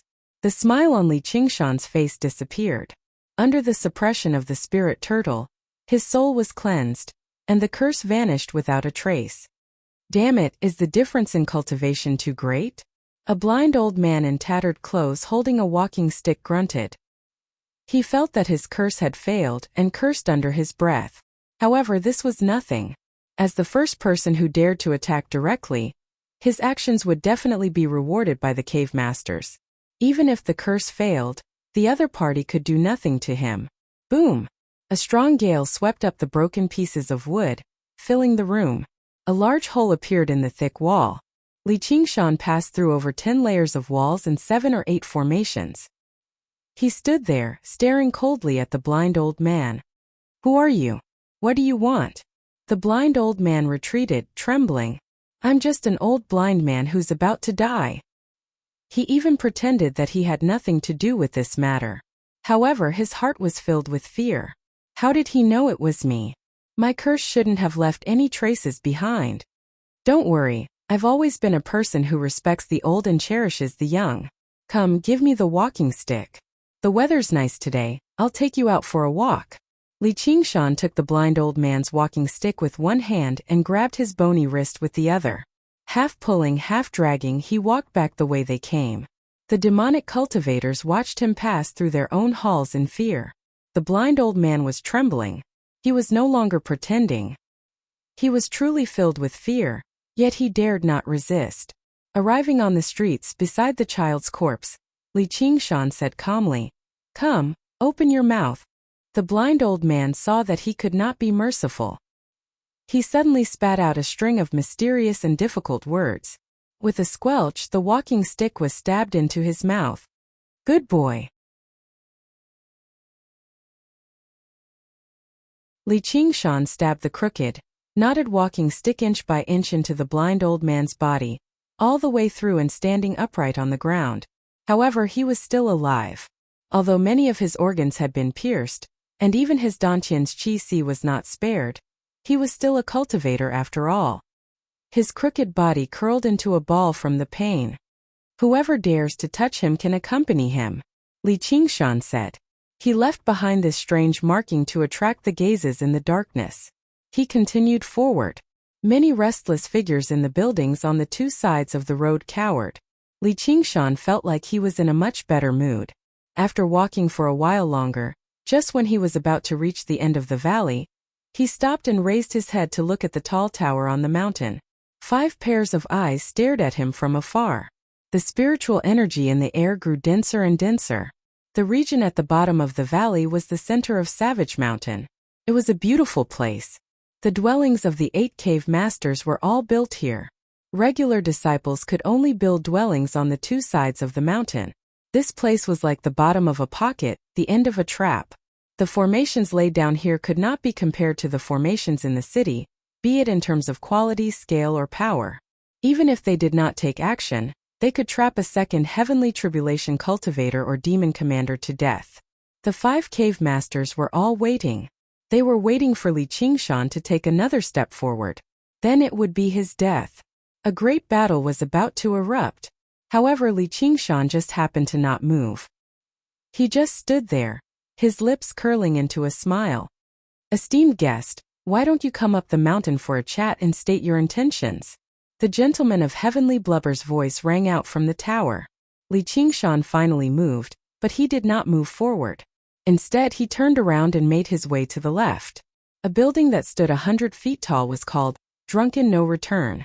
It was richly ornamented, with overhanging eaves and corners. With a gentle breeze, wind chimes rang out. It was so exquisite and magnificent that it did not seem like something from the south. And, despite knowing that Li Qingshan had arrived, the restaurant was still bold enough to open its doors. "Boss, bring me some alcohol."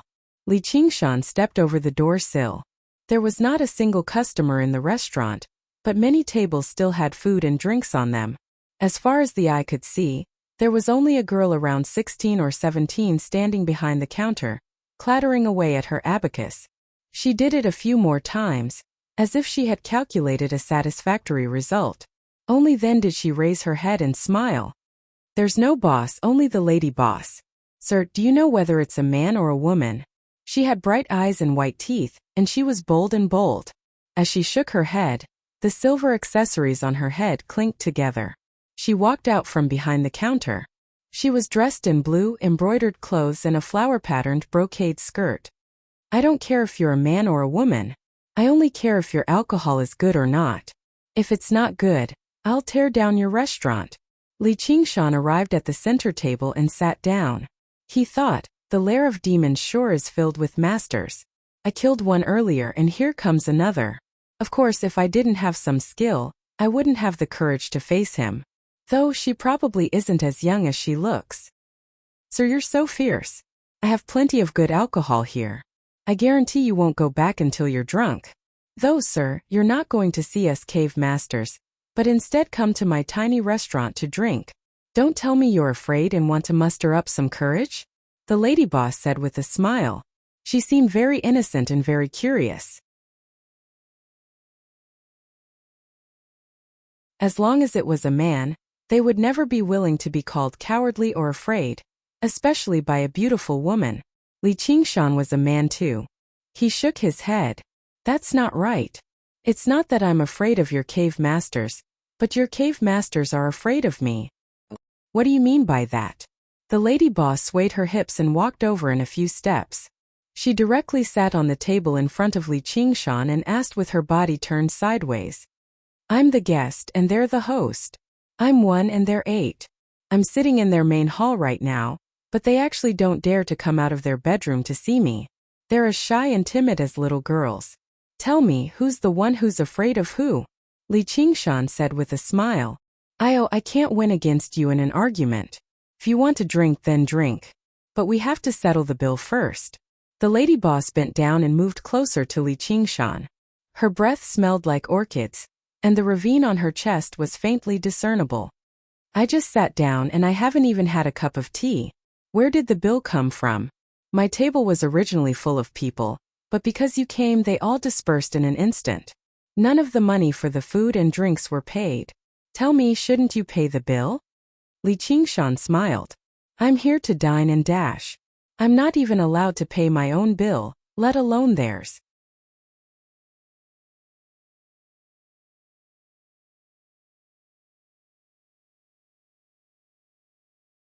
Chapter 775. Oh, how impressive. There aren't many people who dare make me pay when I want to dine and dash. Li Qingshan's eyes narrowed. He still had a smile on his lips, but it made the lady boss shiver. It was as if the person in front of her was not a human, but a ferocious beast looking at its prey playfully. Even if he did not show any killing intent, the pressure from the top of the food chain was enough to suffocate her. How fierce. "If you want to drink, I'll treat you. What are you staring at me for?" The lady boss pushed Li Qingshan's shoulder and said flirtatiously, but her expression and movements were rather stiff and unnatural. "You don't have to be afraid. If the alcohol is good and the food is good, I'll still pay the bill. Perhaps I'll even pay double." Li Qingshan sat up straight. The smile on his bronze face remained the same. "Who's afraid? You can't find a second place in the southern border for the wine and food here. Just be careful not to get drunk." The lady boss raised her voice. "It's not your fault if you get drunk. It's your fault if you don't.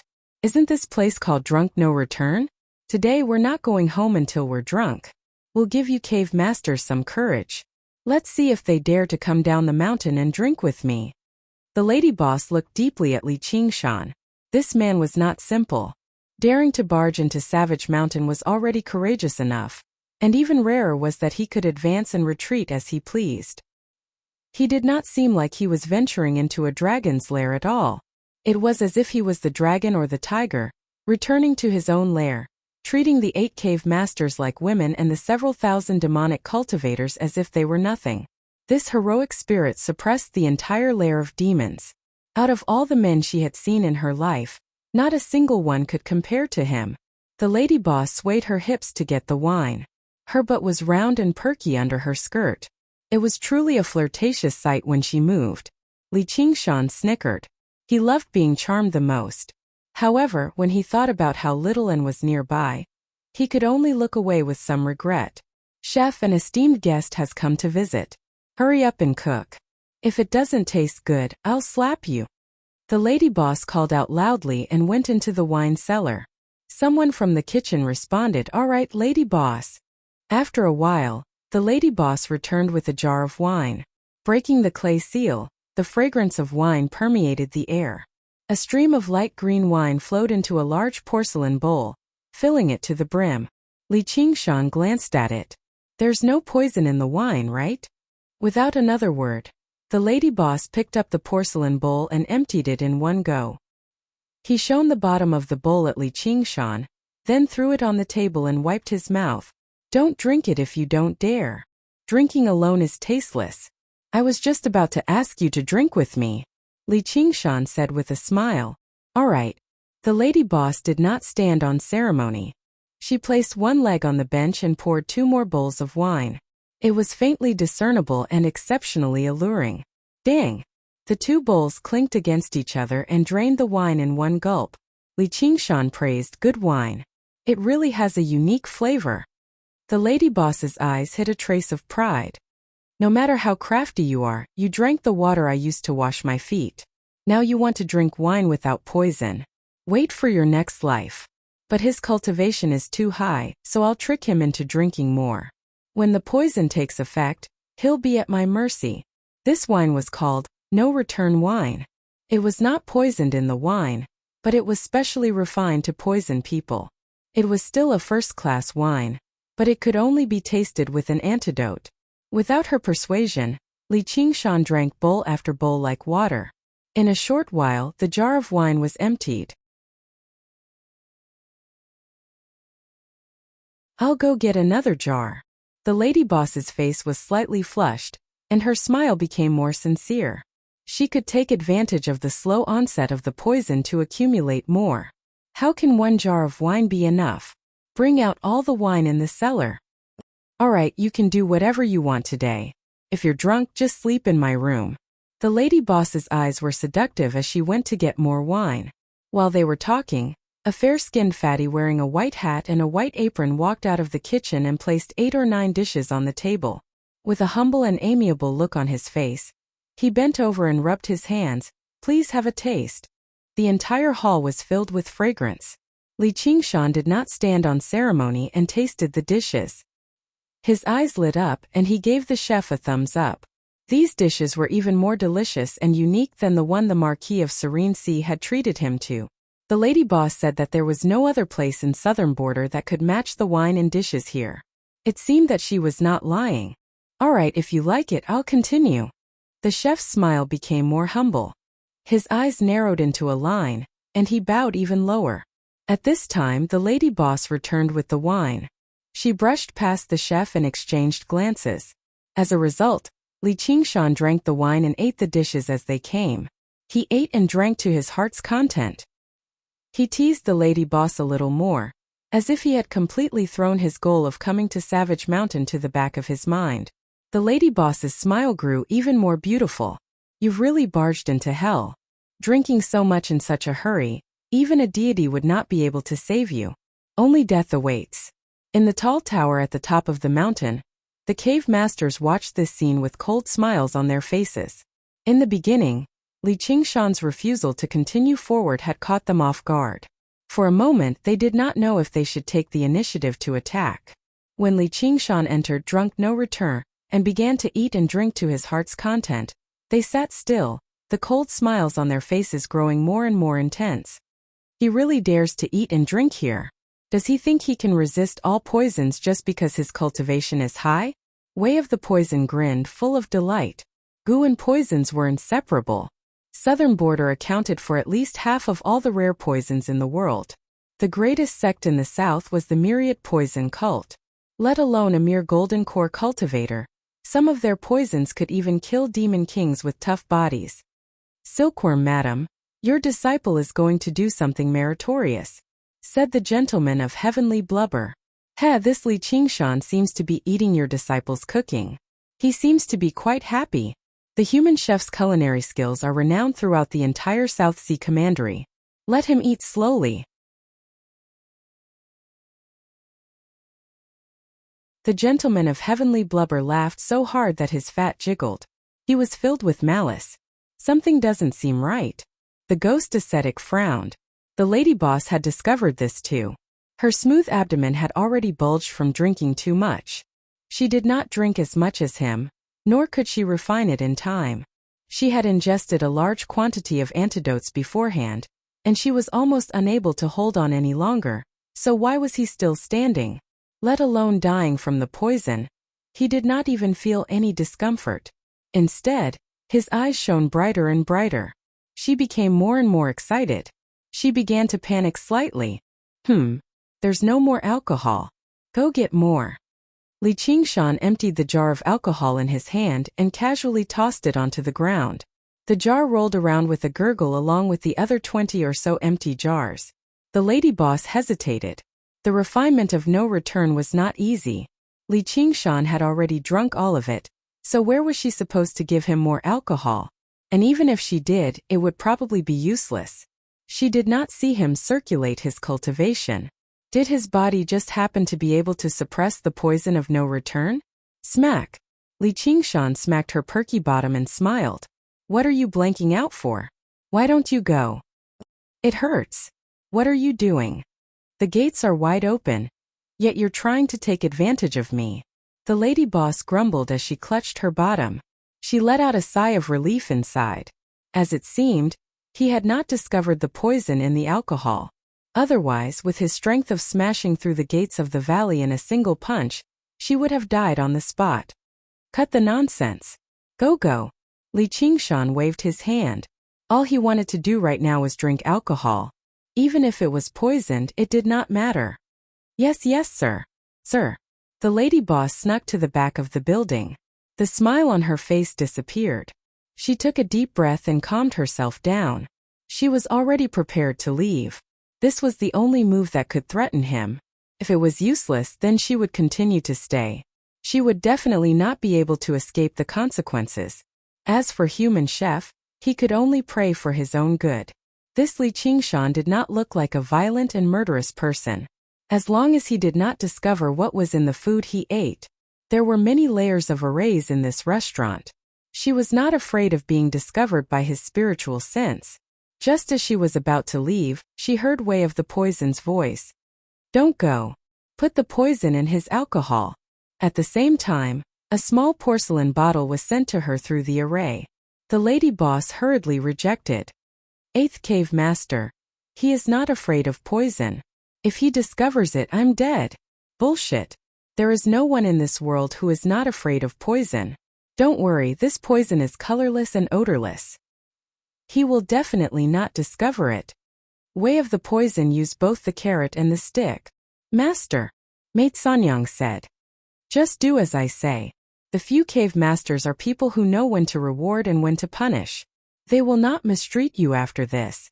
8th Brother Wei, my disciple is taking such a huge risk to avenge you. You have to show your gratitude. This is a poison dispelling pearl. If you swallow it, you will be immune to all poisons. Let him continue to drink, the more the better. Way of the Poison did not care about the cost. The lady boss's eyes lit up. The poison dispelling pearl was especially valuable in the southern border. Since things had already come to this, she might as well go all the way. She swallowed the poison dispelling pearl and put the poison in the alcohol. She smiled again and returned to the main hall. You're so slow. And why did the taste of the alcohol change?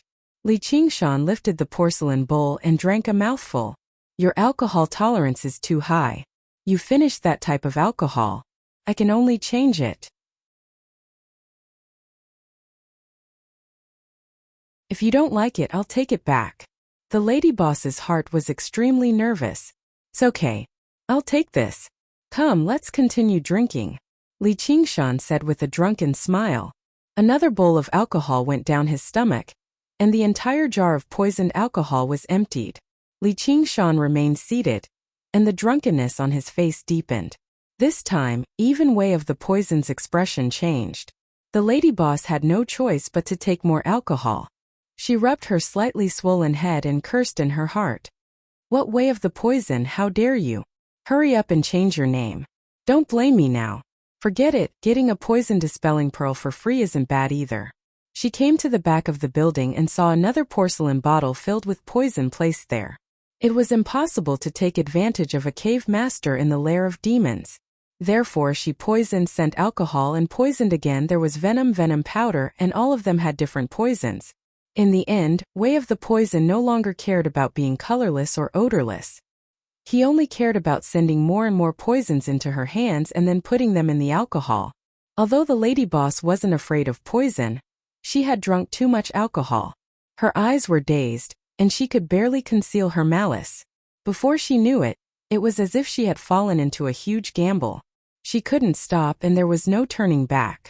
She had to poison Li Qingshan to death. However, Li Qingshan sat there steadily like a mountain. Moreover, he was growing taller and taller, as if he could come crashing down at any moment.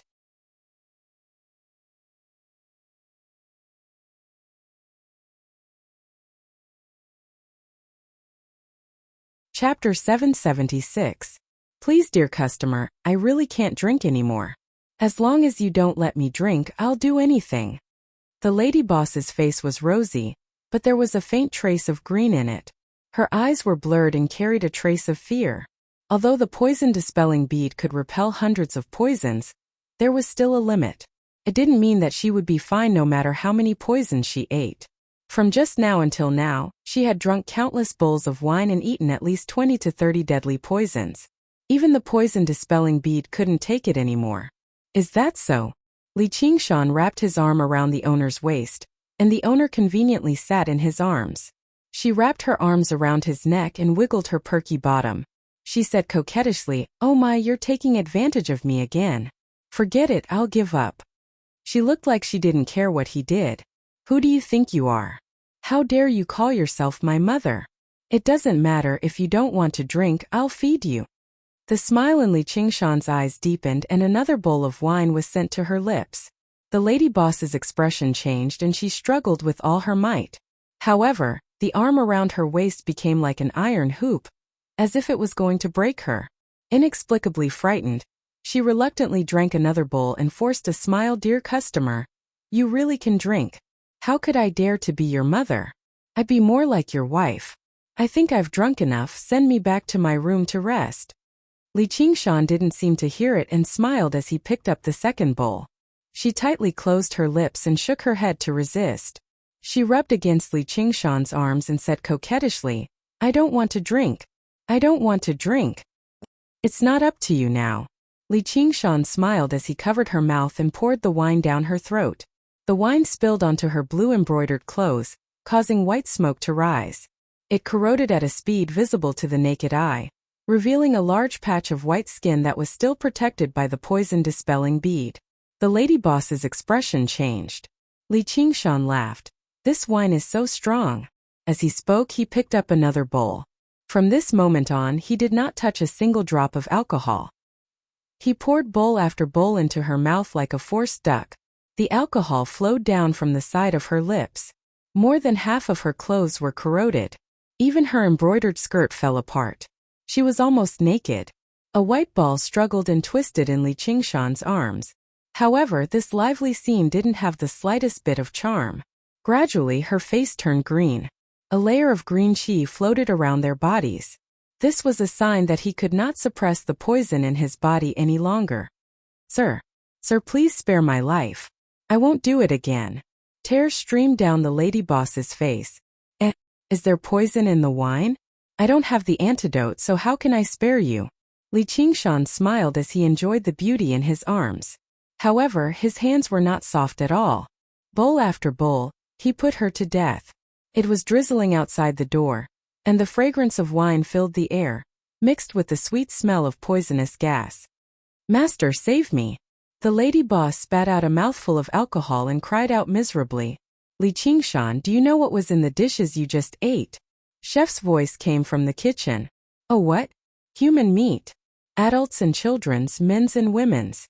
Do you think it's beef, lamb, pork, or fish? Ha ha ha ha. The human meat that I, Ren Chef, make is the best in Savage Mountain. How does it taste? Ren Chef laughed wildly, no longer showing any humility or politeness. Although there was no poison in the dishes, the evil intentions were even worse than poisoning the wine. Li Qingshan would definitely be shocked and furious, vomiting in disgust. After all, cannibalism was a rare cruelty even in the southern border, let alone in Qing province. As a Buddhist disciple, he might even develop a heart demon.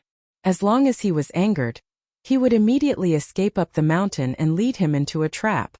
Unexpectedly, Li Qingshan raised an eyebrow and said calmly, I see. I was wondering why the taste was so special. He lowered his head and patted his stomach. I ate your flesh to take revenge for you. At the end, he stood up straight, and 2 beams of light shot out of his eyes. He waved his hand. Come back. Ren Chef was overjoyed to see his plan succeed. No matter how strong he was, he would need a breath's time to pass through the layers of formations. It would be enough for him to escape. A sudden shout rang in his ears and his head buzzed. His body stopped abruptly, and blood flowed out of his eyes, ears, mouth, and nose. A black chain whistled over, wrapping around his waist and pulling him back violently.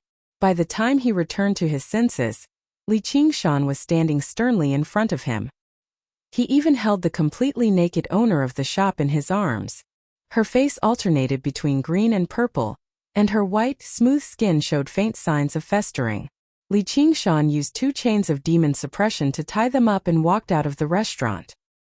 He glanced at the tall tower at the peak of the mountain, smiled slightly, and actually turned to leave.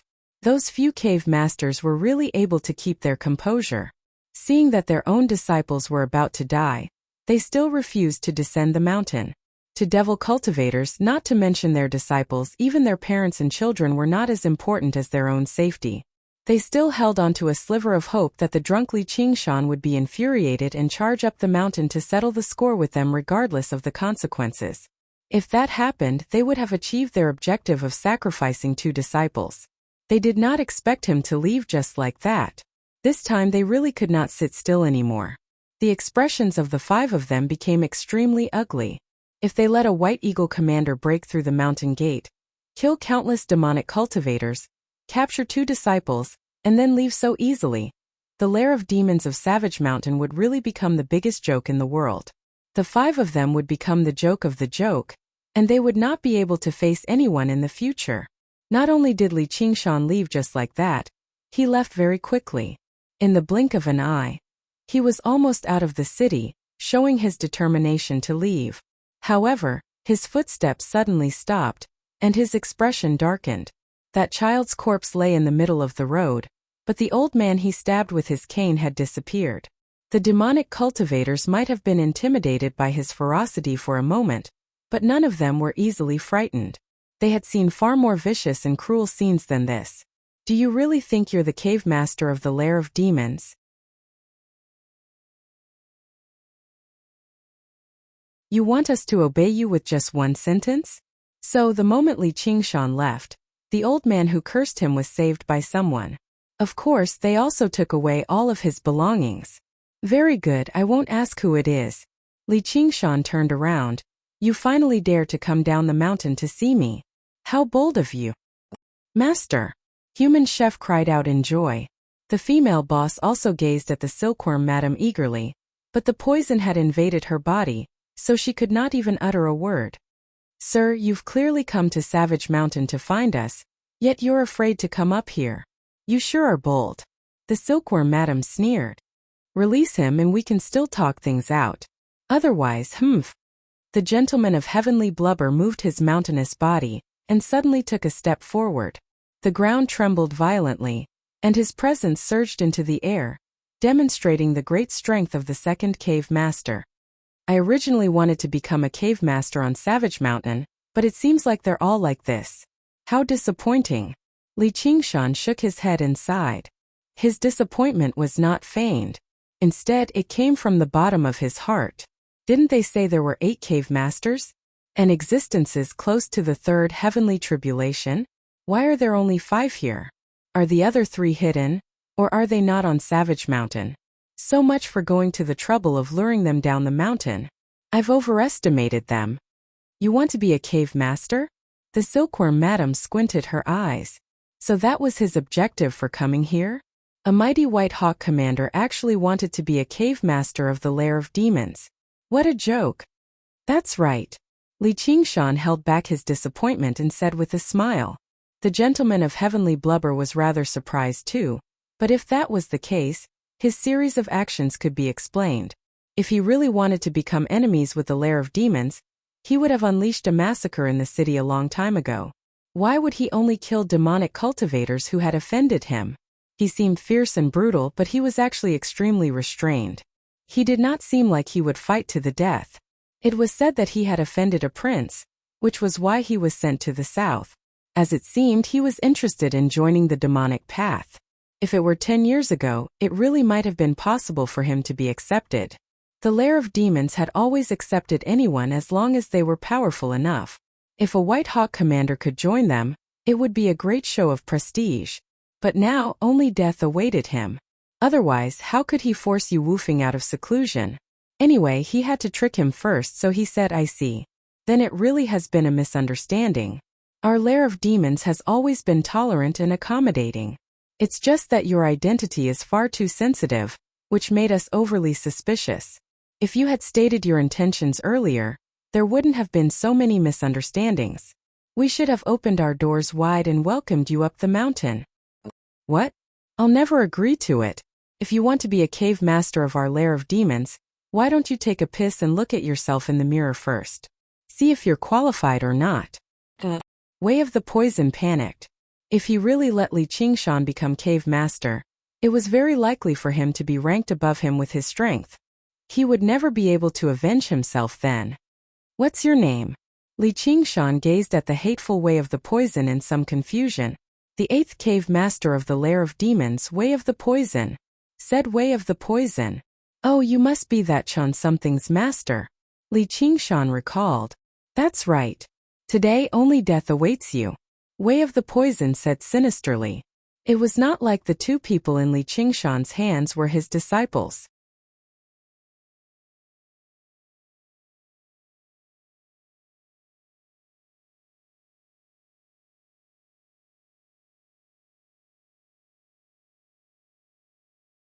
Chapter 777. No one expected Li Qingshan to attack without the slightest hesitation. Was it just a feint when he said he wanted to be the cave master of the lair of demons earlier? Way of the Poison was already prepared, but he never expected the punch to arrive so quickly. It was so fierce. In that instant, it filled his entire field of vision like a black cloud had enveloped the land. Black lightning crisscrossed within the black cloud. It was a crack formed by the power of tremors ripping through the air. Before the punch had even arrived, it had already completely shattered Way of the Poison's confidence. He's actually so powerful. Didn't he just undergo the 2nd heavenly tribulation recently? There was no time to dodge, no time to counterattack, no time to call out. Way of the Poison pushed his poison arts to the limit. Green-black smoke rose up around him, thick and solid as if it was tangible. He hoped it could block the punch for a moment before immediately retreating, so that the other cave masters could come to his rescue. However, the defense formed by the poisonous smoke collapsed as soon as it came into contact. Let alone block it, it did not even weaken the punch at all. Bang! The upper half of Way of the Poison's body turned into a bloody mist, flying towards the cave masters. Only his 2 lonely legs remained standing there. The 4 remaining cave masters had only just assumed a posture to provide assistance when they all froze where they were, dumbfounded. Way of the Poison was the weakest among the 8 cave masters, and he was more skilled in killing his enemies with poison instead of direct combat. However, he was still a powerful cultivator who had undergone the second heavenly tribulation after all, yet he had actually been killed by a single punch like that. Let alone block it, he could not even blow up his golden core in time. Just how terrifying was that? Li Qingshan, why? The gentleman of heavenly blubber's fat jiggled as he pointed at Li Qingshan and bellowed furiously, but he subconsciously shrunk back. Don't be afraid. This person has grievances with me. He's constantly plotting against me. I only killed him because I had no other choice. If I became a cave master of the lair of demons, I would rather not be associated with trash like him. I'd rather not be associated with trash like him. Li Qingshan patted his hands with a smile and stowed away Way of the Poison's 100 treasures pouch and greenish-black golden core, as he said nonchalantly. My disciple clearly did something wrong, so I helped him clean up the mess. Not only is he ungrateful, but he's even bold enough to seek revenge.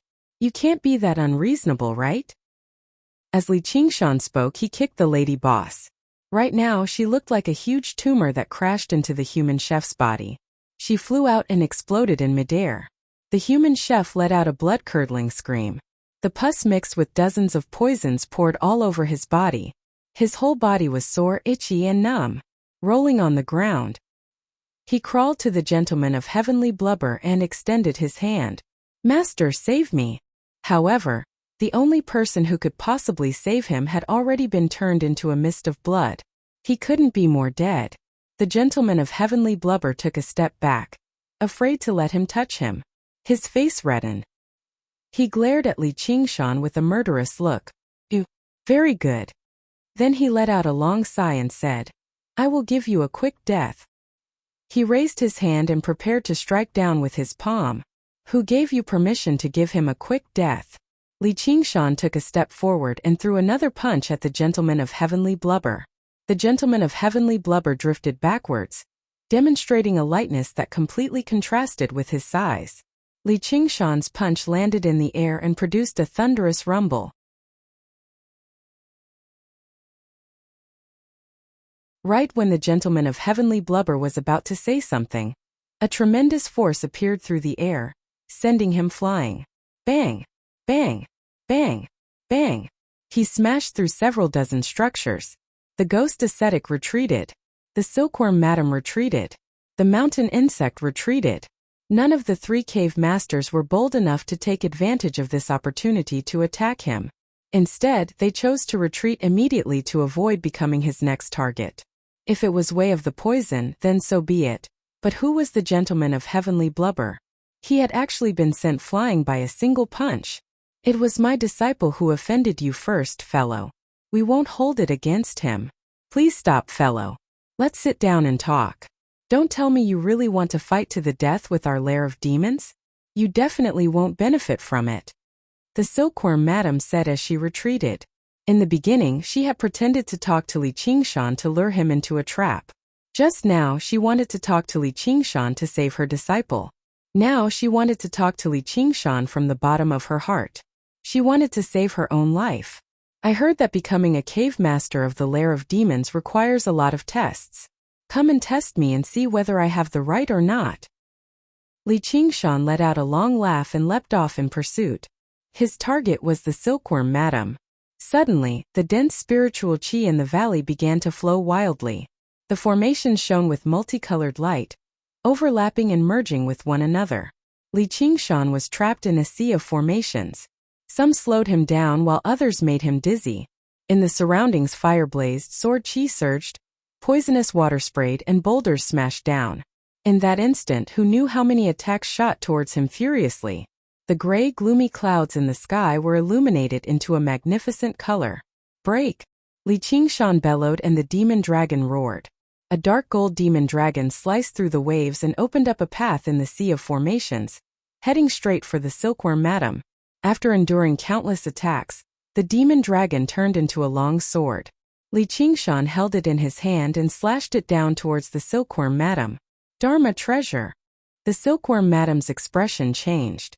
She waved her right hand and threw out a white handkerchief.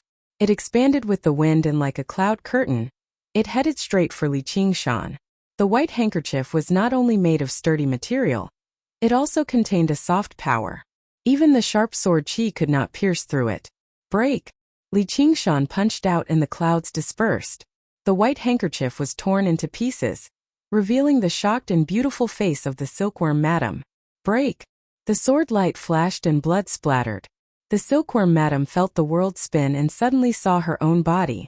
She had no head and her eyes were wide open in disbelief. This test is too simple again. Everything happened in the blink of an eye.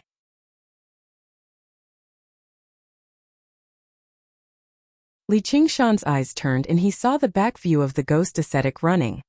He laughed sinisterly. At this moment, the attacks formed by the layers of formations came at him again. Destroy! Li Qingshan stepped down with his right foot and the power of tremor spread out.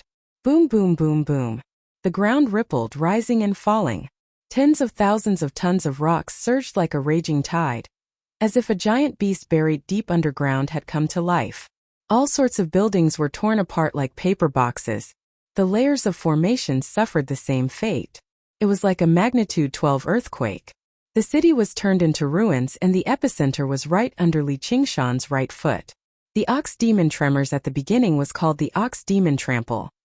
As for the countless demonic cultivators hidden in the city, if they were standing on the ground when Li Qingshan stepped out, even if they were not killed on the spot, they would be severely injured. That was why he did not care who had saved the old man who had cast the curse, because they were all going to die. At the same time, a crack in the ground chased after the ghost ascetic like a bolt of black lightning. Li Qingshan, you've gone too far. The ghost ascetic leaped up, his blood-colored kasaya fluttering in the wind. In midair his body rapidly grew. When he descended from the sky, he was already more than 100 feet tall. 7 or 8 sharp horns grew out of his head, some long and some short. His mouth protruded forward like a wild beast, his fangs exposed. Blood-colored light surged between his teeth, and he suddenly opened his mouth and spat out a blood-colored beam of light.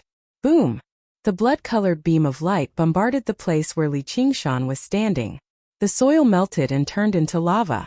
Li Qingshan's figure moved to the side and brushed past the beam of light.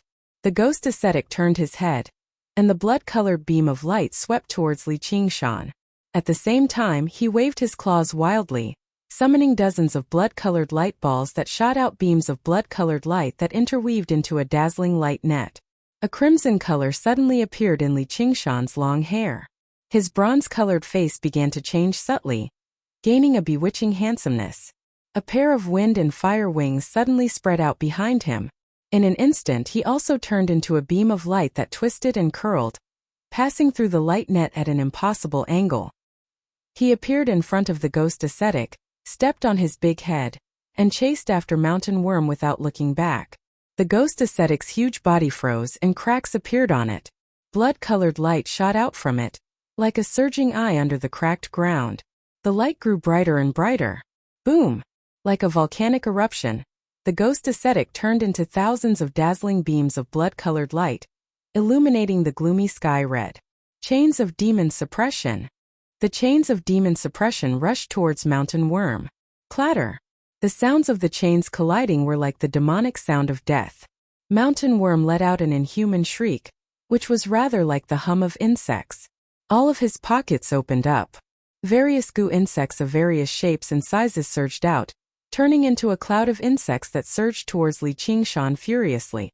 Mountain Worm flew forward without even looking back. As long as he entered the vicinity of the central peak of Savage Mountain, he could activate the extremely powerful formations.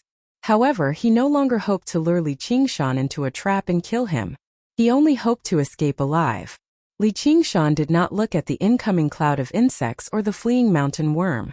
Instead, he pointed in another direction. Demon Suppression Tower. Having been sent flying by the punch, the gentleman of heavenly blubber climbed up from the ruins. He was utterly furious.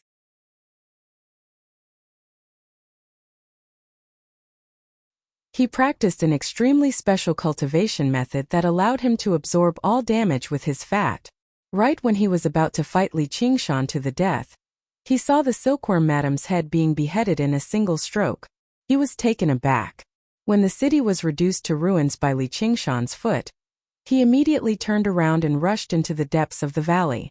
He muttered inside, has he really only undergone the second heavenly tribulation?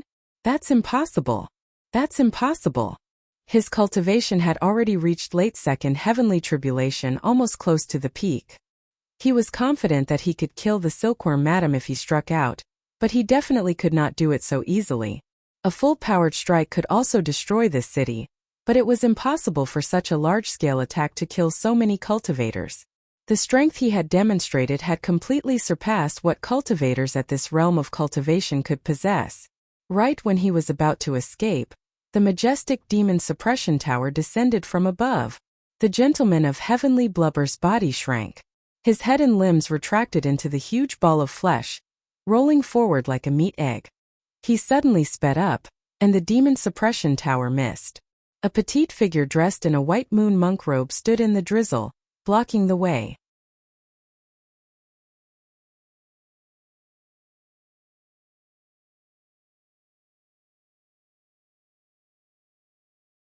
Chapter 778.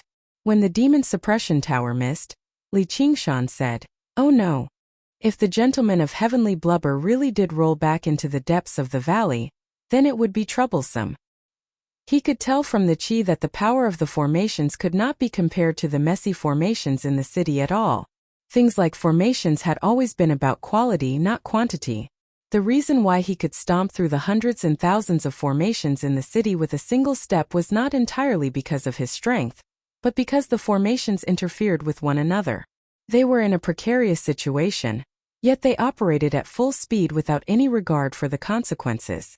As long as he attacked one of them, it would lead to a chain reaction. However, who knew how many times more brilliant the arrangements of the formations on the central peak of Savage Mountain were? Due to the blood oath between the cave masters, they did not have to worry about being attacked. They were set up purely to fend off external enemies. The formations were linked together, and their auras were connected, forming a perfect whole. Moreover, they used the blessed lands of cultivation with extremely dense spiritual qi as their foundation. Once they were activated, even cultivators who had undergone the third heavenly tribulation would struggle to get through them. The purpose of the formations was to fend off the powerful with a geographical advantage. At this moment, Little and descended from above, blocking the gentleman of heavenly blubber's path. Only then did Li Qingshan stop worrying and focus on dealing with mountain insect. Rumble. The gentleman of heavenly blubber was like a rampaging tank of flesh. The gales he kicked up created a deep trench in the ground. His bearing was extremely magnificent. Even if a mountain stood before him, it would be forcefully smashed through. He was full of confidence in this move of his. There were not many people in the world who could match up to his head-on collision, let alone stop him from entering the spell formation. This girl who overestimated herself was definitely not one of them. Little Anne's seaweed-like hair drifted in the wind. Her eyes remained as calm as deep pools the entire time. She took out a small, blood-red banner from her sleeve and waved it gently at the gentleman of heavenly blubber. The surging sea of blood seemed to contain an extremely vast world. It was the blood sea banner with a handle of white bone and a sea of blood. The gentleman of heavenly blubber ran headfirst into it. He vanished. Li Qingshan threw a punch too, but before his punch had even landed, Mountain Insect's body collapsed. He actually survived. Instead, he turned into countless black insects and fled. At this moment, a crimson streak of light soared into the sky. Streaks of light flew out from the ruined city and the caves on both sides of the cliff, fleeing in all directions. They were the remaining demonic cultivators of Savage Mountain's lair of demons. Originally, they had hoped that the cave masters would be able to take down Li Qingshan. Who could have thought that in the blink of an eye, Li Qingshan would be killed? 5 cave masters. 3 people died.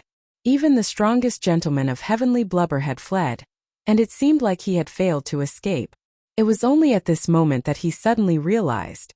The Hawkwolf Guard was their great enemy, the newly appointed White Hawk commander. They weren't here to join the lair of demons. They were clearly here to exterminate the lair of demons. Their previous actions were clearly to lure the cave masters down the mountain so that they could kill them. The cave masters could not be blamed for being careless. They could not even escape back to the middle peak in Savage Mountain. Now, all they could do was flee in the face of disaster. Fortunately, there were quite a lot of people left.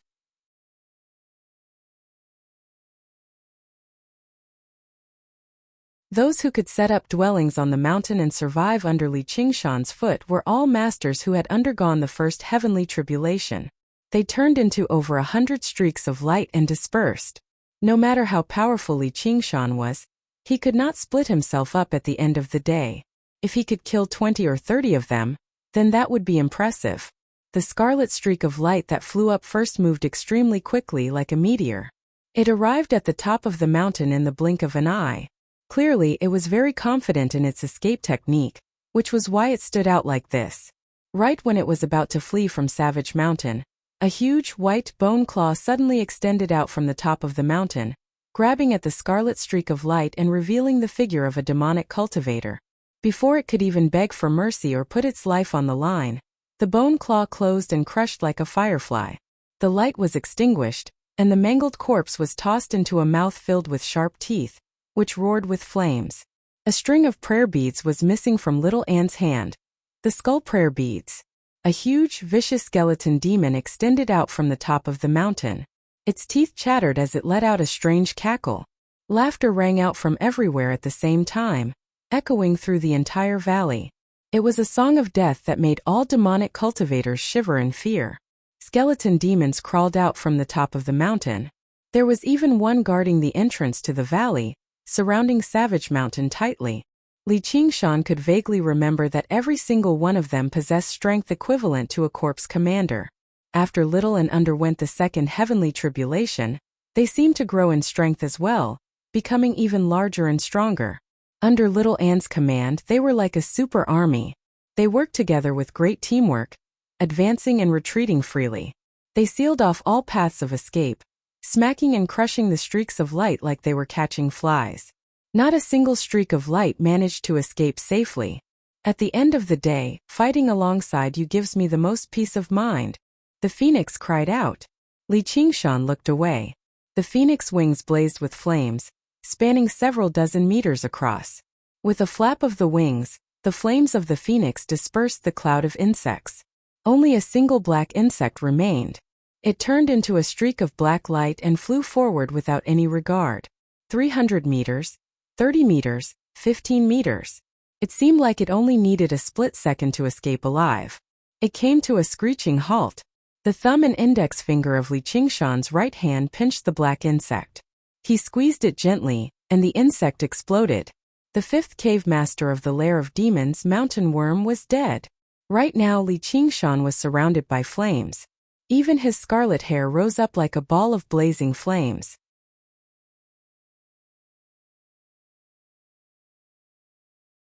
He had completely turned into a glorious blazing phoenix, radiating with an incomparable aura of nobility and purity. He had also incinerated all the remaining toxins in his body. Originally his body was tough, but it was not immune to toxins. At most, his resistance was a little stronger. The toxins from Helicoverpa rosa in the past had made him suffer quite a lot. Even the spirit turtle could only purify them after some difficulty. The spirit turtle was extremely effective at suppressing auras and soul senses, but it was much weaker when used to suppress toxins. However, after reaching the first layer of the phoenix's scripture of Nerva and undergoing Nerva rebirth, this shortcoming was made up for. Not only could the endless flames heal his wounds, but it could also ward off disasters and eliminate all factors that wanted to kill him. The death represented by toxins was still unable to contend against the life represented by the phoenix. Although he could not claim to be immune to all poisons, a mere poison from way of the poison was still unable to harm him. Otherwise, with how bold and careful he was, he would never take such a risk. Right now, he was still very far away from beyond the 9 heavens. Although he had yet to master any of the transformations of the 9 transformations of the demonic and divine, he could be regarded as having achieved something in the world of the 9 provinces. The battles and slaughters of the ox demon and tiger demon had strengthened his body more and more. His will became firmer and firmer. The suppression and recovery of the spirit turtle and phoenix made his aura more and more pure, and his mind clearer and clearer. They complemented one another, forming a perfect whole. That was the current Li Qingshan. Qingshan, there's still one more. Little and shook the blood sea banner, and the gentleman of heavenly blubber flew out, hurtling towards Li Qingshan like a mountain of flesh. After undergoing the second heavenly tribulation and condensing the white-boned Sarira, all of her arcane treasures had become stronger and operated more freely, but she had not been able to refine them further.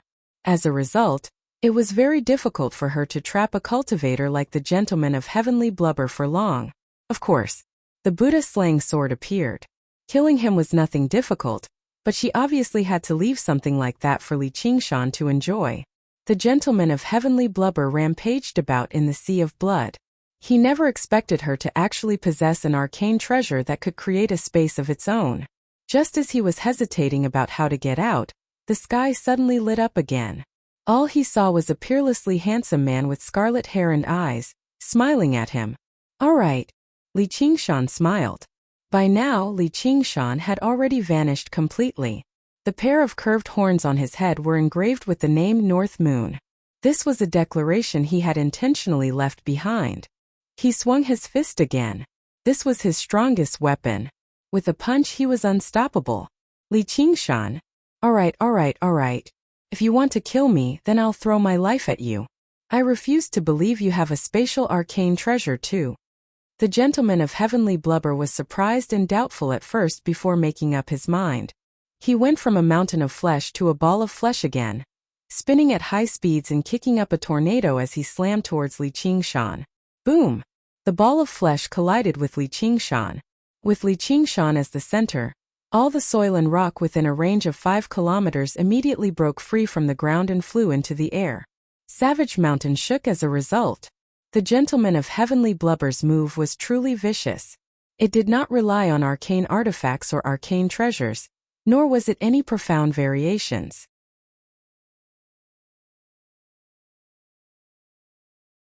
It was just his fat and the extraordinary spiritual qi and strength in his fat to overwhelm his opponent in a direct confrontation. It was rather domineering, like he could defeat everything with brute force. Unfortunately, Li Qingshan also walked the same path.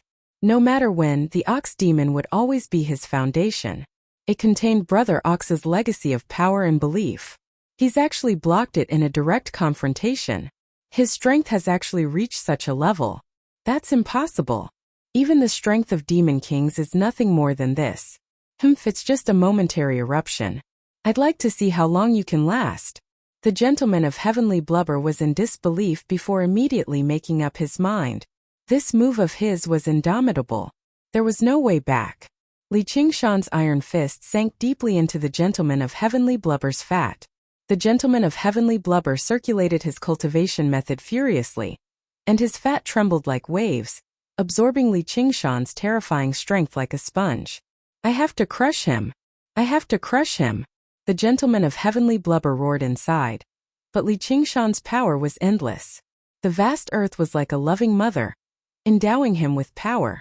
No one could defeat her prodigy through strength alone. Die! Li Qingshan bellowed out. At that moment it was not just the ox demon. There was also the tiger demon, the spirit turtle, and the phoenix. The 4 powers fused into the punch and sent the gentleman of heavenly blubber flying, slamming him heavily against the wall. However, when he looked at his fist, he frowned instead, as the gentleman of heavenly blubber was actually still alive. His strength had yet to recover completely after all. The period of growth after the phoenix's nerva had yet to be completed. If he had not reached the second layer of the phoenix transformation, he would only seem 14 or 15 years old right now. However, the feeling of fusing the 4 powers together was very nice. He had already begun looking forward to the strength he would feel when he fully recovered. As for the gentleman of heavenly blubber, all he had to do was give him another punch. Don't kill me. I'm willing to serve you as my master. The gentleman of heavenly blubber called out. The gentleman of heavenly blubber, who was as fat as a mountain of flesh, had clearly become much thinner. His figure was close to that of a super fatty, which made him seem less deformed. If it were not for his special cultivation method and his fat to block the damage, He would have followed in way of the poison's footsteps already, directly reduced to a bloody mist.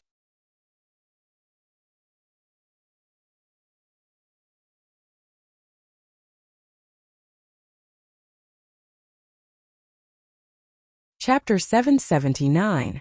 The gentleman of heavenly blubber was truly frightened. Ever since he became a fatty, he had never suffered so much. He could not fight back at all. His opponent was clearly the White Hawk commander, but in the series of battles just now, he had clearly been using demon chi even though he had been suppressing and hiding it, and he was not a regular human-demon hybrid. The purity of his demon chi was on par with Demon King's. His gaze landed on the pair of curved horns, and his eyes suddenly filled with great surprise.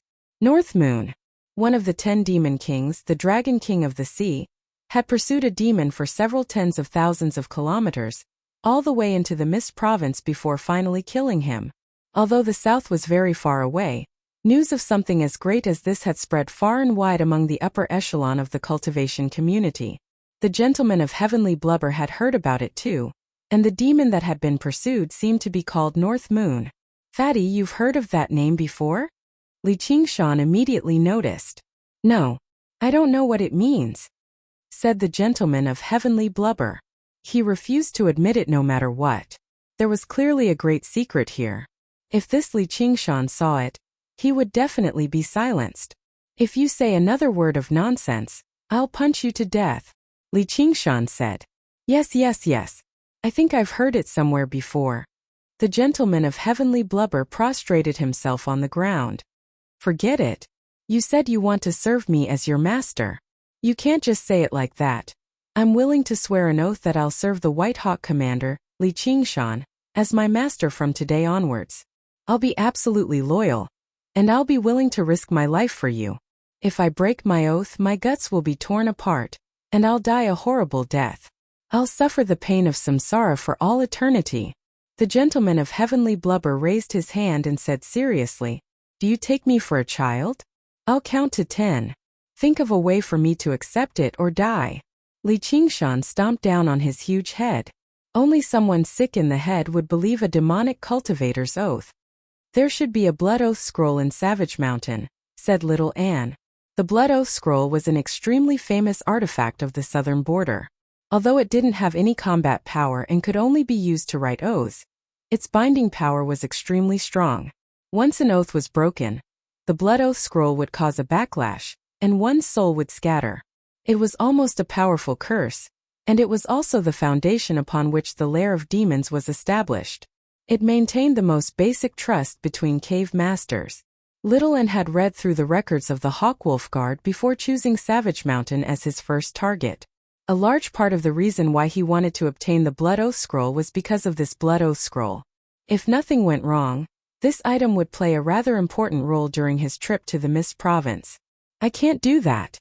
If the oath on the Blood Oath Scroll is forcefully erased, I will also die from the backlash. The gentleman of heavenly blubber was alarmed. Originally, he planned on fooling around before finding an opportunity to escape. As long as he was alive, there was hope. However, if he swore an oath on the Blood Oath Scroll, then it would truly be troublesome. You swore a blood oath to fight against foreign enemies together. Now that you've betrayed us and defected to the enemy, you didn't die from the backlash, Little Anne said. The gentleman of heavenly blubber was left speechless. He definitely did not truly want to serve Li Qingshan as his master, nor had he committed any actual acts of betrayal. He was only stalling. Of course, that was not breaking the blood oath. This created a paradox.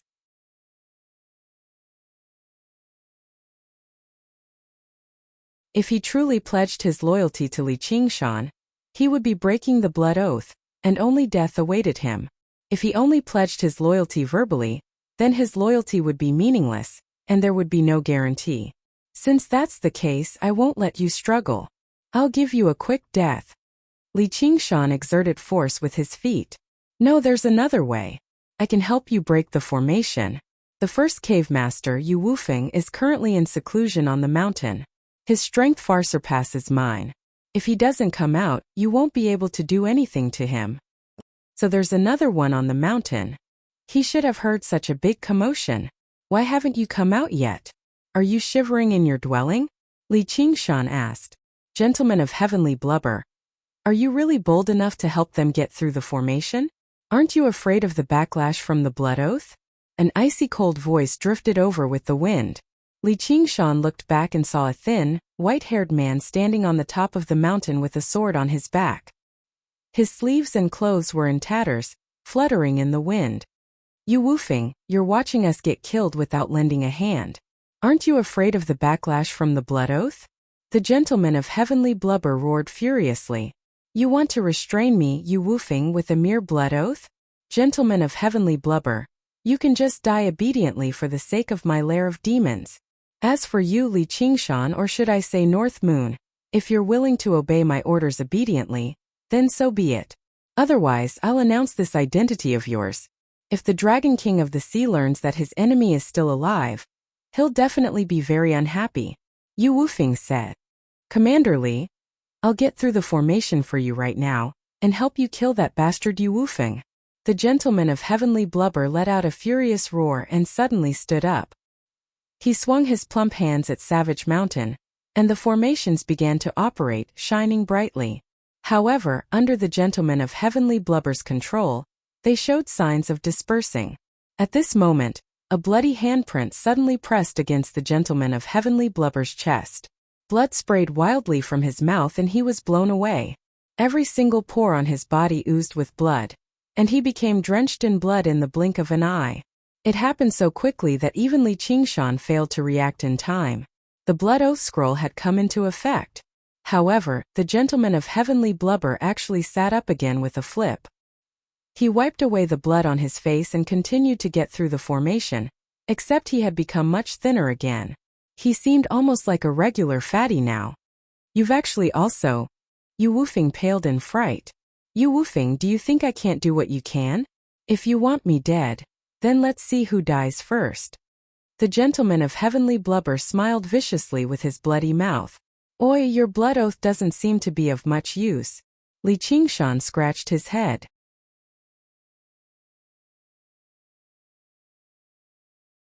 As it turned out, while the blood oath scroll possessed a very powerful binding force, the blood oath scroll in Savage Mountain was ownerless. None of the cave masters could be at ease with letting someone else refine this arcane treasure, so they sealed it in the center of the mountain. If a new cave master joined them, they would need the agreement of at least half of the cave masters, and only then could they work together to open the restriction. The blood oath scroll was not a symbol of fairness and justice in essence. Instead, it was specially refined by ancient demonic cultivators, a tool to control enemies. Although it was placed in the depths of Savage Mountain, which was dense with spiritual qi, it still maintained a powerful binding force.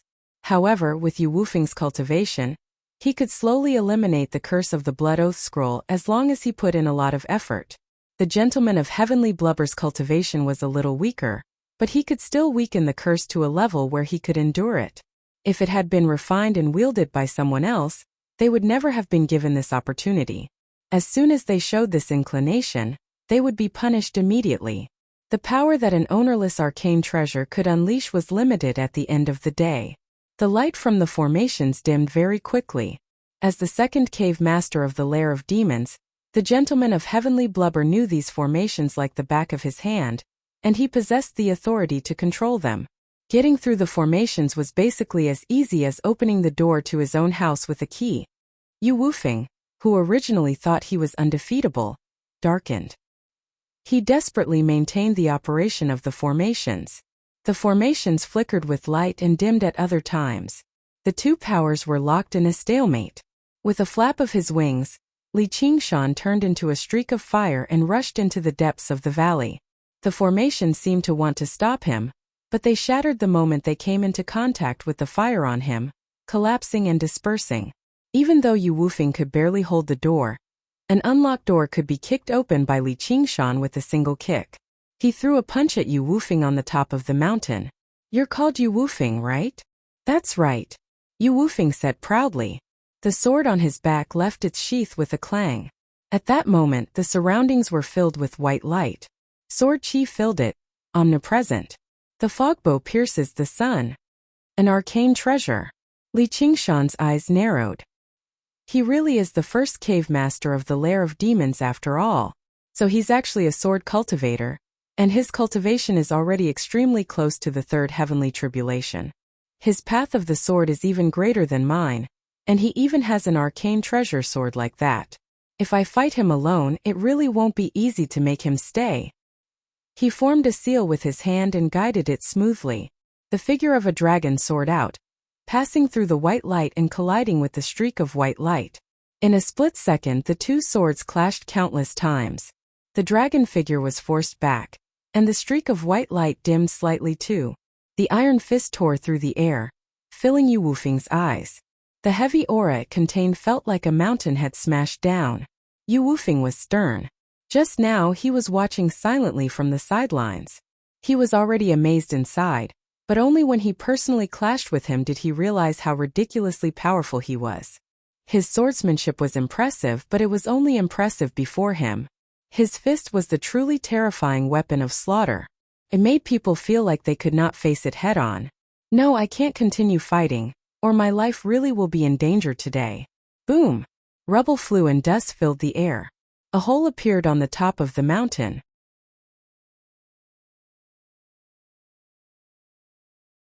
A streak of white light rushed out of the dust.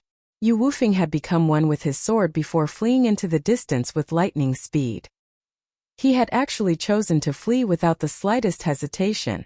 Commander Li, you mustn't let him escape, or we'll be in endless trouble in the future. The gentleman of heavenly blubber clenched his fists firmly and called out loudly. His face was filled with delight. He quickly glanced at little Anne's back from the corner of his eye. He was clearly not as excited as he was on the outside. His main objective was still to use Yu Wufeng as bait to draw away the two of them, and then use the opportunity to flee. Don't run, little Anne said without even looking back. His voice was as calm as water. It was neither a threat nor an order. It did not even seem like he was talking to the gentleman of heavenly blubber. He was simply narrating something. I've already sworn an oath. I'll never go back on it. The gentleman of heavenly blubber's fat jiggled, immediately dismissing the thought of using the opportunity to flee. He had never seen such great beauty in his life, but what it evoked in his heart was not lust, but an indescribable fear. The white streak of light that Yu Wufeng had transformed into had flown less than 5 kilometers away when he was forced to stop. Huge skulls rose up in the surroundings, cackling strangely as if they had been waiting for a very long time. They flew around and assembled into the skeleton demon formation, trapping Yu Wufeng in there. Since when? Yu Wufeng looked back in shock, meeting a pair of calm, unwavering eyes in the valley. Flames blazed furiously as iron fists filled the surroundings. This time Yu Wufeng was unable to dodge.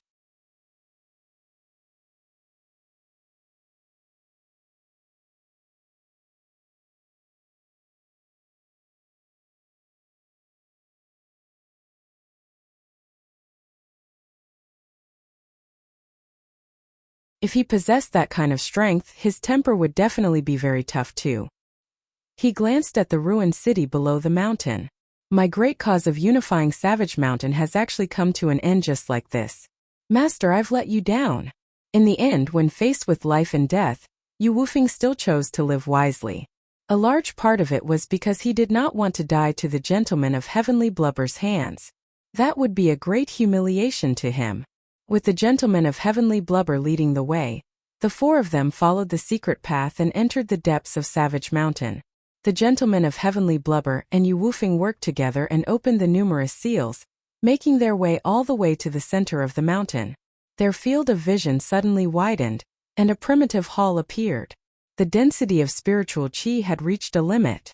However, the pitch-black hall was filled with dazzling light in Li Qingshan's eyes. The spirit turtle sent a warning. The danger hidden within was enough to threaten him. A formation was constantly operating. Here, even the most ordinary formation can unleash 10 times the power, and a formation that can be cast down here definitely possesses extraordinary power. If I have to forcefully get through the formation, even I would find it extremely troublesome. Raising his head and gazing over, there was a stone pedestal that was 3 feet long and square in the center of the hall. There was a pitch-black scroll refined from the hide of some unknown creature. There were many cracks on the edges. At first glance, it did not seem particularly surprising, but the evil nature within it could be clearly sensed even through the obstruction of the formation. "I'll be troubling the two of you then," said Li Qingshan. The gentleman of heavenly blubber and Yu Wufeng could not help but exchange glances. Even now, they were still the masters of Savage Mountain. They could still control the formations that filled the entire mountain.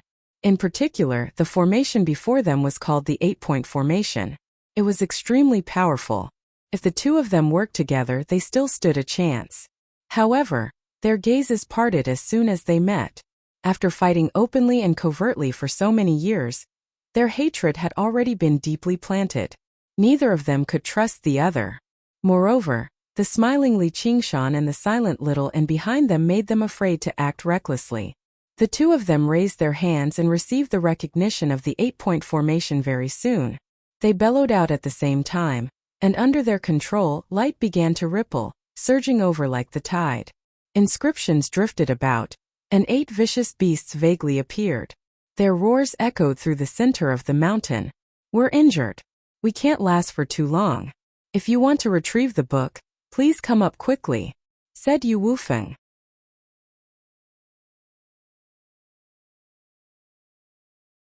Li Qingshan smiled and took a step forward, entering the 8-point formation calmly and fearlessly. Little An's dark eyes turned into the samadhi flames of white bone, blazing as he stared at the two of them. The Buddha-slaying sword was already in his hand. If they dared to make any strange movements, he would kill them immediately. The 8 vicious beasts opened up a path, but they were still filled with reluctance. They bared their fangs and brandished their claws, ready to lunge over at any time. Li Qingshan arrived before the stone pedestal and picked up the blood oath scroll before backing away. Yu Wufeng and the gentleman of heavenly blubber sat on the ground, gasping for air, but their eyes were glued to the blood oath scroll. The arcane treasure they had dreamed of for all these years was right within reach right now. Li Qingshan opened the blood oath scroll, and an evil demonic chi flooded his face. In that moment, a hideous inhuman black head actually appeared in his eyes, staring at him with its empty eye sockets as 2 streaks of bloody tears flowed out. In the blink of an eye, the illusion vanished, only leaving behind a pitch-black background and a line of bloody words. It was the blood oath contract that bound the cave masters of the lair of demons. At the very bottom of the contract, 8 figures could be vaguely seen. 4 of them seemed to have been gouged out of the background, leaving behind the outlines of the silkworm madam and the other 3. The other 2 were extremely blurry, as if they had been rubbed away bit by bit with an eraser. One of them even had a bloody handprint. It went without saying that they were Yu Wufeng and the gentleman of heavenly blubber. Only 2 remained clear. They were the 3rd and 7th cave masters who were away. The blood oath scroll seems to be made from the skin of a demon folk, and it's a demon king at the very least. As Li Qingshan said that, he passed the blood oath scroll to little Anne. If they were going to establish an oath, it would obviously be up to the meticulous her to do it. When Yu Wufeng and the gentleman of heavenly blubber saw this, they were both extremely surprised. An arcane treasure like that has actually been given away so casually. Don't they have any wariness towards one another?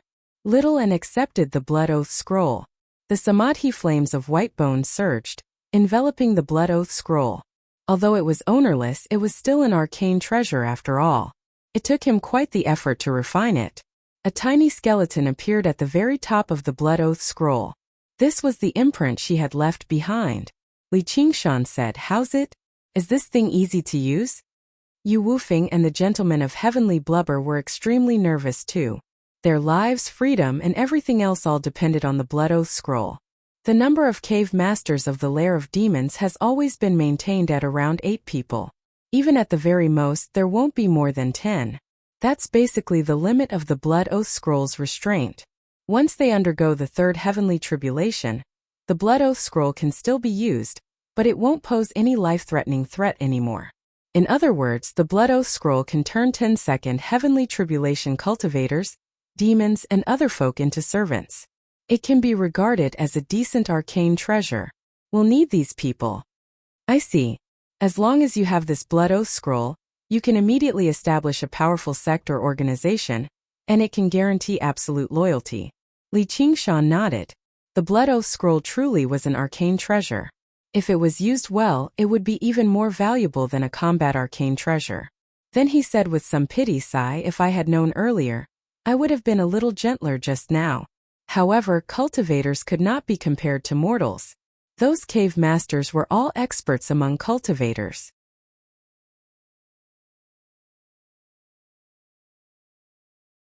If he did not kill them, as long as he left them alive, there would be countless troubles. They might even flee back to Savage Mountain and control the formations to become his enemy. They're too weak. It's a waste of a spot. Little Anne's calm words made Yu Wufing and the gentleman of heavenly blubber shiver inside. She had said nothing, but she had considered everything for Li Qingshan. Li Qingshan only needed to point in a direction, and that would be enough. Li Qingshan smiled. Fair enough. The south is so vast. I refuse to believe I can't summon 8 subordinates. Oh right, can you change the blood oath? That way I'll have 4 subordinates. The 7th cave master is probably trash too, but the 3rd cave master is worth looking forward to. Once the blood oath is written, it can't be changed. If you want to rewrite the blood oath, you can only choose to remove it or erase it. Then erase it.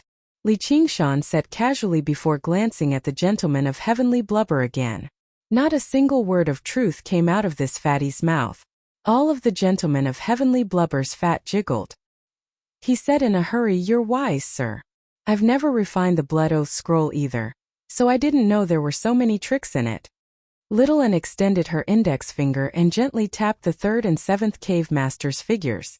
The vicious heads appeared on the pitch-black background of the blood oath scroll again. Smack! 2 bloody handprints slapped on the 2 shadows, dripping with blood, to be continued.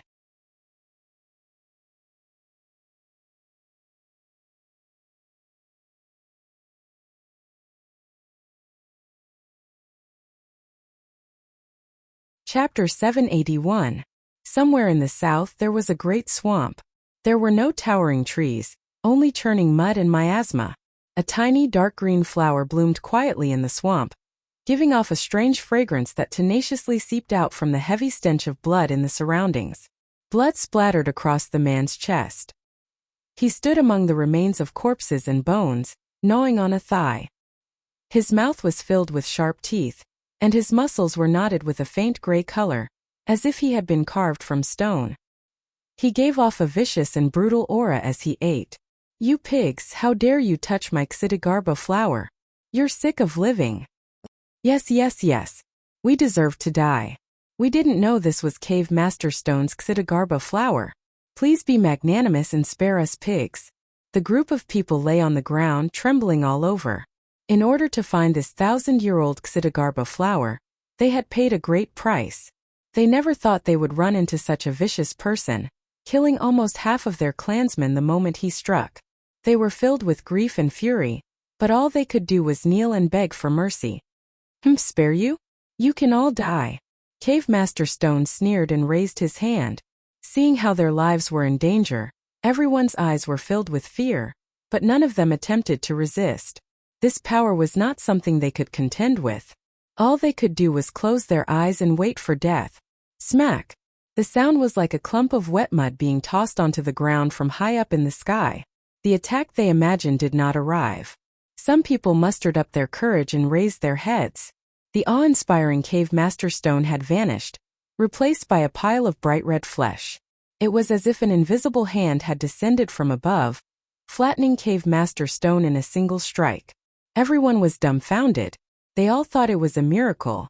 In the moment Little Anne killed the 2 cave masters, Yu Wufing and the gentleman of heavenly blubber both felt a sense of sympathy. Of the 8 cave masters of the lair of demons, only the 2 of them remained now.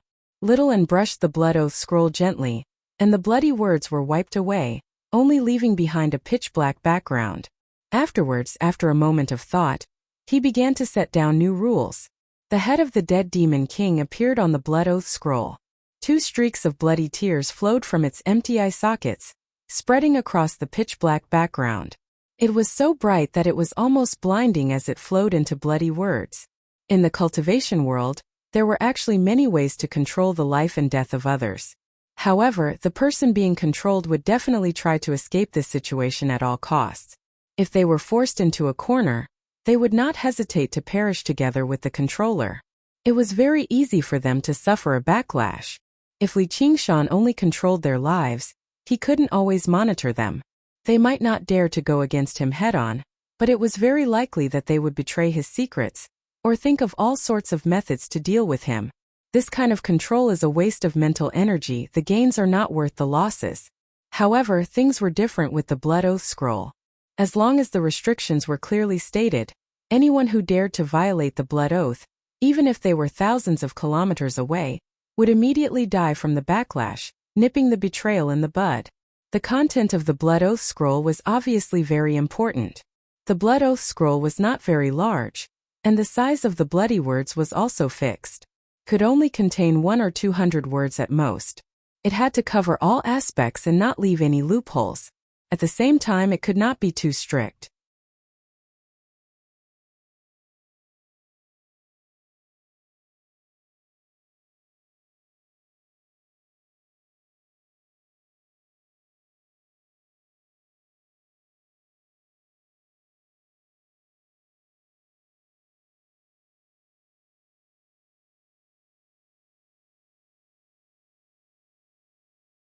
Chapter 782. Savage Mountain, Lair of Demons. First Cave Master's Abode. A streak of white light flashed in the darkness, illuminating Yu Wufeng's face. He opened his eyes and stared at the fogbow sword in his hand. He could sense that his injuries had completely healed, but his brows were still tightly furrowed. How much time has passed? 2 months? 3 months? Perhaps even longer? With his cultivation, he should not have lost track of this amount of time, but the impact of this battle was far too great. The plans he had been preparing for a long time had been completely disrupted. He should have taken a step forward and undergone the third heavenly tribulation, then refined the Blood Oath Scroll to unite the Lair of Demons and become the king of savages. In the end, he had become someone else's slave, and he could not escape this situation with his own strength. His mind was still in a mess. Although the original Blood Oath could be said to have covered all aspects, there was one thing that could not be written into the oath, which was to prevent the cave masters from raising their cultivation and undergoing the third heavenly tribulation. The first cave master would not have cut off his own path of cultivation. Instead, he had made a secret agreement that whoever underwent the third heavenly tribulation would become the king of savages, and he would be able to unite the Lair of Demons and establish his own sect. However, Little and would not leave behind such a loophole. Once Yu Wufeng attempted to undergo the third heavenly tribulation, he would immediately trigger the Blood Oath's curse. The Blood Oath Scroll was no longer a fair and reasonable treaty of alliance between the 8 cave masters. Instead, it was a bona fide slave contract, returning to its original purpose of being created. Even without this restriction, he would not dare to undergo the tribulation so easily. The third heavenly tribulation was incredibly dangerous. Even the slightest mental fluctuation could be fatal. Yu Wufeng let out a long sigh and walked out of the abode. He gazed at the south and said quietly, "Master, do you know my current situation?" Of course, contacting others without permission was also a violation of the Blood Oath. And even if he had permission, he could not divulge the secret between Li Qingshan and Little Anne. The oath was like invisible shackles binding him firmly. He could not take a single wrong step. I can only wait for the news of Savage Mountain's fall to spread to the South Sea. There's still a chance. Yu Wufeng glanced in the direction of the hall in the belly of the mountain. Li Qingshan, you don't know what you've provoked. That's an existence you definitely cannot defeat. Oh, Li Qingshan did not know that someone was talking about him. He was completely focused on the traitorous demon sword on his knees. The straight and narrow sword edge was flowing with a dim light. The hilt of the sword seemed to be a mass of flesh and blood. It wriggled and wrapped around a huge eyeball, which looked a little disgusting. Under Li Qingshan's control, the eyeball turned. She met his gaze. In that instant, he saw the traitorous demon sword with his eyes, and then he saw himself through his eyes. The two images overlapped. He used the technique of the Sword Collection Palace to refine the traitorous demon sword once more, as well as refine his heart of the sword. He was not a swordsman. What had condensed in his body was a demonic heart, not the sword embryo or sword seed of a swordsman. Even the sword nascent soul that had undergone 3 heavenly tribulations was a completely different path of cultivation. However, it did not affect his comprehension of the sword Tao and the tempering of his sword heart. Although he was multitasking, actually refining the traitorous demon sword, tempering his heart of the sword, and practicing the demon suppression statuary were all one.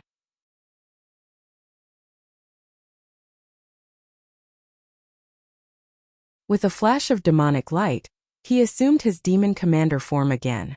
After 3 months of cultivation, his outer appearance had changed slightly again. His originally smooth lines had become a little more angular.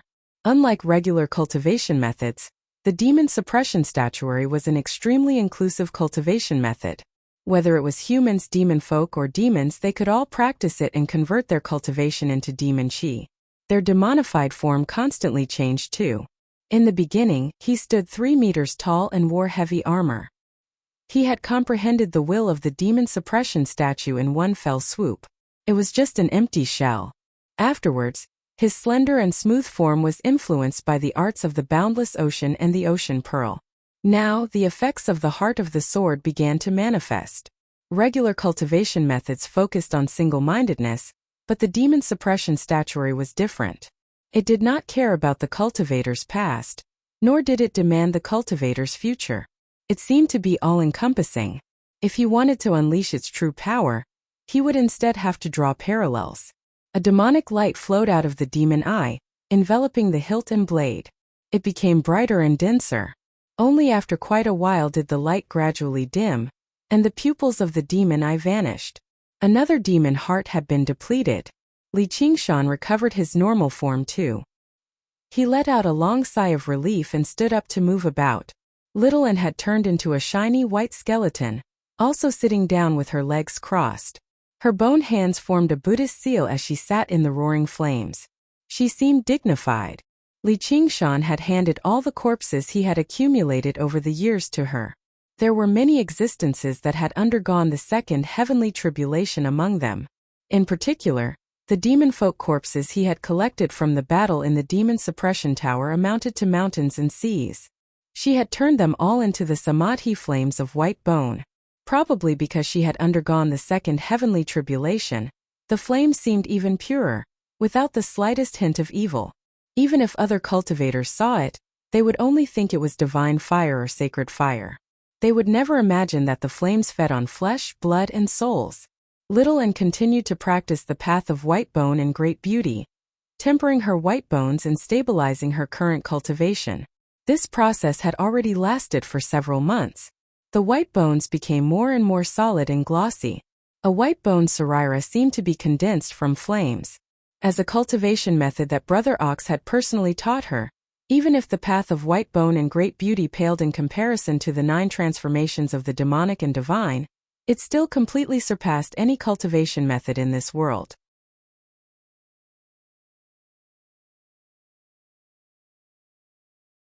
Many years ago, she basically possessed the strength to sweep through all those who had undergone the second heavenly tribulation. Now that she had undergone the second heavenly tribulation and condensed a white bone sarira, just what kind of strength would she possess? Li Qingshan was very eager as well. After watching for a while, he sat down again and continued cultivating. Time passed quickly. Li Qingshan tossed the demon hearts Duoj had given him into the traitorous demon sword one by one. The traitorous demon sword had the ability to strengthen itself by devouring demon hearts. As Li Qingshan refined it, its form changed bit by bit, shrinking from its original length of nearly 3 meters to 7 feet. The long and narrow blade became much thicker, while the flesh and blood around the hilt seemed to be solidifying. His demonified form changed as well, becoming more and more angular. Even the oval mask on his face had a bulge in the middle, like the spine of a sword. After fusing another demon heart into the sword, Li Qingshan opened his eyes. Little Anne was standing guard nearby, waiting for him to wake up. Li Qingshan was slightly taken aback. The white bones were covered with flesh and blood, turning into great beauty. The problem was that her body was completely bare. Only her seaweed-like long hair hung down, barely concealing her.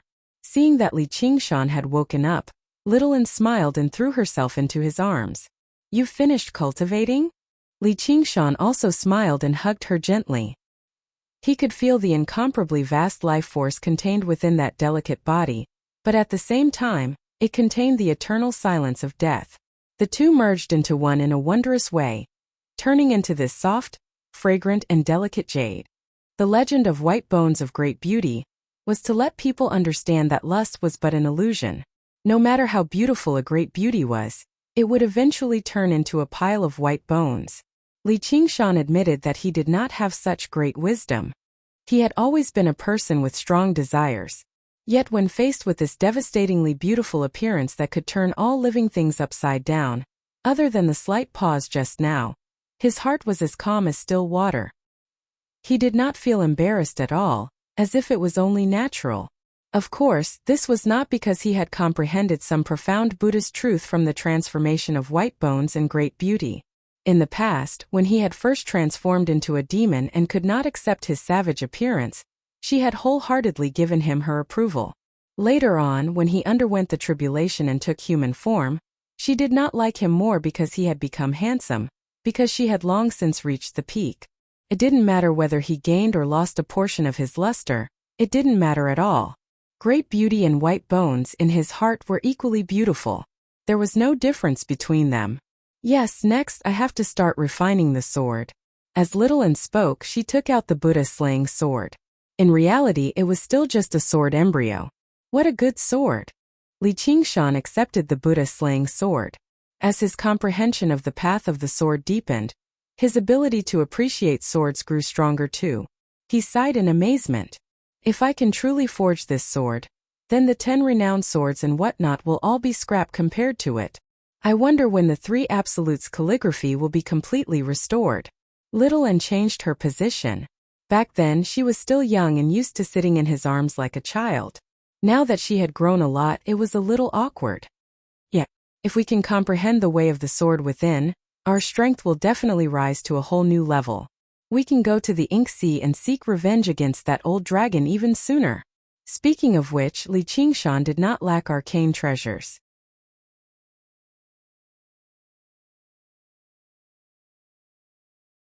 The Azura Field counted as one, the Demon Dragon Sword counted as another, and the Blood Oath Scroll and Yu Wufeng's Fogbow Sword obviously belonged to him too. In the future, there was also a demonic treasure from the Unraging Monk, a renowned sword from the Sword Collection Palace. He was determined to pull out a renowned sword and make the Sword Collection Palace feel the pinch, as well as the traitorous demon sword that he was about to refine. All in all, he had as many as 7 treasures. In the cultivation world of the 9 states, this could be said to be heaven-defying. It was rare for a cultivator of the second heavenly tribulation realm to have a treasure. Even among those great cultivators of the third heavenly tribulation realm, it was rare. However, the one he looked forward to the most was still the 3 absolutes calligraphy, and it was not just because of the way of the sword it contained. As a work left behind by the 5 absolutes immortal, its power probably surpassed regular arcane treasures. He had specially left a piece of jade for Chu Danqing. Once he succeeded, he would crush it and notify him. Definitely. Little An gripped the Buddha-slaying sword firmly, and a rare coldness appeared in her eyes. She could still remember how she felt like the world was about to end back then. Then she said to Li Qingshan, "But you're not allowed to take any risks." "I still have to take some risks? Or won't I have to wait until I'm about to ascend before I can go find him?" Li Qingshan pinched her nose with a smile. The Dragon King of the Sea was basically a peak expert of this world. Any higher and he would be ascending to another world. "I'll go with you." Little An bit his hand. "All right." Li Qingshan looked at the bite marks on his hand and said helplessly.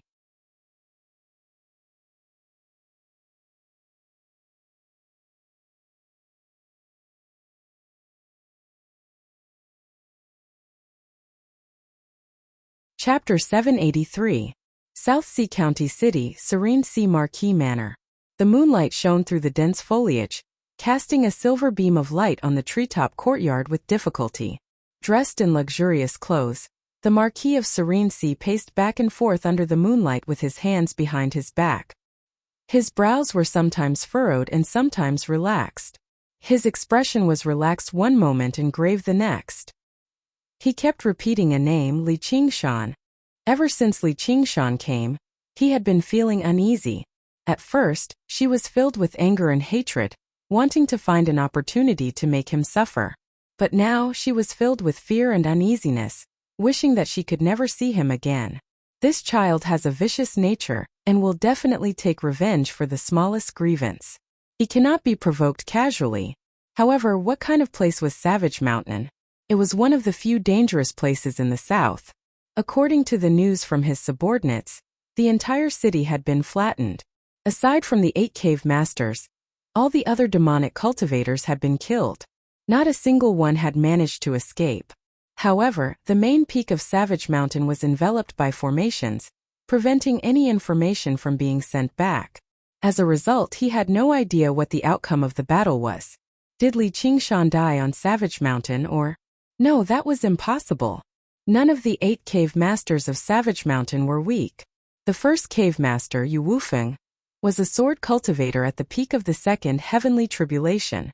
He had been a genius disciple of the South Sea Sword Pavilion in the past, slaying countless powerful enemies with his fogbow sword. His reputation was resounding, even greater than his, the Marquis of Serene Sea. Even third heavenly tribulation cultivators might not necessarily be able to kill him. Yes, that's impossible. Since Li Qingshan hasn't returned, does that mean he's already dead? This deduction lifted the Marquis of Serene Sea's spirits. Marquis, long time no see. In the tranquil courtyard, a faint voice rang out. That voice was erratic, sometimes sounding like it came from a deep and distant place, sometimes like it was whispering in one's ear. It was hard to tell if it was a man or a woman, young or old. The Marquis of Serene Sea's heart trembled. Spiritual light surged, and he took out the seal of mountains and rivers with a flip of his hand. He was inwardly shocked. The Marquis's manner is enveloped by a spirit formation. How did someone sneak in without a sound? And they're so close, yet I didn't notice them. Looking back, he saw the moonlight like water. The darkness was like a tide. No one could be seen, and no aura could be sensed. Third cave master, the Marquis of Serene Sea asked hesitantly. He continued to stare at the darkness before him, his guard not at all relaxed. You recognized it. A shadow emerged from the darkness. It was a tall and slender masked man. His ears were sharp and long, and his exposed skin was dark blue in color. In this southern region, other than the third cave master, who else would be able to infiltrate my mansion without a sound? The Marquis of Serene Sea smiled, and his expression relaxed. His aura was still condensed, ready to be unleashed. Among the 8 cave masters of the Lair of Fiends, the strongest was naturally the first cave master, Yu Wufeng, but the most dangerous was the third cave master. No one knew his name. He only had a nickname, which was Ghost Shadow. He originated as a night roamer. For some reason, he betrayed his clan and joined Savage Mountain. Adept at concealment and assassination, they were the most terrifying assassins in Southern Border. Marquis, I just want to know one thing. Was the White Hawk commander Li Qingshan the one who took action in the Battle of Savage Mountain? Ghost Shadow asked slowly.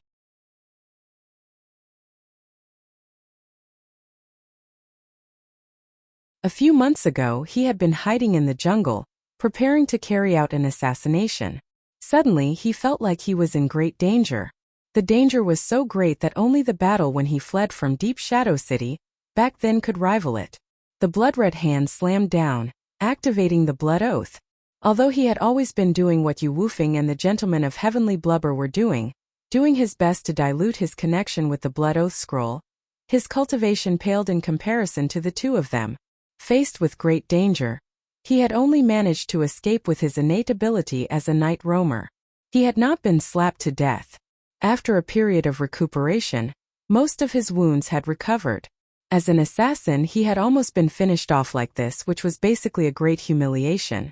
He could endure the humiliation, but what he wanted to understand was just what had happened. Who had refined the blood oath scroll and wanted to kill him? He had yet to recover completely, so he was afraid to go to Savage Mountain. No matter who it was that had refined the blood oath scroll, they definitely could not be underestimated.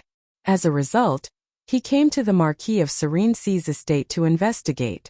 This it's hard for me to say. It's not like he's going to tell me what he's going to do. It's been a long time since I last saw him either. However, someone personally saw him, and that woman called Little and head in the direction of Savage Mountain. The Marquis of Serene Sea tried to think of what to say. Li Qingshan, Little Anne. Ghost Shadow repeated the two names, as if he wanted to carve them firmly into his heart. Don't tell anyone that I'm still alive, or I'll come looking for you again.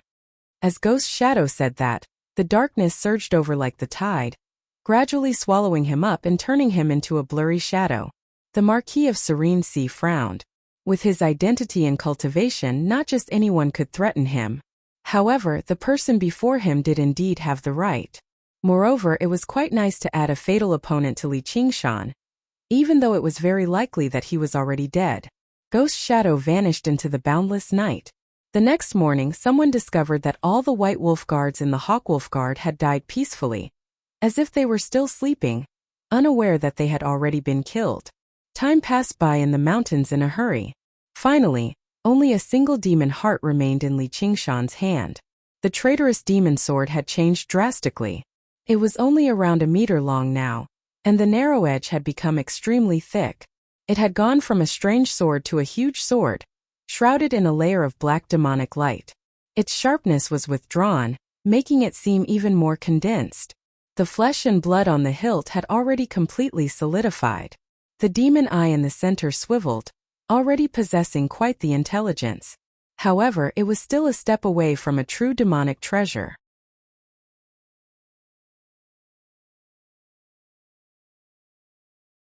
I've fed several dozen high-level demon hearts from demon commanders. The energy I need is already enough. All I'm missing is a final gamble. Li Qingshan formed a seal with his hand and pointed at the traitorous demon sword. The traitorous demon sword leapt up from his knee, turning the blade around and stabbing towards his chest. One with the sword. The blade stabbed into Li Qingshan's chest inch by inch. Only the hilt remained, but it did not pierce through his body. My unity of man and sword is really ugly, Li Qingshan said in a self-deprecating manner. He gripped the hilt and pressed down hard. The hilt also stabbed into his chest, leaving behind a huge wound that flickered with a dark light. The wound closed up very quickly, but the demonic light seeped out from Li Qingshan's body, dyeing him black. Li Qingshan focused and powered the traitorous demon sword, taking that crucial step. Quite a while later, the darkness receded, and his skin returned to normal. He smiled. It's done. But before he finished speaking, there was a clang, and a blade pierced through his shoulder. In the blink of an eye, several dozen blades had pierced through his body, making him look like a porcupine. In the past, when Li Qingshan had taken this sword from the demon general in the demon suppression tower, the demon general had ended up like this. His strength had greatly increased, but the price he had paid was being devoured by the sword, turning from the sword's master into a sacrifice for the sword. The blades trembled and gave off a strange hum. Eyes actually opened on them, staring straight at Li Qingshan, revealing a cruel and greedy light. The traitorous demon sword that had always been as docile as a puppy in Li Qingshan's hand had devoured several dozen demon hearts, and become a demonic treasure. It had finally turned into a monster, wanting to devour even Li Qingshan's demon heart. It's just a demonic treasure. You're overestimating yourself if you want to devour me. Whatever, this is your ability, so I'll let you devour me. Collect. A demonic light flashed through Li Qingshan's eyes, and the blades were withdrawn into his body. In the boundless darkness, the eyes stared at Li Qingshan's demon heart. Waves of dark energy enveloped over, wanting to corrode and devour it. Not only did Li Qingshan not stop it, he even opened up and allowed the traitorous demon sword to devour the demon heart. The power contained in his demon heart naturally could not compare to the several dozen demon hearts, so it was quickly devoured. Demon suppression. Li Qingshan bellowed, and the demon suppression statuary began to circulate at full power. The devoured demon heart shone brightly, infusing the power of the traitorous demon sword. Let alone these several dozen demon hearts, even if the owners of these several dozen demon hearts were all revived, he could still suppress and kill them all. Furthermore, these demon hearts had been fused into the traitorous demon sword through his hands, so they carried the imprint of his power. It's just a sword at the end of the day. It might have gained some intelligence, but it's nowhere near intelligent. It only knows how to act based on what it can do. In the past, I made a promise with you that if I wasn't strong enough and you devoured me, I would have no complaints, which was why I named you traitorous. Now that you've failed, there's only one fate awaiting you." A sword thrum rang out from Li Qingshan's body, filled with fear and pleading. However, it subsided very quickly, finally dying away. The intelligence it had just nurtured was directly suppressed and obliterated. It was like an army of 100,000 had rebelled. A single imperial edict had been issued, and the army immediately changed sides, killing the leader of the rebel army and presenting his head before the steps.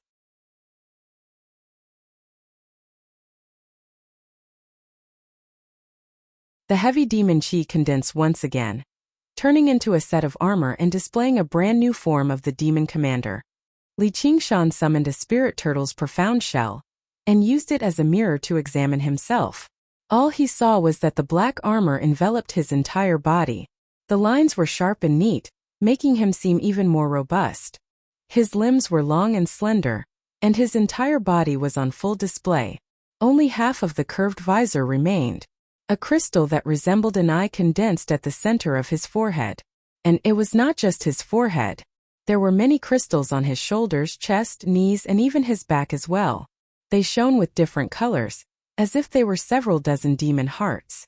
At the same time, they were several dozen demon eyes that could peer into his surroundings and see through all openings.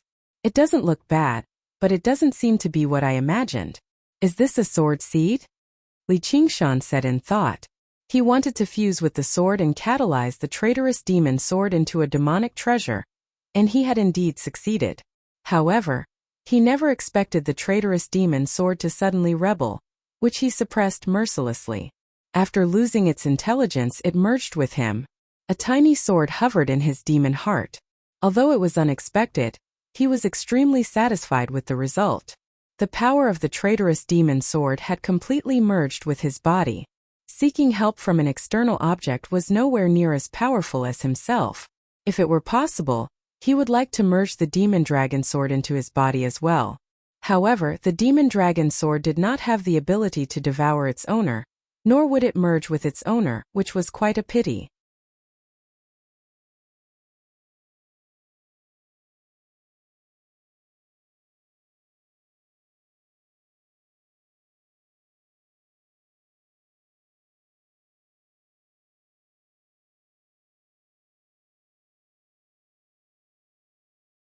A huge red carp leapt out and shot through the air, lunging towards Li Qingshan. "You bastard! You've come to take advantage of me again." Li Qingshan extended his hand and grabbed a young man in red. He was the carp demon he had named, Li Hong. Great king, I want it too." Li Qingshan casually fished out a pill and shoved it into his mouth before tossing it out forcefully. With a plop, it fell into the lake in the distance. Li Qingshan returned to the great banyan tree and asked the banyan tree king for guidance on the cultivation of the demon suppression statuary. The banyan tree king was rather amazed by the wonders of this cultivation method, but he admired Li Qingshan's breadth of mind even more. This cultivation method could be described as one of the greatest cultivation methods in this world. Its value was immeasurable. In the hands of regular cultivators, all of them would view it as more important than their own lives. So why would they tell others so easily? However, he did not care at all. Sensing this trust, the banyan tree king also did his best to play the role of a teacher. Although he had never practiced this cultivation method, even the unraging monk paled in comparison to his 10 millennia of experience and knowledge, which allowed Li Qingshan to benefit tremendously. It was not that he did not know how to keep things to himself. For example, he would never tell anyone about the cultivation method of the 9 transformations of the demonic and divine, but a mere demon suppression statuary was not worth so much attention. This cultivation method would be replaced sooner or later anyway. Chatting with the banyan tree king was a great joy, and it was not just for cultivation. The banyan tree king's knowledge was vast and his experience was as vast as the sea. He knew the history of the past like the back of his hand. He had great foresight regarding the general situation of the world. It broadened Li Qingshan's horizons, allowing him to benefit tremendously.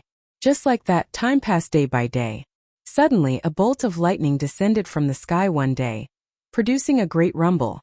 Someone's undergoing a tribulation. Yi Liuxing. Li Qingshan stood up and gazed over. All he saw was an island in the center of a lake. The lightning illuminated the surroundings, but it was unable to illuminate Yi Liuxing's gloomy figure. She peered through the light, staring at the horizon coldly. I never thought she'd be the first to undergo the tribulation. Li Qingshan shook his head. Upon closer thought, it made sense. He could vaguely remember that Yi Liuxing's cultivation was higher than Yi Liusu's in the past. Since she could become the matriarch's daughter, her talent obviously went without saying. Moreover, her willpower was cold and determined. When Yi Liusu was distracted by the matters of the clan, she had never slacked off on her cultivation. Instead, she became even more focused due to the end of the civil war.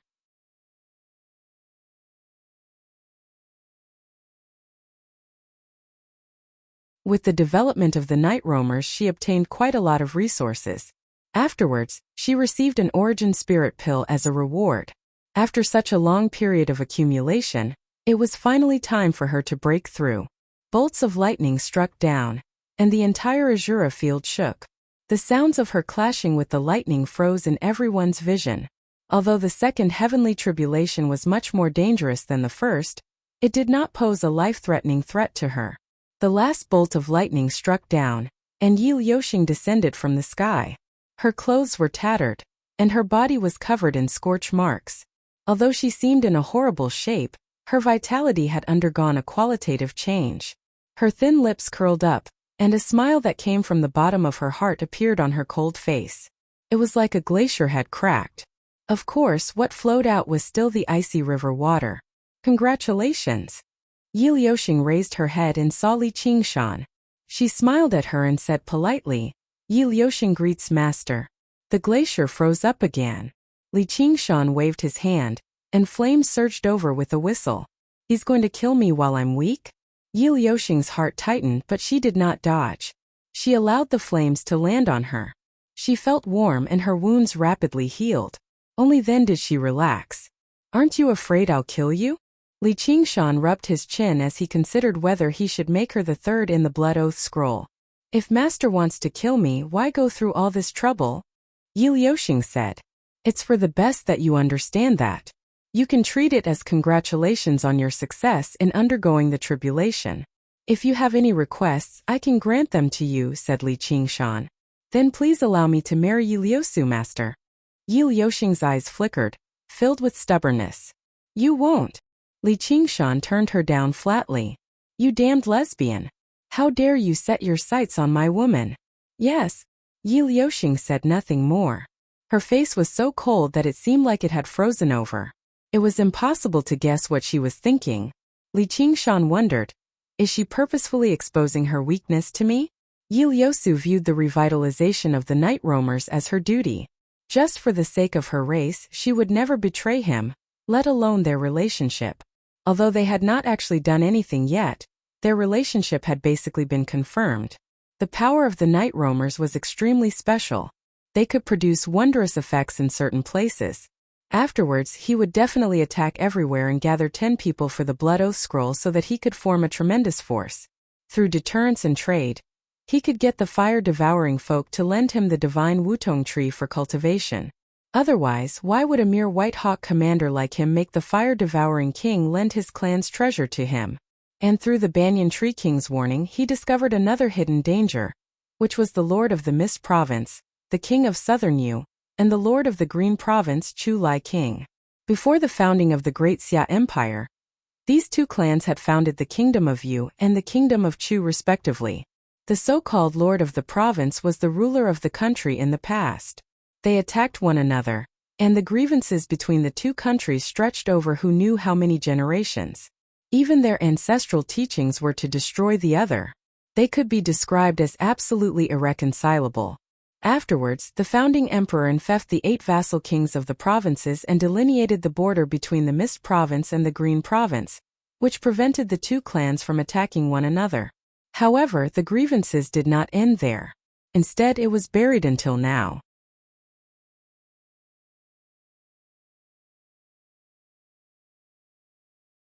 The Great Xia Empire's rule gradually weakened. and the smell of conflict between the two provinces grew heavier. In the past, perhaps Li Qingshan would have thought this had nothing to do with him.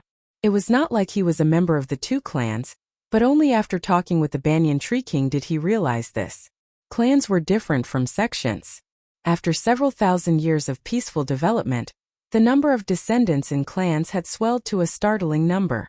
They joined the various large sects, and their organizations were intertwined.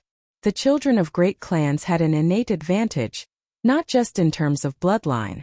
They grew up drinking spirit spring water and eating medicinal pills. How could mortals who only ate grains and miscellaneous grains compare to them? The education they received from a young age was also like heaven and earth. After joining a sect, they would receive the support of resources from both sides, making it very easy for them to distinguish themselves and become a core figure in the sect. The two queens of Chu Lai King were elders of the Sword Collection Palace and the Umbral Een sect respectively, and this was not a coincidence. It was not even a political marriage like Li Qingshan had imagined in the beginning, where he would sacrifice himself. On the contrary, the three of them had known each other since they were young. Although they were separated by several generations by blood, they were truly members of the same clan. They were geniuses chosen from the thousands of descendants of the clan. They received guidance together and formed a friendship. The young man remained in the clan to continue cultivating due to his supreme talent, while the two girls joined the Sword Collection Palace and the Umbral Een sect due to their different talents and personalities.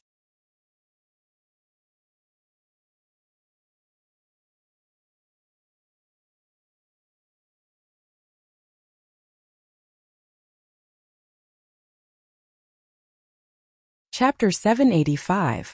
In the past I was wrong in my thinking. This is the only logical thing to do. The world of cultivation attaches great importance to a cultivator's independent will. How could two powerful and talented female cultivators go against their own will and marry a man, let alone serve the same man? If they were regular female cultivators it might be possible, but they both have a chance at overcoming the third heavenly tribulation. At the end of the day, Little Anne's father's harem is really good. It's worth learning from, though it still fizzled out in the end. Even his own daughter died mysteriously. Li Qingshan could not help but think in the past, the three of them were childhood sweethearts. No, they were childhood sweethearts, so why did they turn against each other in the end? Probably the Sword Collection Palace and the Umbral Een sect were involved. When the clan influenced the sect, it was unavoidable for the clan to be influenced as well, even forming different factions within the clan. It sure was difficult for Little Anne's father to run a harem. Two women were easy to deal with, but how was he supposed to deal with two sects? Coupled with the conflict between forces within the clan, even a god would be helpless. In the end it ended up harming Little Anne. In short, the Umbral Een sect, the Sword Collection Palace, and the King of Chu's clan were inseparable. They were in each other, completely entangled together. Back then, when he heard the great Banyan Tree King mention it, Li Qingshan even rejoiced that he did not belong to that category. He was a proper monk. Although he was a secular disciple, even if he did not have 6 pure senses, he still had 3 at the very least. However, the Banyan Tree King told him that among the 3 great sects of the Green Province, the one with the closest ties to the royal clan was not the Sword Collection Palace or the Umbral Een sect, but the Buddhist Holy Land, the Chan Monastery of Devanaga. These monks obviously came with a home. The Chan Monastery of Devanaga was located in the center of the Green Province. It was extremely close to South Hup City, so this was no surprise. Before the Great Xia Empire was founded, Buddhism was the state religion of the Kingdom of Chu, while the Chan Monastery of Devanaga was the imperial temple of the Kingdom of Chu. There were even kings who entered the Chan Monastery of Devanaga to shave their hair and become monks after abdicating. In the campaigns of the Kingdom of Yu that spanned several millennia, they played a decisive role. The Chan Monastery of Devanaga had been the protector of the Kingdom of Chu during the few major crises they faced. As a matter of fact, even the current sect master of the Chan Monastery of Devanaga, the Dauntless Monk, they all had the bloodline of the royal family. As a result, the Chan Monastery of Devanaga seemed to be neutral, cutting off the balance between the Umbral Een sect and the Sword Collection Palace. But when it truly mattered, they would definitely be the central force. The unraging monk went mad, killing countless people. In the end, He was able to safely return to the mountain to cultivate. It was probably not only the sect behind him that protected him but also the royal family. It was possible to imagine that once the two vassal kings resumed their battle, it would definitely develop into a full-scale war between the Green Province and the Mist Province.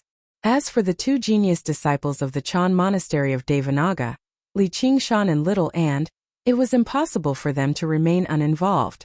Instead, he must be a key figure.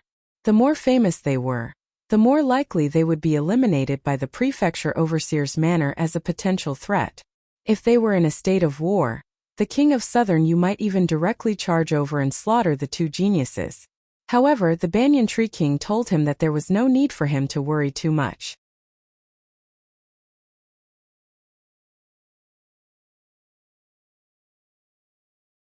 At the very least, war would not erupt within the next decade. His identity as a White Hawk commander would come in handy too. The decline of the Great Xia dynasty was not something that happened overnight, even though the sun had already set. Even when the sun had already set, the afterglow could still shine for a very long time. Right now, the two provinces were making preparations as well. If the king of Southern Yu personally took action to kill them, they would not be able to do so. If the king of Southern Yu personally took action to kill them, the Chan Monastery of Devanaga would definitely launch a large-scale retaliation. War would immediately erupt, but while they would not do it openly, it was hard to say what they would do in secret. This was all thanks to Li Qingshan moving fast enough. He killed the White Hawk commander as soon as he struck before killing his way into Savage Mountain a few days later. His whereabouts became a mystery, and his fate was unknown. Even if others wanted to take him down, they would have to consider the situation first. Although the Banyan Tree King did not give him any direct suggestions, Li Qingshan understood a little. He needed to continue moving quickly and establish the framework of Savage Mountain before the hidden enemies could respond. He needed to use the power of the Blood Oath Scroll to gather 10 experts and form a great organization. That way, no one would dare to underestimate him. Even if they wanted to take action, they would have to consider the consequences. The king of Southern Yu might even adopt a more conciliatory approach to recruit him. Only then did Li Qingshan understand why Little And had chosen Savage Mountain after reading through all the books. Even if it was not a flawless plan, it was still a meticulous plan and a precaution. At this moment, a ghostly shadow roamed around the surroundings of Savage Mountain. This was the strongest assassin of the South. After a lengthy period of rest, he had finally recovered from all his wounds. After experiencing a life-threatening crisis, his strength had increased slightly again. This was already the 7th time he had visited Savage Mountain. Every time he would choose the night that was most suitable for him to unleash his strength. Moreover, the stars and moon were both shrouded by dark clouds, unable to shine through at all. As a ghostly shadow, he completely merged into the night. He roamed around the surroundings of Savage Mountain, observing every single trace to determine his opponent's strength. As he faced Savage Mountain, he felt like he was facing a tiger's den or a dragon's lair. Every time he approached it, he would be extremely cautious. The path of an assassin was not about drawing his sword in a fit of rage. Instead, it required absolute patience and calmness. Since he needed to assassinate an opponent, they would definitely be stronger than him, or why would he go through so much trouble?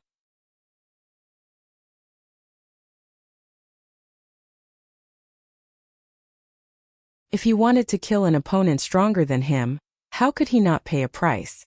Spending a few years to plan an assassination was very normal. He had a vague premonition that the target this time would be a colossus. There were no stars or moon tonight. There was rain and wind. There are many claw marks like this in the surroundings of Savage Mountain. They seem to be from some kind of colossal demon. There are a lot of them, and they're the ones who stopped the people who tried to escape. However, the marks can't be compared to the claws of any demon, let alone such a large group. Looking at the proportions, they actually seem like human hands. Is this one of their abilities? Ghost Shadow observed the marks on the cliff before climbing up the eastern peak of Savage Mountain. He used the geographical advantage to observe the ruins below. The city has been destroyed very thoroughly. It doesn't seem like it was destroyed by the shockwaves of battle, but more like an earthquake. Ghost Shadow drifted down and patrolled through the ruins, stopping above a huge pit. The gentleman of heavenly blubber wanted to escape, but he was stopped. Afterwards, he directly collided with Li Qingshan or Little and here. That's why he left behind this huge pit. The gentleman of heavenly blubber was actually sent flying and slammed into the wall over there, leaving behind this huge pit. The pit was much smaller than his body, so he was clearly very heavily injured. He was forced to use his fat to offset it. This power is basically terrifying. I definitely can't face it head-on. The more Ghost Shadow observed, the more shocked he became, but this did not make his determination waver. He gazed at the main peak of Savage Mountain and became slightly excited. The more powerful the prey was, the more worth it they were to assassinate. A gust of wind blew over, and he drifted up the mountain with the drizzle. Although Li Qingshan had taken control of the formations, how could it stop him who knew these formations like the back of his hand? With his innate ability as a night roamer, he passed through silently and followed the aura into the center of the mountain. Li Qingshan suddenly snapped open his eyes. His mind rippled. This was the spirit turtle's warning. The enemy was already extremely close. However, he failed to sense anything at all. He calmed down and used the spirit turtle to perform a divination. The corner of his lips curled slightly, and he stood up and made his way out. The pale white flames in Little Anne's eye sockets flickered as if she had sensed something too. Li Qingshan nodded at her, and she continued to focus on forging the sword. The 8-point formation in the Blood Oath Hall is a little troublesome. Although I can force my way through it, it's impossible for it to remain completely silent. The senses of the 8 desolate beasts are far too sharp. Once they activate the formation, it'll be very difficult for me to escape unscathed. Just as Ghost Shadow was thinking, his drifting figure suddenly stopped. He thought, even the heavens are on my side. His prey had appeared. Ghost Shadow was not worried about whether he had been discovered or not. He was extremely confident in his ability to conceal himself. Even if he was a great cultivator who had undergone the 3rd heavenly tribulation, they might not be able to discover him as long as he did nothing. He did not plan on carrying out an assassination tonight. He just wanted to observe his prey from a closer distance. He focused his mind, and all he saw was a man walking over from the hall in the center of the mountain. He made his way up the stairs step by step. He was tall and large, and his steps were firm. His appearance was nothing special, and the aura he gave off was not particularly powerful either. However, Ghost Shadow dared not underestimate him at all.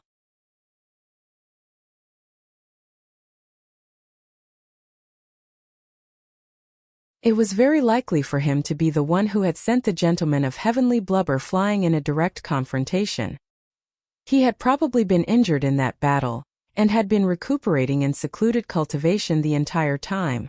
The fact that he was still alive was the best proof.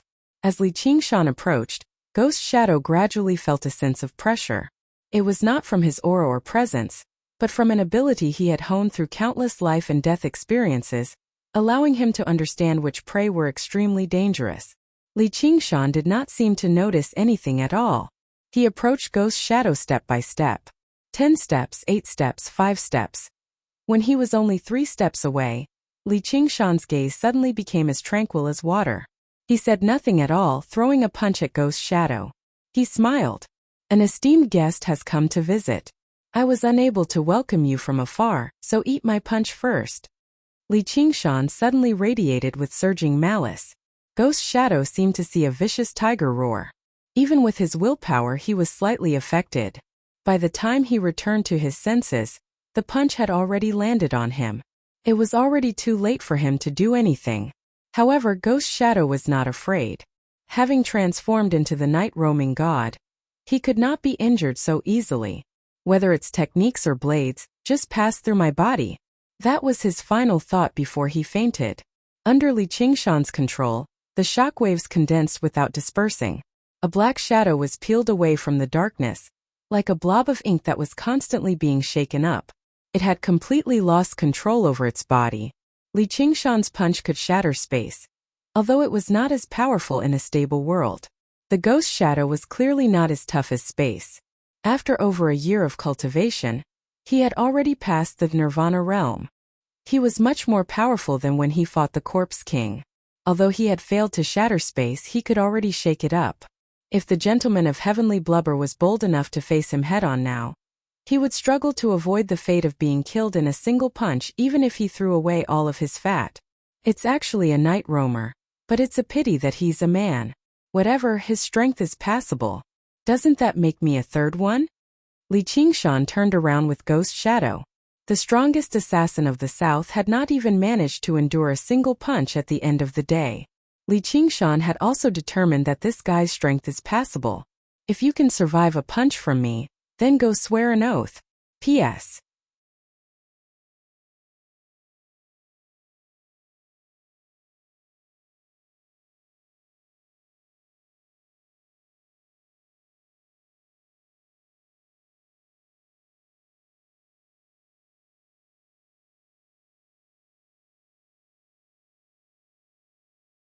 Seeing the light red sky and a towering tree, he blinked his eyes and cried out involuntarily, "Banyan Tree King." Probably no one in the entire cultivation community of the Mist Province did not know this phrase, nor was there anyone who did not revere this phrase. However, the Banyan Tree King mainly existed in the central and western regions of the Mist Province. It did not exist in the south. What left Ghost Shadow even more surprised was yet to come. A night roamer arrived before him. She was a female night roamer. Her nose was straight and thin, but her eyes were very faint, which made her seem even colder. However, she was also a rare beauty. There was a hint of surprise in her eyes. This night roamer has already undergone the second heavenly tribulation and condensed a night demon core. Her status in the clan should be very great, so why haven't I seen her before? And even if I haven't seen her before, she should have seen me before. Isn't she a night roamer under the Shadow Queen's command? But the night roamers of the Mist Province have clearly been unified a long time ago. Ghost Shadow sank into his thoughts. He had a vague feeling that something bad was about to happen. Yi Liuxing suddenly paid close attention and said, "Yes." After a moment of further thought, she grabbed Ghost Shadow and made her way towards the great banyan tree. Ghost Shadow saw even more night roamers. The night roamers all looked at him in surprise. He gradually understood. This is a tribe of night roamers that has never been under the Shadow Queen's rule. Arriving beneath the great banyan tree, they passed through the cavern condensed from tree roots and arrived before a black altar. Yi Liuxing removed Ghost Shadow's clothes and placed him on the altar. She activated the altar and black shadows surged. Ghost Shadow felt his wounds slowly recover, but he did not feel at ease at all. Another strand of dark green liquid poured into his mouth, which immediately melted into his body. His wounds rapidly recovered. That's a branch from the Banyan Tree King, the most renowned medicine for healing in the Mist Province. However, the restraints left behind by Li Qingshan still suppressed him firmly. The black altar possessed this power too.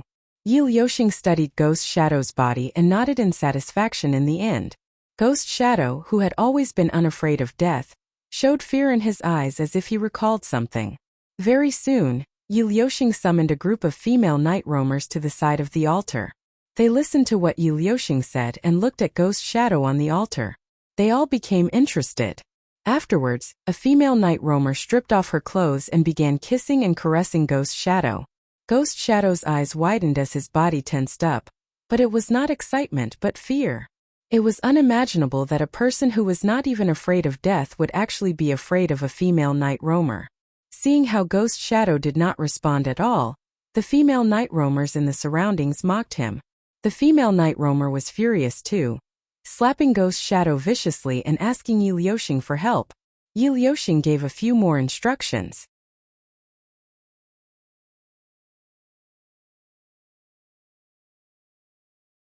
A while later, she brought over a porcelain bottle and took out a blue pill, shoving it into Ghost Shadow's mouth. It was like a spark had landed in the wilderness. In the blink of an eye, the flames of lust blazed. His rationality was still there, but his body's reactions were involuntary. The female night roamer on him became excited. A tear rolled down from the corner of Ghost Shadow's eye. Night roamers were a society where women were superior to men, as the talent of men was nowhere close to that of women. Undergoing the first heavenly tribulation was extremely difficult, and those who underwent the second heavenly tribulation were even rarer. All male night roamers who had undergone the second heavenly tribulation would immediately experience an overwhelming change in status.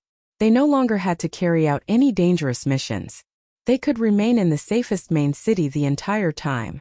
Ghost Shadow was one of those lucky dogs. Of course, this did not mean he did not have to do anything.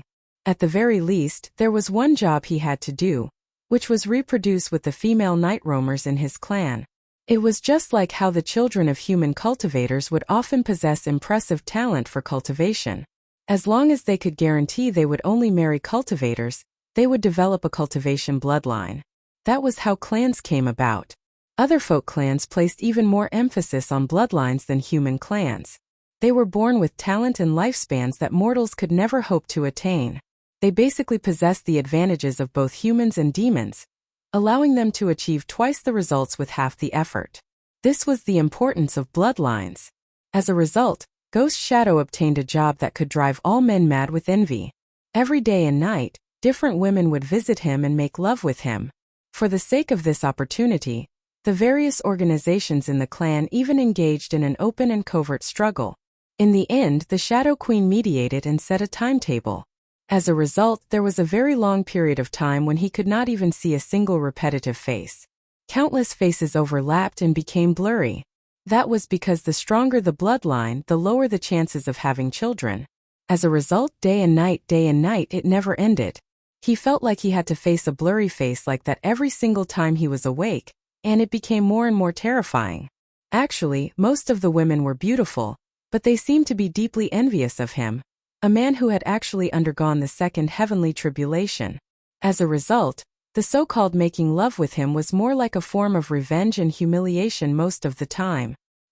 He didn't know why he had fallen to such a state, nor did he know what he was doing, let alone calming his heart to cultivate. Of course, the clan provided him with many miraculous pills so that his cultivation wouldn't regress, but there was no longer any possibility for him to improve. He wanted to turn them down, but he was just a lowly man. Even the female night roamers with weaker cultivations did not take him seriously. Instead, they scolded him for being ungrateful before humiliating him even more violently.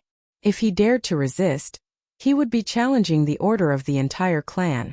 As a result, he was like a pig in a pigsty, constantly fattening up and constantly having his flesh cut off. He finally grew numb.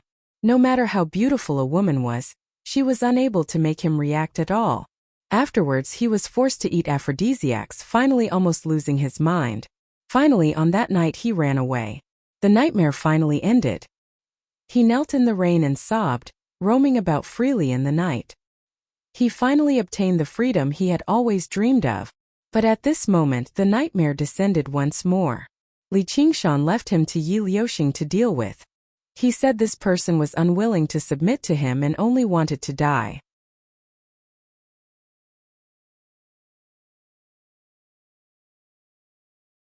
She could do whatever she wanted with him. Even killing him and taking his Nighten was fine. It had to be mentioned that the night roamer's train of thought was pretty much the same. They felt like they had to unleash some of his value before killing him. Perhaps he could help the night roamers give birth to a few geniuses. Li Qingshan held the Azura field and looked at it with great interest. He smiled. That night roamer's body sure is nice. This guy sure is lucky. Even if he dies under a beautiful flower, he'll still be a romantic even as a ghost. He actually shed tears of gratitude. There's no need to thank me. Ghost Shadow was not afraid of death, but he was afraid of sinking into a nightmare like this. To him, this was basically crueler than any form of torture. Through his powerful willpower, he unleashed all of his potential. His lips parted. I'm willing to swear it. Have you been moved by my sincerity? Sure enough, seduction is still the best way to deal with men. Li Qingshan summoned Ghost Shadow out of the Azura field and made him swear a blood oath, successfully obtaining his third subordinate. He conveniently removed Ghost Shadow's restraints and patted him on the shoulder. That felt pretty good just then, didn't it? I'm a very loyal person. As long as you do your job well, even greater benefits await you. There might even be a time when you remove the blood oath in the future.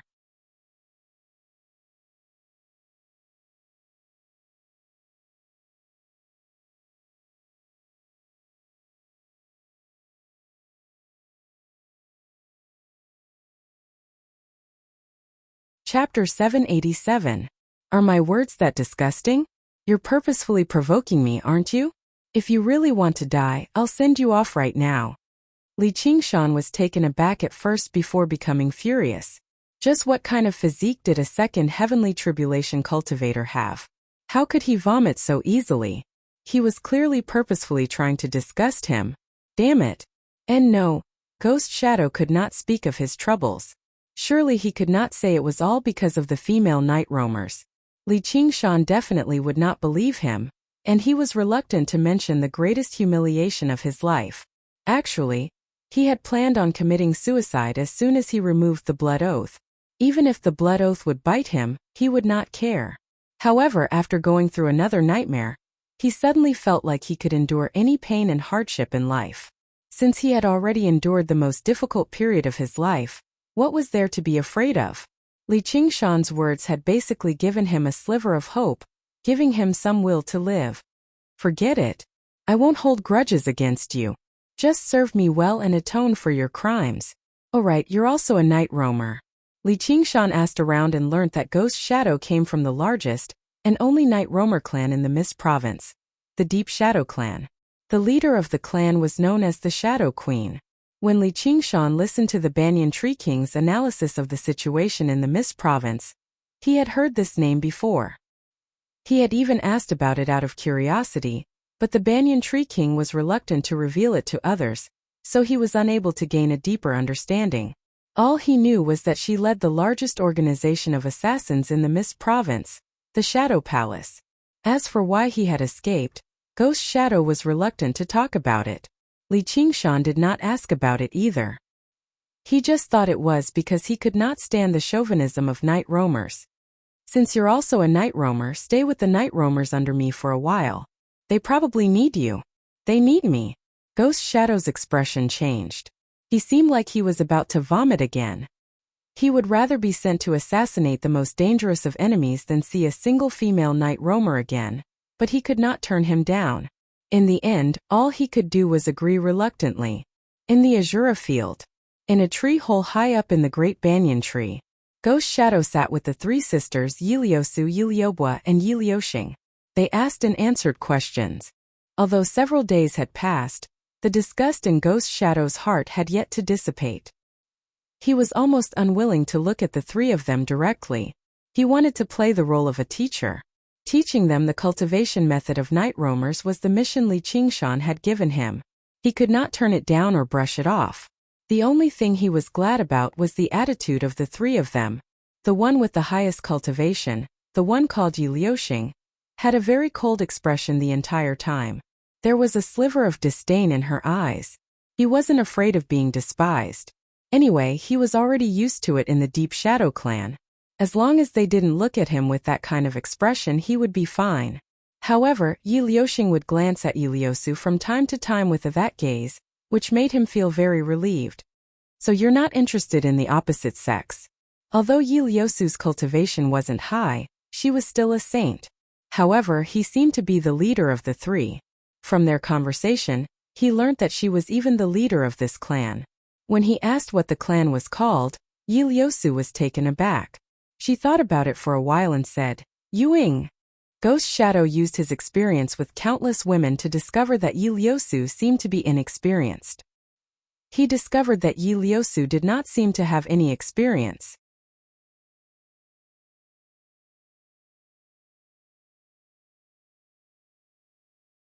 Was she the same as Yilioshing, someone who liked the same sex? It did not seem like it. Among the night roamers, this was basically as unbelievable as a child who had grown up in a brothel and was still a virgin at the age of 80. Among the three of them, Yiliosu was the most focused. She constantly asked Ghost Shadow questions. After being oppressed by Helicoverpa rosa underground for several thousand years, she had lost a lot of important information on the cultivation method, let alone any progress. Ghost Shadow's arrival was basically a welcome rain after a long drought. Even if it went without saying, it would be of great assistance to her current cultivation. She was extremely curious about the Deep Shadow Clan. She never thought there would actually be such a powerful clan of night roamers in the world. She constantly asked the Shadow Queen how she led them, frowning in thought from time to time as if she did not agree. However, the person who worried Ghost Shadow the most was still Liubo. It was said that she was the one Li Qingshan trusted the most. She seemed like a typical female night roamer. Back in Deep Shadow City, women like her would often be the most fearless when they humiliated him, which still lingered in his heart. You're saying, you were thrown in here by a person called Li Qingshan, not North Moon? Liubo asked. Ghost Shadow had only learnt from their conversation that their master was actually the North Moon that the Dragon King of the Sea hunted down. All he could think about his current fate was, serves you right. Even the 10 demon kings could not kill him, yet he tried to assassinate him. What else could he do other than serve him right? What left him even more surprised was the Banyan Tree King's attitude towards Li Qingshan. According to Liubo, the Banyan Tree King actually referred to Li Qingshan as a fellow cultivator. Even though the Banyan Tree King was known for his peace and neutrality, not just any random person had the right to be referred to as a fellow cultivator by him. Ghost Shadow deeply doubted this. He must have just dug a great banyan tree into the Azura field. With the Banyan Tree King's personality, he probably won't do anything for a measly branch, but if this makes it out, there'll be a show to watch. The Banyan Tree King's status in the cultivation community of the Mist Province was so great that it was unimaginable to cultivators from other provinces. He was like a benevolent grandfather. Children were not too afraid of him. Normally, they would even climb onto his back and tug at his beard. But if someone tried to harm him, the children would definitely leap forward and fight them. However, if someone tried to harm him, the children would definitely leap forward and fight them. Many of these children had undergone the third heavenly tribulation. Even Li Qingshan had to repay his kindness. Oi, why aren't you saying anything? I'm asking you. Liubo said impatiently.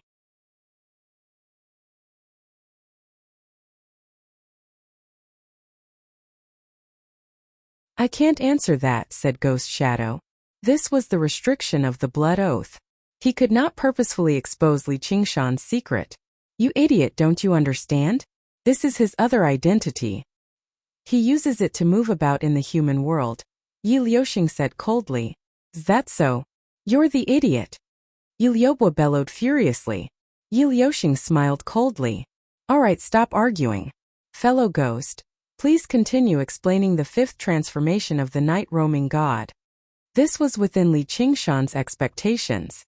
Since even Yu Wufeng and the Gentleman of Heavenly Blubber knew about his dual identity, there was nothing wrong with telling them. Moreover, this was different from exposing the North Moon's identity under Li Qingshan's name. He did not have that many qualms. Sure enough, since they had never had any contact with Li Qingshan before, they were not too surprised by this identity. The North Moon had done far too many shocking things. Disguising himself as a human and becoming a White Hawk commander really was nothing. In short, after spending some time with them, Ghost Shadow was convinced that the three women did not have any romantic thoughts towards him. The pressure he felt decreased drastically, and he definitely did not feel any sense of loss at all. He had already slept with all the women he should have slept with and should not have slept with in his 10 lifetimes. From today onwards, he would sever his emotions. There were only two things that could interest him, which were assassination and cultivation. At this moment, Li Qingshan appeared in the tree hole. Only then did Ghost Shadow see his other form. He had scarlet hair and eyes, and he was peerlessly handsome. Master! Liubo immediately threw herself over. Looks like you're about to undergo the second heavenly tribulation. Liusu, what's wrong? You don't want me to hug you anymore? Li Qingshan picked her up with a smile before extending his hand towards Yi Liusu. Yi Liusu placed her hand in his, and he pulled her gently. She leaned into his arms and could not help but say, "Thank you." What was she thanking him for? She was thanking him for bringing Ghost Shadow here, allowing her to take a step closer to her dream. She was thanking him for his warm embrace right now. Perhaps these two feelings had already merged together completely, such that they could not be separated. She yearned for the night roamers to love one another, instead of killing one another. She also yearned for his warm embrace, instead of his cold gaze and vigilance. Li Qingshan whispered into her ear, "If you say something like that again, I'm going to spank you." Yi Liusu's delicate face reddened slightly. She lowered her head and said nothing more. It made Yi Liuxing's face become colder and colder, but there was nothing she could do. Not only was he so powerful that she could not reach him right now, but as a bystander, she understood the best that Yi Liuxu had already bet everything on him. Ghost Shadow lowered his head and stared at the wood grain on the floor.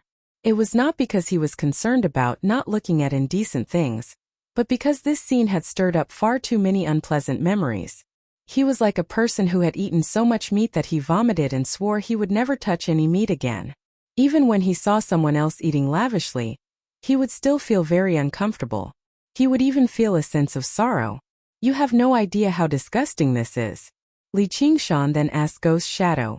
Once they undergo the second heavenly tribulation, we'll have to prepare for a big fight. Ghost Shadow lowered his head. If the four of us work together, there'll only be a handful of places in the south that can stop us. Very good. We'll be making a quick move when the time comes. All right, I won't disturb you any further.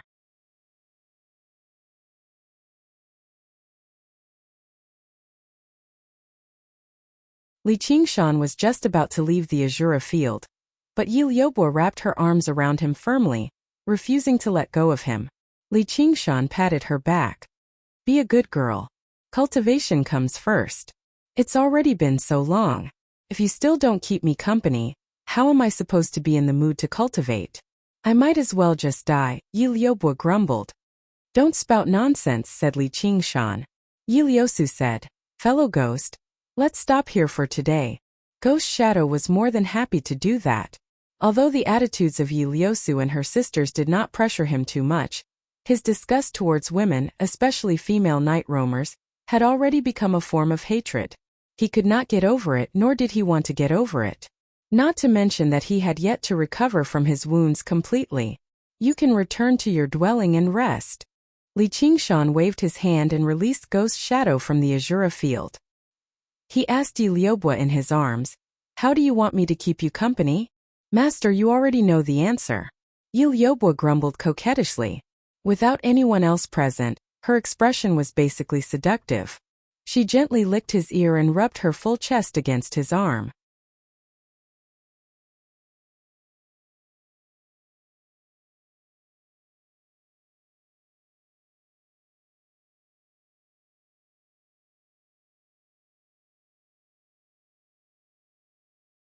Chapter 788. Li Qingshan saw how flustered Yi Liusu was and asked with a smile, what's wrong? You don't want to spend a little more time with me? I do.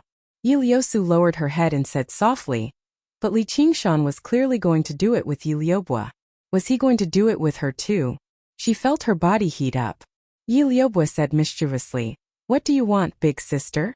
Yi Liusu shot a glance at her. What do you think about this place? Li Qingshan released them and pointed into the distance. They currently stood on the top of the main peak of Savage Mountain. They could see the entire valley from there. It had just rained today, so the thick mist merged with the clouds, basically burying the entire valley. A waterfall plunged 1,000 meters down like a white dragon, flickering in and out of the clouds. What dense spiritual qi and what beautiful scenery. This really is a rare blessed land. Yi Liubo gazed at the scenery in the distance and sighed in amazement. Yi Liusu temporarily forgot about her embarrassment and gazed over. This is the Mist Province. Before I knew it, I've already crossed over 50,000 kilometers with him, reaching a distance I've never imagined in the past. I've also seen scenery that has never been recorded in books. Once the time is ripe, I'll move the tree out and have it rooted in the valley. You can rebuild the territory of the night roamers here. As long as you cast down a powerful formation, it'll be enough to stop third heavenly tribulation enemies. And Li Qingshan stood on the top of the mountain and pointed out the environment in the valley, imagining how he should decorate the village of night roamers. Yi Liusu's gaze followed the tip of his finger. She was fascinated, but it gradually returned to his face and became fixated on it. Yi Liubo's gaze moved past their faces. She sighed with a smile and sighed. Is Master using his method to express his apologies? What a great gift. With how dreamy my sister is, she'll definitely be enchanted by it. Li Qingshan was rather delighted too. Compared to hard work and cultivation, defeating powerful enemies was another kind of happiness. He had used his own strength to help a race. Step by step, He was confident that he would not let Iliyosu down. How is it? Facing Li Qingshan's question with a smile, Iliyosu took a step forward, tiptoed and kissed him on the cheek. She said seriously, thank you. I'm really going to spank you this time. Li Qingshan smiled and patted her perky butt. In Maid Sanyang's cave there was a faint fragrance in the air. The stone walls were covered with embroidered wallpaper, which looked like it was woven from silk. The decorations were very elegant. The most eye-catching place was the center of the cave. A huge white cocoon hung under the dome. It seemed to be where Maid Sanyang rested and cultivated. Iliyosu dived into the cocoon. He poked his head out and said, "You guys come in too. It's so comfortable in here. Hurry up and go in. I'll look around," Iliyosu said to Li Qingshan, her eyes darting around, not daring to meet his eyes. Li Qingshan carried her up and jumped into the cocoon. The space inside was not small, but it was still a little cramped to accommodate 3 people. The pure white silk was smooth, cold and soft, glowing faintly like a huge sleeping bag. This cocoon is a treasure. Li Qingshan examined it. Before he finished speaking, Iliyosu pounced on him and sealed his mouth with her plump lips. Her tongue slid in like a snake and she mumbled, "Master, love me. You're so horny, can't you see your sister is still here?" Li Qingshan flipped her over and pressed her under him. With a light wave of his hand, her bra fell off and 2 voluptuous mounds jumped out. He held them in his hands and played with them, pinching the tips lightly.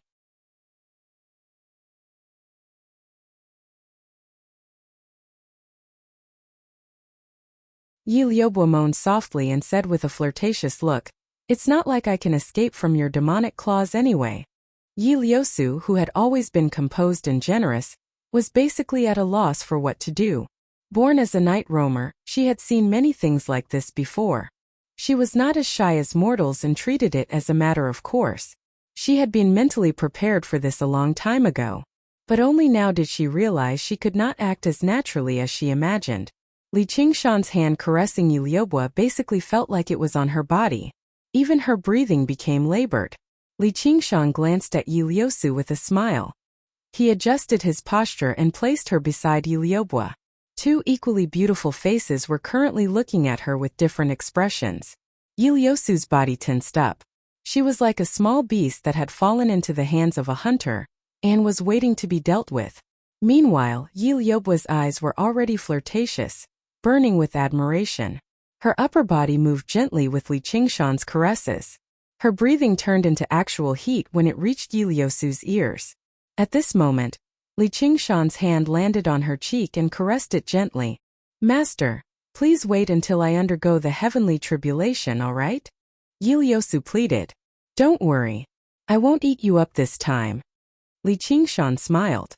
He also understood that Iliyosu needed release to cultivate in peace, while it was best for Iliyosu to maintain her original state.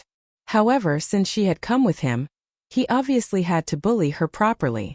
Thus, he withdrew his hand and caressed Iliyosu. He kneaded her plump and soft breasts wantonly into the shape he liked. He lowered his head and kissed her lips, sealing the sudden high-pitched chanting. Perhaps it was because they had been apart for too long each time, or perhaps it was because of her fanatical admiration for him, but she had always been easily engrossed in it. At this moment, she even forgot about Iliyosu and hugged Li Qingshan tightly. Like a parched land, she was enjoying the long-awaited rain and dew. Li Qingshan was infected too. His lust began to blaze, but he broke free from her embrace and admired her again. Iliyosu opened her eyes in a rather daze. Between the armor and the boots, a plump thigh rubbed against each other gently. Beside her, Iliyosu felt a little thirsty. She quietly swallowed her saliva. Li Qingshan's right hand reached under Iliyosu's skirt armor. Iliyosu suddenly opened her eyes wide and let out a long high-pitched moan. Li Qingshan stuffed the index and middle fingers of his left hand into her mouth. Her fragrant tongue wrapped around it as if he was tasting a fine wine. His 4 fingers were tightly surrounded by scorching heat. Iliyosu stretched out her arms, but she couldn't reach him. She felt empty. She couldn't get the caress she wanted, so she could only caress herself. This scene made Li Qingshan purse his lips and glance at Iliyosu again. Her armor was neat and tidy, but in that moment, she felt like she had been pierced.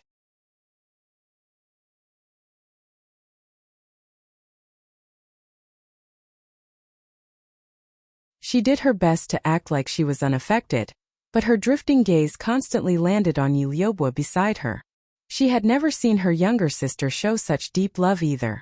It was like she had been bewitched, yet also like she had lost her sense of self, becoming a puppet for him to toy with. However, it made her heart waver and she felt a sense of desire. Oh.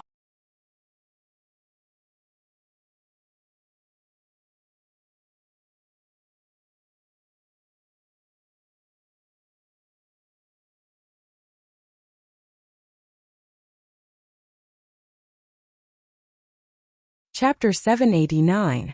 Li Qingshan suddenly pulled back his hand, and Yu Liubo recovered a sliver of clarity from her delirium. She let out a grunt of displeasure and heard a soft cry. Opening her eyes, she saw that Yu Liusu was already in Li Qingshan's arms. She giggled and threw herself at Yu Liusu, kissing her cheek. The huge cocoon shook gently. The next morning Li Qingshan emerged from within. He was completely naked. His figure was tall and sturdy, and his bones were clearly visible. His scarlet hair draped over his shoulders as he yawned loudly, revealing 4 sharp fangs and a scarlet tongue. He seemed like a lazy, vicious beast. Afterwards, he immediately pulled himself together and strode out of the dwelling. Yu Liusu stuck her head out of the cocoon silently. Her hair was a mess as she gazed at his back, rather hoping that he would look back. However, he left without even looking back, vanishing in the blink of an eye. Yu Liusu was not disappointed. She had already understood this habit of his a long time ago. He would always stride forward like this. He would stop and rest from time to time, but he would never look back. As a result, Yu Liusu and Yu Liubo remained here.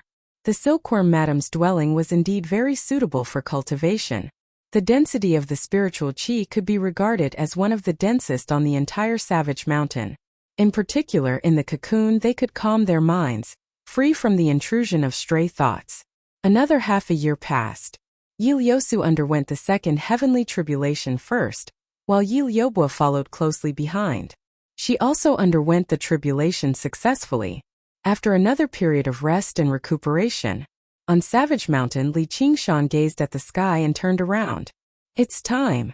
Yu Wufeng, the gentleman of heavenly blubber, and Ghost Shadow all stood with their hands by their sides, while the 3 sisters Yu Liusu accepted the order sternly. The moon illuminated the sky. The light shone across the sea of trees, but could not reach the worried Eagle Ravine. This deep ravine was like a scar on the earth. Li Qingshan stood at the edge of the cliff and looked down. The mountain wind was as cold as water, whistling against his face. A layer of powerful formation enveloped the pitch-black deep ravine. This place was not as good as Savage Mountain, but it was still a rare blessed land. However, it was not suitable for establishing a sect. It was more suitable for independent cultivators, and the Mist Province had no lack of independent cultivators like that. The gentleman of heavenly blubber said, "The formations here." It was called the Dark Star Skylock Formation. The Hawksworry was extremely renowned in the south. He was wanted by the Hawkwolf Guard 300 years ago. Back then, he had only undergone the first heavenly tribulation. But with the great art of heaven evasion, he unleashed it. Even the Hawkwolf Guard could do nothing to him. He was untraceable within 1,000 kilometers. 100 years ago, he built his cave abode here. However, with the protection of the formation, no one can do anything to him. All I can do is ask fellow ghosts to infiltrate this place with a few night roamers. Ghost Shadow's voice drifted over. If the 4 of us work together, as long as we spend some time preparing and planning, killing this Hawksworry will be easy. No matter how powerful his escape technique is, he won't be able to use it. However, we don't have the confidence to strike immediately and subdue him and make him swear a blood oath. The path of assassins focused on killing with a single strike. If they did not have the determination to kill, their vigor would decrease drastically. They would not be able to use their full strength. Yu Liusu said, "That's right. There's no need for you to plan and prepare. Feel free to strike. If you kill him, then so be it."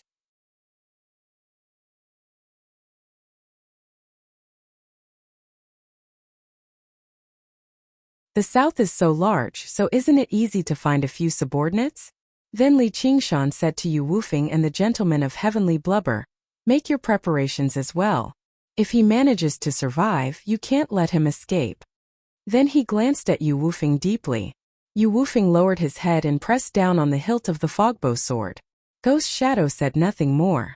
His aura suddenly vanished, merging with the night sky and drifting towards the Hawk's Worry ravine. Yi Liuxing and the other two secretly admired him, following closely behind him. A while later, Li Qingshan smiled. "Sure enough, you do have some tricks up your sleeves."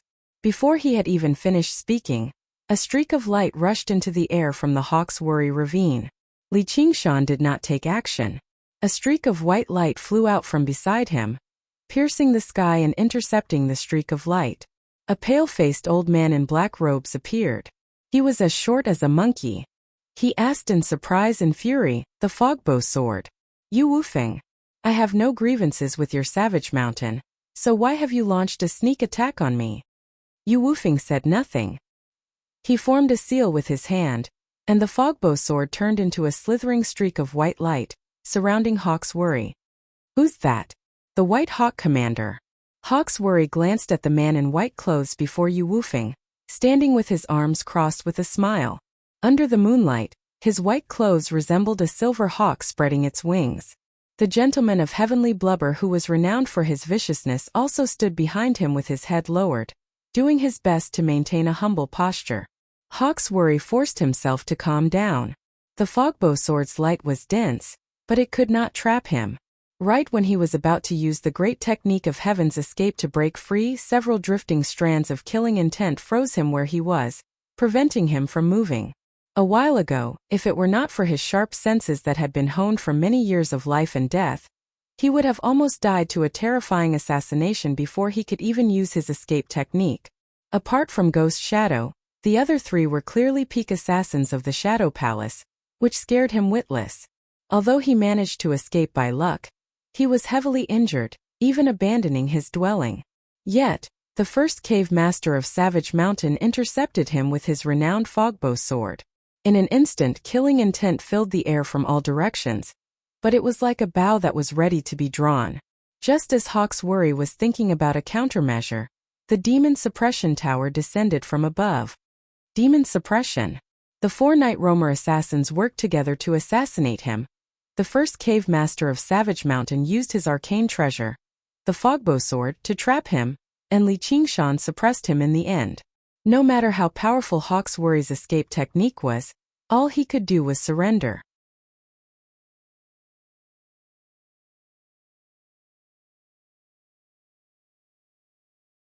In the Demon Suppression Tower, Hawk's Worry turned into a streak of light, charging around, but it was obviously useless. The Demon Suppression Tower was rather clumsy in actual combat, but as long as it suppressed an enemy, they would struggle to break free. At this moment, a figure passed through the tower. Li Qingshan appeared and said, "Don't waste your energy. Let's talk about something useful." "You're Li Qingshan? How extravagant of you, sir." Hawk's Worry did his best to maintain his distance from Li Qingshan. His eyes were filled with caution. Just what was he capable of to actually order around the three cave masters of Savage Mountain and three peak assassins of the Shadow Palace? Li Qingshan took out the Blood Oath scroll and smiled. "Come, fellow, swear an oath." "The Blood Oath scroll. You've actually refined the Blood Oath scroll." Hawk's Worry's expression changed drastically. He finally understood why the three cave masters of Savage Mountain obeyed his orders. "I'll give you half a minute to think about it," Li Qingshan said. Half a minute later, the Demon Suppression Tower turned into demon chi and dispersed. Li Qingshan stowed the Blood Oath scroll away and patted Hawk's Worry's shoulder.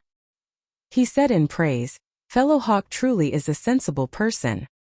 Hawk's Worry was dejected. He forced out a smile. Yes, let's go to the next stop." Li Qingshan waved his hand in high spirits. 7 days later, in the Marquis of Serene Sea's estate. The Marquis of Serene Sea was currently meditating with his eyes closed when the caretaker reported, "Marquis, that Li Qingshan is outside, requesting an audience. He's still alive." The Marquis of Serene Sea snapped open his eyes and received him at the entrance. He saw Li Qingshan's back to him, currently lecturing a group of people. "From today onwards, you must turn over a new leaf and start anew. You'll definitely achieve great things in the future. The Marquis of Serene Sea counted a total of 8 people. They varied in height, weight, and weight. Every single one of them wore a black cloak with the hood covering their faces. Although they all lowered their heads like servants, the auras they gave off vaguely left the Marquis of Serene Sea alarmed. These people are so familiar. Who's that big fatty? The gentleman of heavenly blubber. And that shorty. The Marquis of Serene Sea was unable to identify them one by one. As Li Qingshan had already turned around, you're tuning into the Li Mei's Wuxia Whispers YouTube channel. We're so grateful for your support, and don't forget to subscribe to join us on this incredible journey through captivating stories. Your generosity through donations truly makes a world of difference, as it's the primary source of revenue that allows me to expand and enhance this channel for you. Thank you from the bottom of my heart for being a part of this adventure.